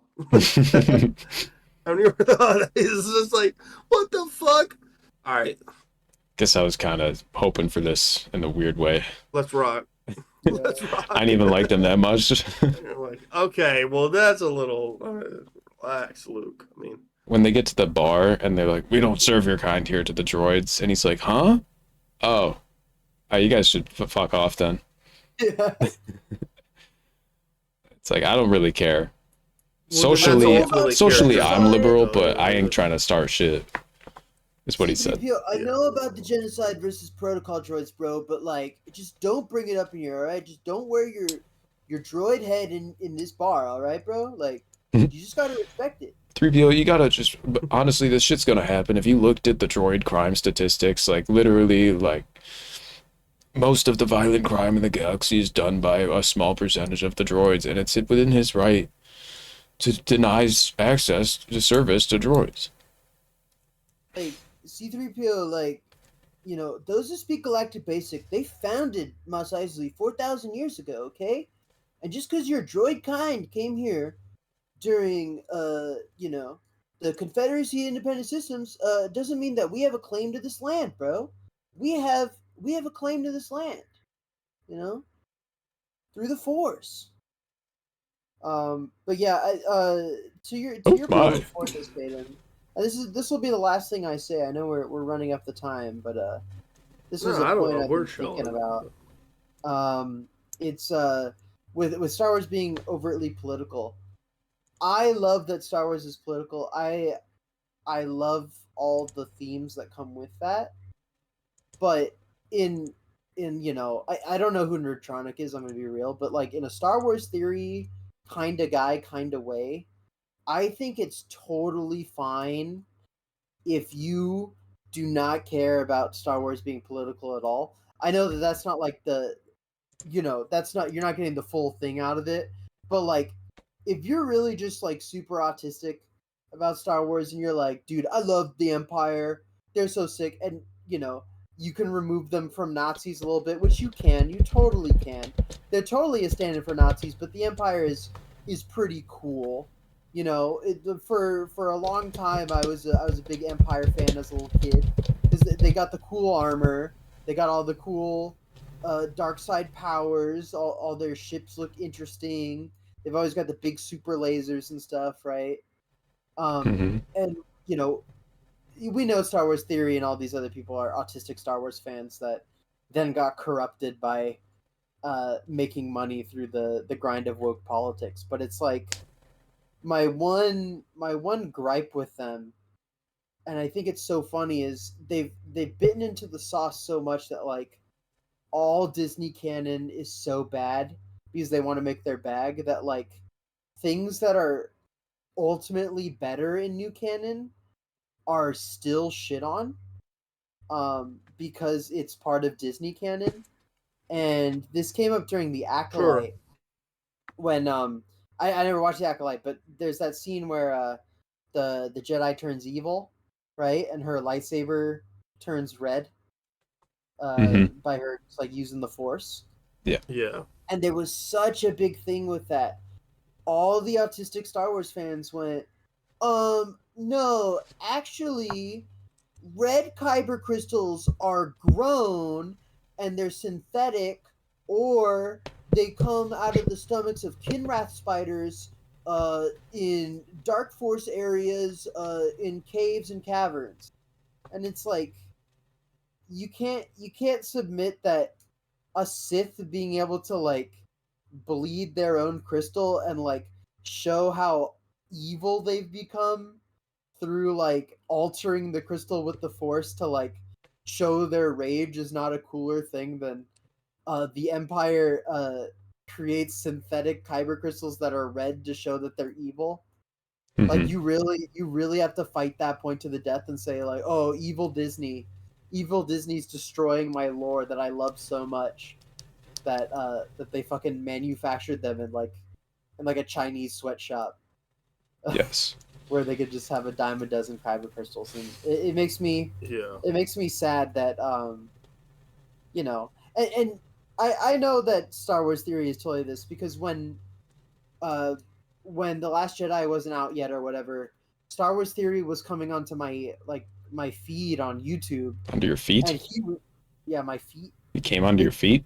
He was totally on YouTube, and there was a lot of that talk about there was that guy who was crying during the Rise of Skywalker trailer or whatever, because he thought it was so awesome or whatever. And I remember Star Wars Theory made a video about it. He's like, yeah, like people should love Star Wars. Like I wish I could be this guy, and he was totally chill. And then once it came out, and they realized that hating on the movies would make a lot more money than being undying for But that's what I'm saying. He's a grifter. He's a grifter. I believe that he initially loved Star Wars, but it has little to do with what he's decided. We talked about a grifter earlier, Snoop Dogg, the multi-million-dollar grifter. Now, I mean that guy was you gotta play that video buzz. You gotta play that video.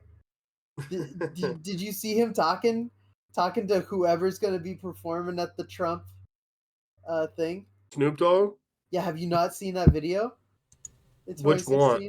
I feel like I know what you're talking about. I cannot quote because it there's a ton of footage. There's a ton of footage of Snoop Dogg. Like, there's a ton of footage of Snoop Dogg shitting on anybody who's ever performed for Trump or done anything involved with Trump, let alone the music video he made where at the end there's a Trump clown that he shoots in the head in the music video. And then all of a sudden, they must have offered him enough money to play that show, and he has thus far, at least, but when we started this stream, he hadn't responded. He hasn't responded in any way to the people who are now criticizing him for playing that show, and he's just posting regularly. But no, he posted a video during the first time where essentially he called anyone performing for Donald Trump is an Uncle Tom. Yeah, get your bag, and then use a few slurs I can't say about whoever was doing it. And then now he's doing it. That's a crazy situation. Yeah, no, grifters are fucking crazy in general, and it's awful. But I think the funniest thing about Star Wars Theory is that he clearly really likes Skeleton Crew, but he's going to end up giving it a bad score. I mean, he's made so many. Well, no, what I loved about it was great. What I loved about when the Acolyte was coming out, and the Acolyte was one that you could say was like very aggressively progressive, as people liked it, But even Star Wars Theory, he was shitting on it the whole time.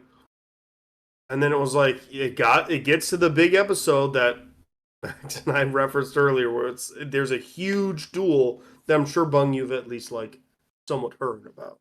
Mm-hmm. That is there's a big lightsaber episode basically where it's like a huge fight in the woods, and it's like the Old Republic MMO. Yes. Well, yeah.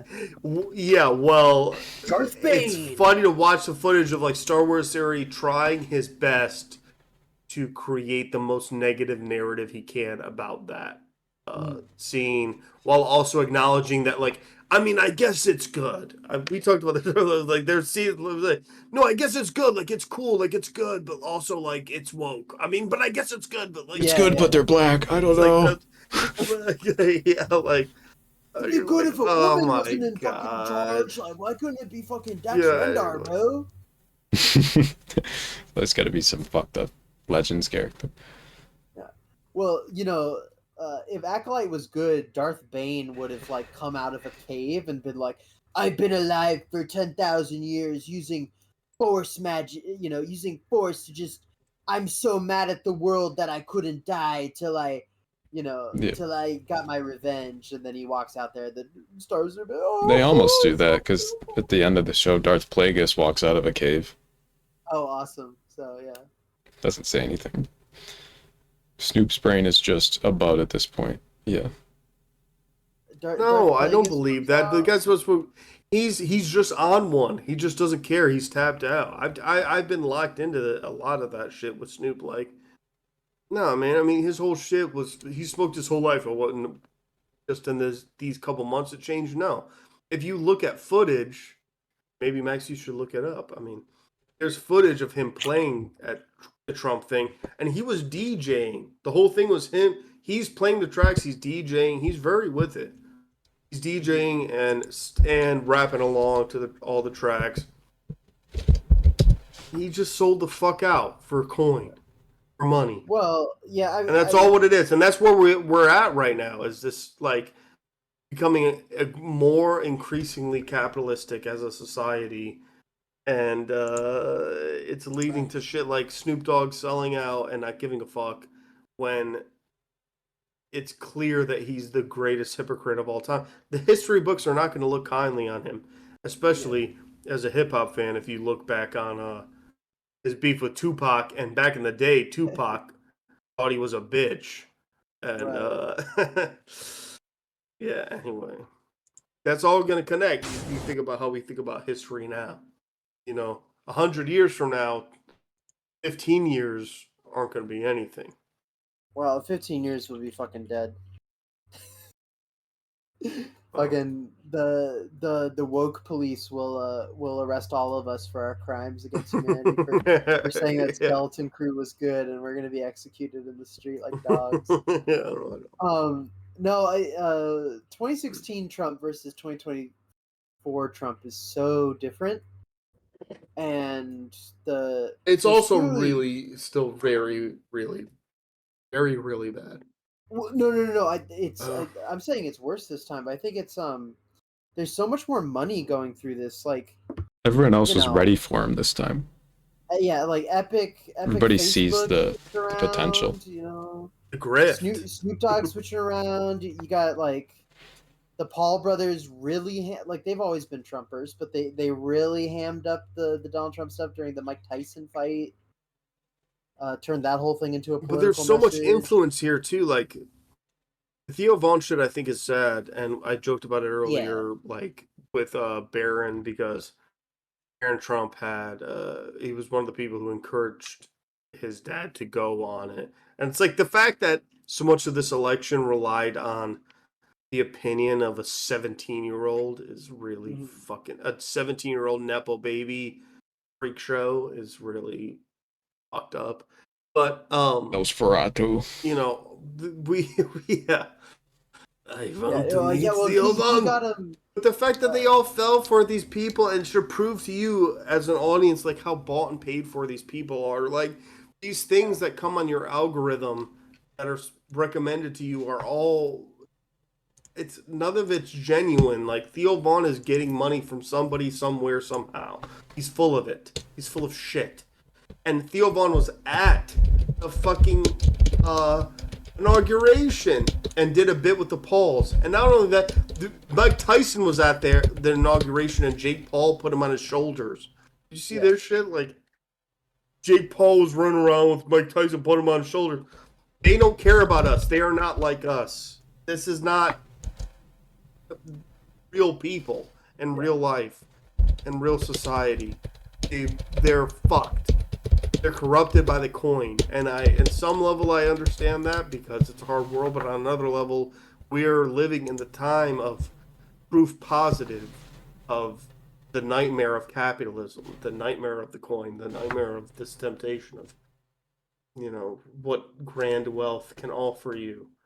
The divide it's a capitalistic nightmare right now. This is and it's only going to get worse. Fortnite, and so fuck you. Right. Crazy. We woke police. Fucking Guys, can you walk on camera right now and get shot dead right here? Ghetto part of LA, West LA. Yeah, and what? I'm a boy. I live in the hood. You're woke. You're the wokest of all of us right now.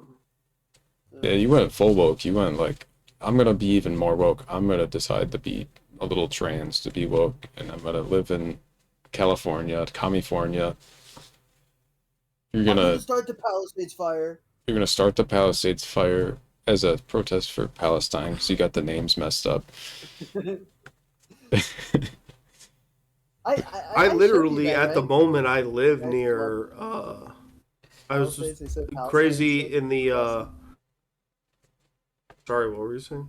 Oh, just I was watching the live news coverage like 24 hours a day, basically, because if at any time the wind shifted, I'd be like, oh, we gotta uproot our entire life, kind of thing. But they were in there was this one news that was just on 24/7 on the live, so they had to keep talking. There's this moment where the guy's talking about like, yeah, and the fire in Palestine is pretty crazy, but he didn't even hear himself say it. Like, he just kept going, and like nobody fucking heard him say the fire in Palestine. It was just awesome, but the entire chat was going crazy. What was going on? It just they were tired. Crazy in chat said Baron is 6'5", white, and not athletic. Bro doesn't know what to do with himself other than listen to grifters who tell him it'll be okay, cause he is alpha man. Yeah, bro. That's a great comment, though, Crazy. I appreciate that, because here's what I would say too: the largest epidemic too that Baron tapped into is young white men in this country. Overall, feeling inferior and the danger of that. It's the reason that somebody like IShowSpeed exists right now, who's the biggest scumbag, and I'm shouting out IShowSpeed. Or the worst, the worst ever is, oh, fuck. I will remember at some point in Pin who the true worst is. There's a big influencer out right now who's going around. It's an S. It's not IShowSpeed though, but it starts with an S. Somebody give it to me. Skibbity. Big. Who? I said Skibbity. That's not it though. No. Oh no. IShowSpeed? What? No.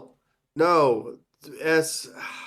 Shit. Wait. Who are we talking about? Just. I'd love if I could remember this because I would like to fight them.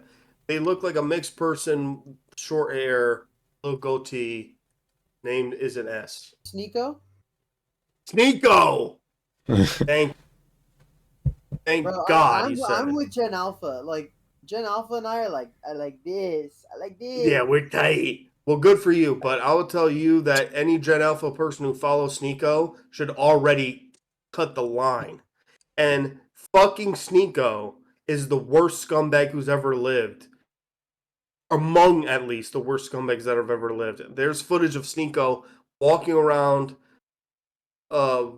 random places, random cities, and 12-year-old white boys running up to him like, Sneeko, oh, thank God, trans people suck. I want to kill white gays. Kill gays.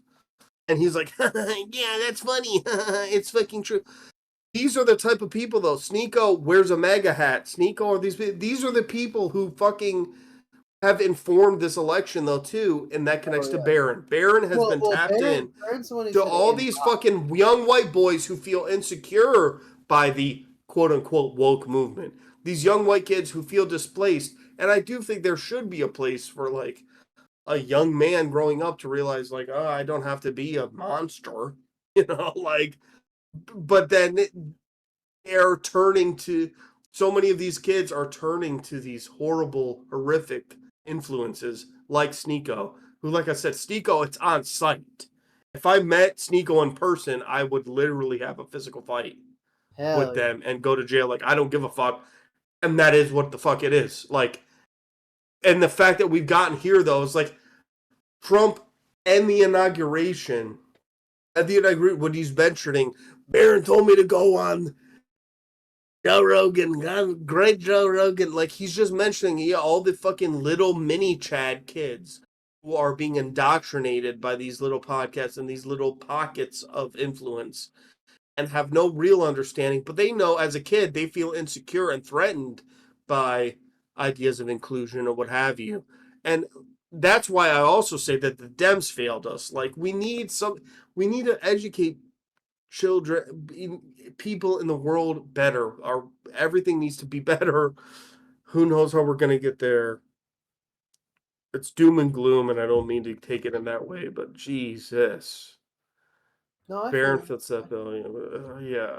It's like, well, for our president though to get on the inauguration stage and shout out Joe Rogan, and also how his son, his 18-year-old white rich nepo baby, the son of a former president, if you want to even this whatever else Trump is, how he was like, oh, you should go on these podcasts that little white boys love. And all these little white boys turned 18 and they voted for him. The Dems could not get young people to vote for them at all because the Dems have been swallowed up by corporatism since the 90s. all right. But question, Hayden, are you going to do anything about it? Because I've got an idea for you. Baron What's Trump the idea? goes to NYU, bro. Are We Woke Yet podcast? Not too far from NYU. You two could go have a live episode where you do the podcast but outside. I'm sorry to call you a podcast. That's not what I said. But it's like. But you're those guys, referencing right? another. Yeah. You guys are a talk show but outside. We go. We find him. We get him. You sit in the thing. Baron Trump walks up. You say, "Hey, Baron Trump, sit down, bro.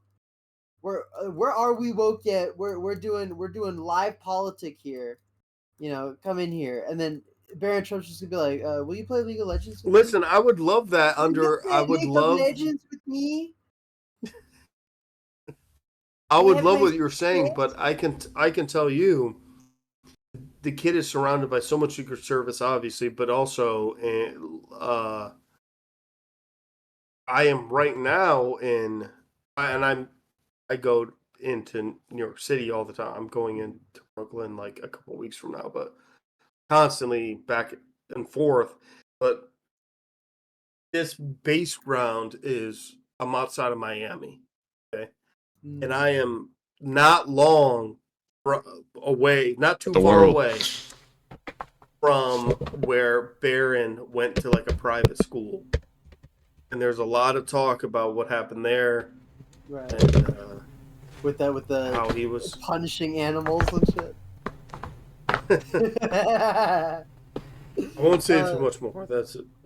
Well, it is what it is. Anyway, I've heard that's the Barron fight. I've heard Barron's looking for people at NYU to play League of Legends with him. God, what a red flag.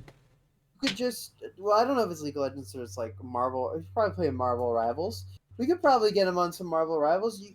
Next time, Hayden. Next time you're in New York, caddy up with Max. Maybe get the extended universe crew. Get Max's brother out there.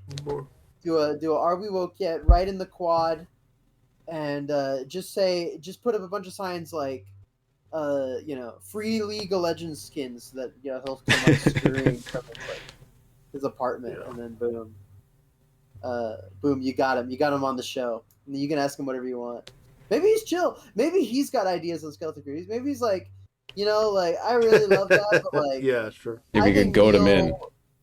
I think Neil should fucking jumped on a speeder bike at some point and like shot somebody. That'd be cool as fuck. We could give him softball questions for an episode to get him to be our friend, and then we do a couple more episodes where he's our friend, and then like the 5th episode we shoot him in the head.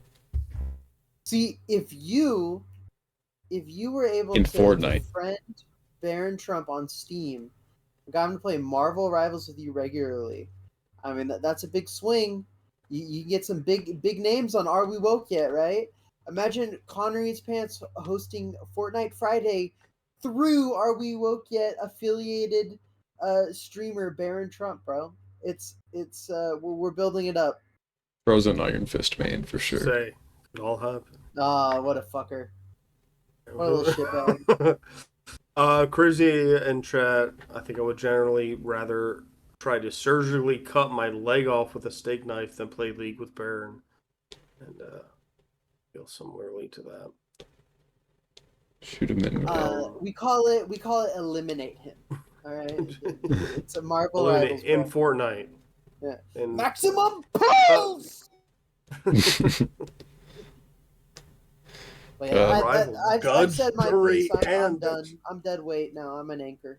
Well, no, you might as well. I mean, we're about to end. We got 1 minute. We got 4:20. So 4:20. So this is it, right, Maxwell? Right. And we have had quite a stream. Yes, a lot of action. Awesome. A lot of action tonight. Shout out Raiders. Yeah, thank you. Shout out those who raid. Shout out Marvel Rivals. Shout out Marvel Rivals. Shout out Miku. Shout out Miku. Miku really quick. I talked. She was in the pre-stream. She was in that slide. It's fine. Yeah. Well, you know, this is all 15 seconds. Max and I played a game two nights ago, where Fortnite. I was Hatsune Miku and he was Godzilla, and we got into. We started dancing with like a group of people who started dancing, and it turned out that it became 12 of us all dancing in a spot, and we were the final circle, and we all danced to death. It was great. Yeah, we're all enemies in the game. We all made amends in the game without voice chat just by dancing at each other and having the same skins on. Yeah. Okay. Yeah. We'll play the bossa nova. We'll do the outro. Bye bye Bowie. Well, I just want to say, anybody who's still sticking around, follow, right? Nah, you know, people here, and if you haven't followed, follow. The show is over now. We're here on Tuesday nights, and maybe more in the future. But for now, we're here on Tuesday nights. We're a late night show alternative. It has some fun with you, and I hope you had some fun. Yeah, I don't remember which one of you were followers, but I'm gonna call it the names I see in chat. Bungoy TTV, Angela Cat XD, Brooke Stella, Chairman Pow, Crazy Spood, D136021, maybe Die6021, Josh, Mr. Rattle, Orbart TTV, Rami, Smiles, Stream Elements, Strider AUS, and Wow Smokey. 3 of you I didn't recognize immediately. So if one of you guys could follow. We're still sticking around. Could get my nipples real hard. And this guitar's out of tune, but I'm going to write it out anyway. Your noise suppression's still on. It's pretty bad, actually. That's maybe a good thing, because this is pretty bad. Anyway. Okay. We'll go at rocket, though. Bye. Thank you for watching Are We Woke Yet, everybody? We've been Are We Woke Yet? I'm Max. Above me is Hayden. That's our guest. Follow us on Twitch. We have an Instagram now. I didn't do anything with it. I gotta fix it. It's got the wrong name on it. Follow us on Twitch. Yep, you gotta fix it. Follow us on Discord. Join the Discord if you want. Some people did today. You can call in if you want later at a different episode. Every Tuesday from 9:30 to 11 we'll start. I don't know when. That happens sometimes. What is it? It's 10:45 is the technical time, and then we usually start around 11. Bye. Good night, everybody. Good night.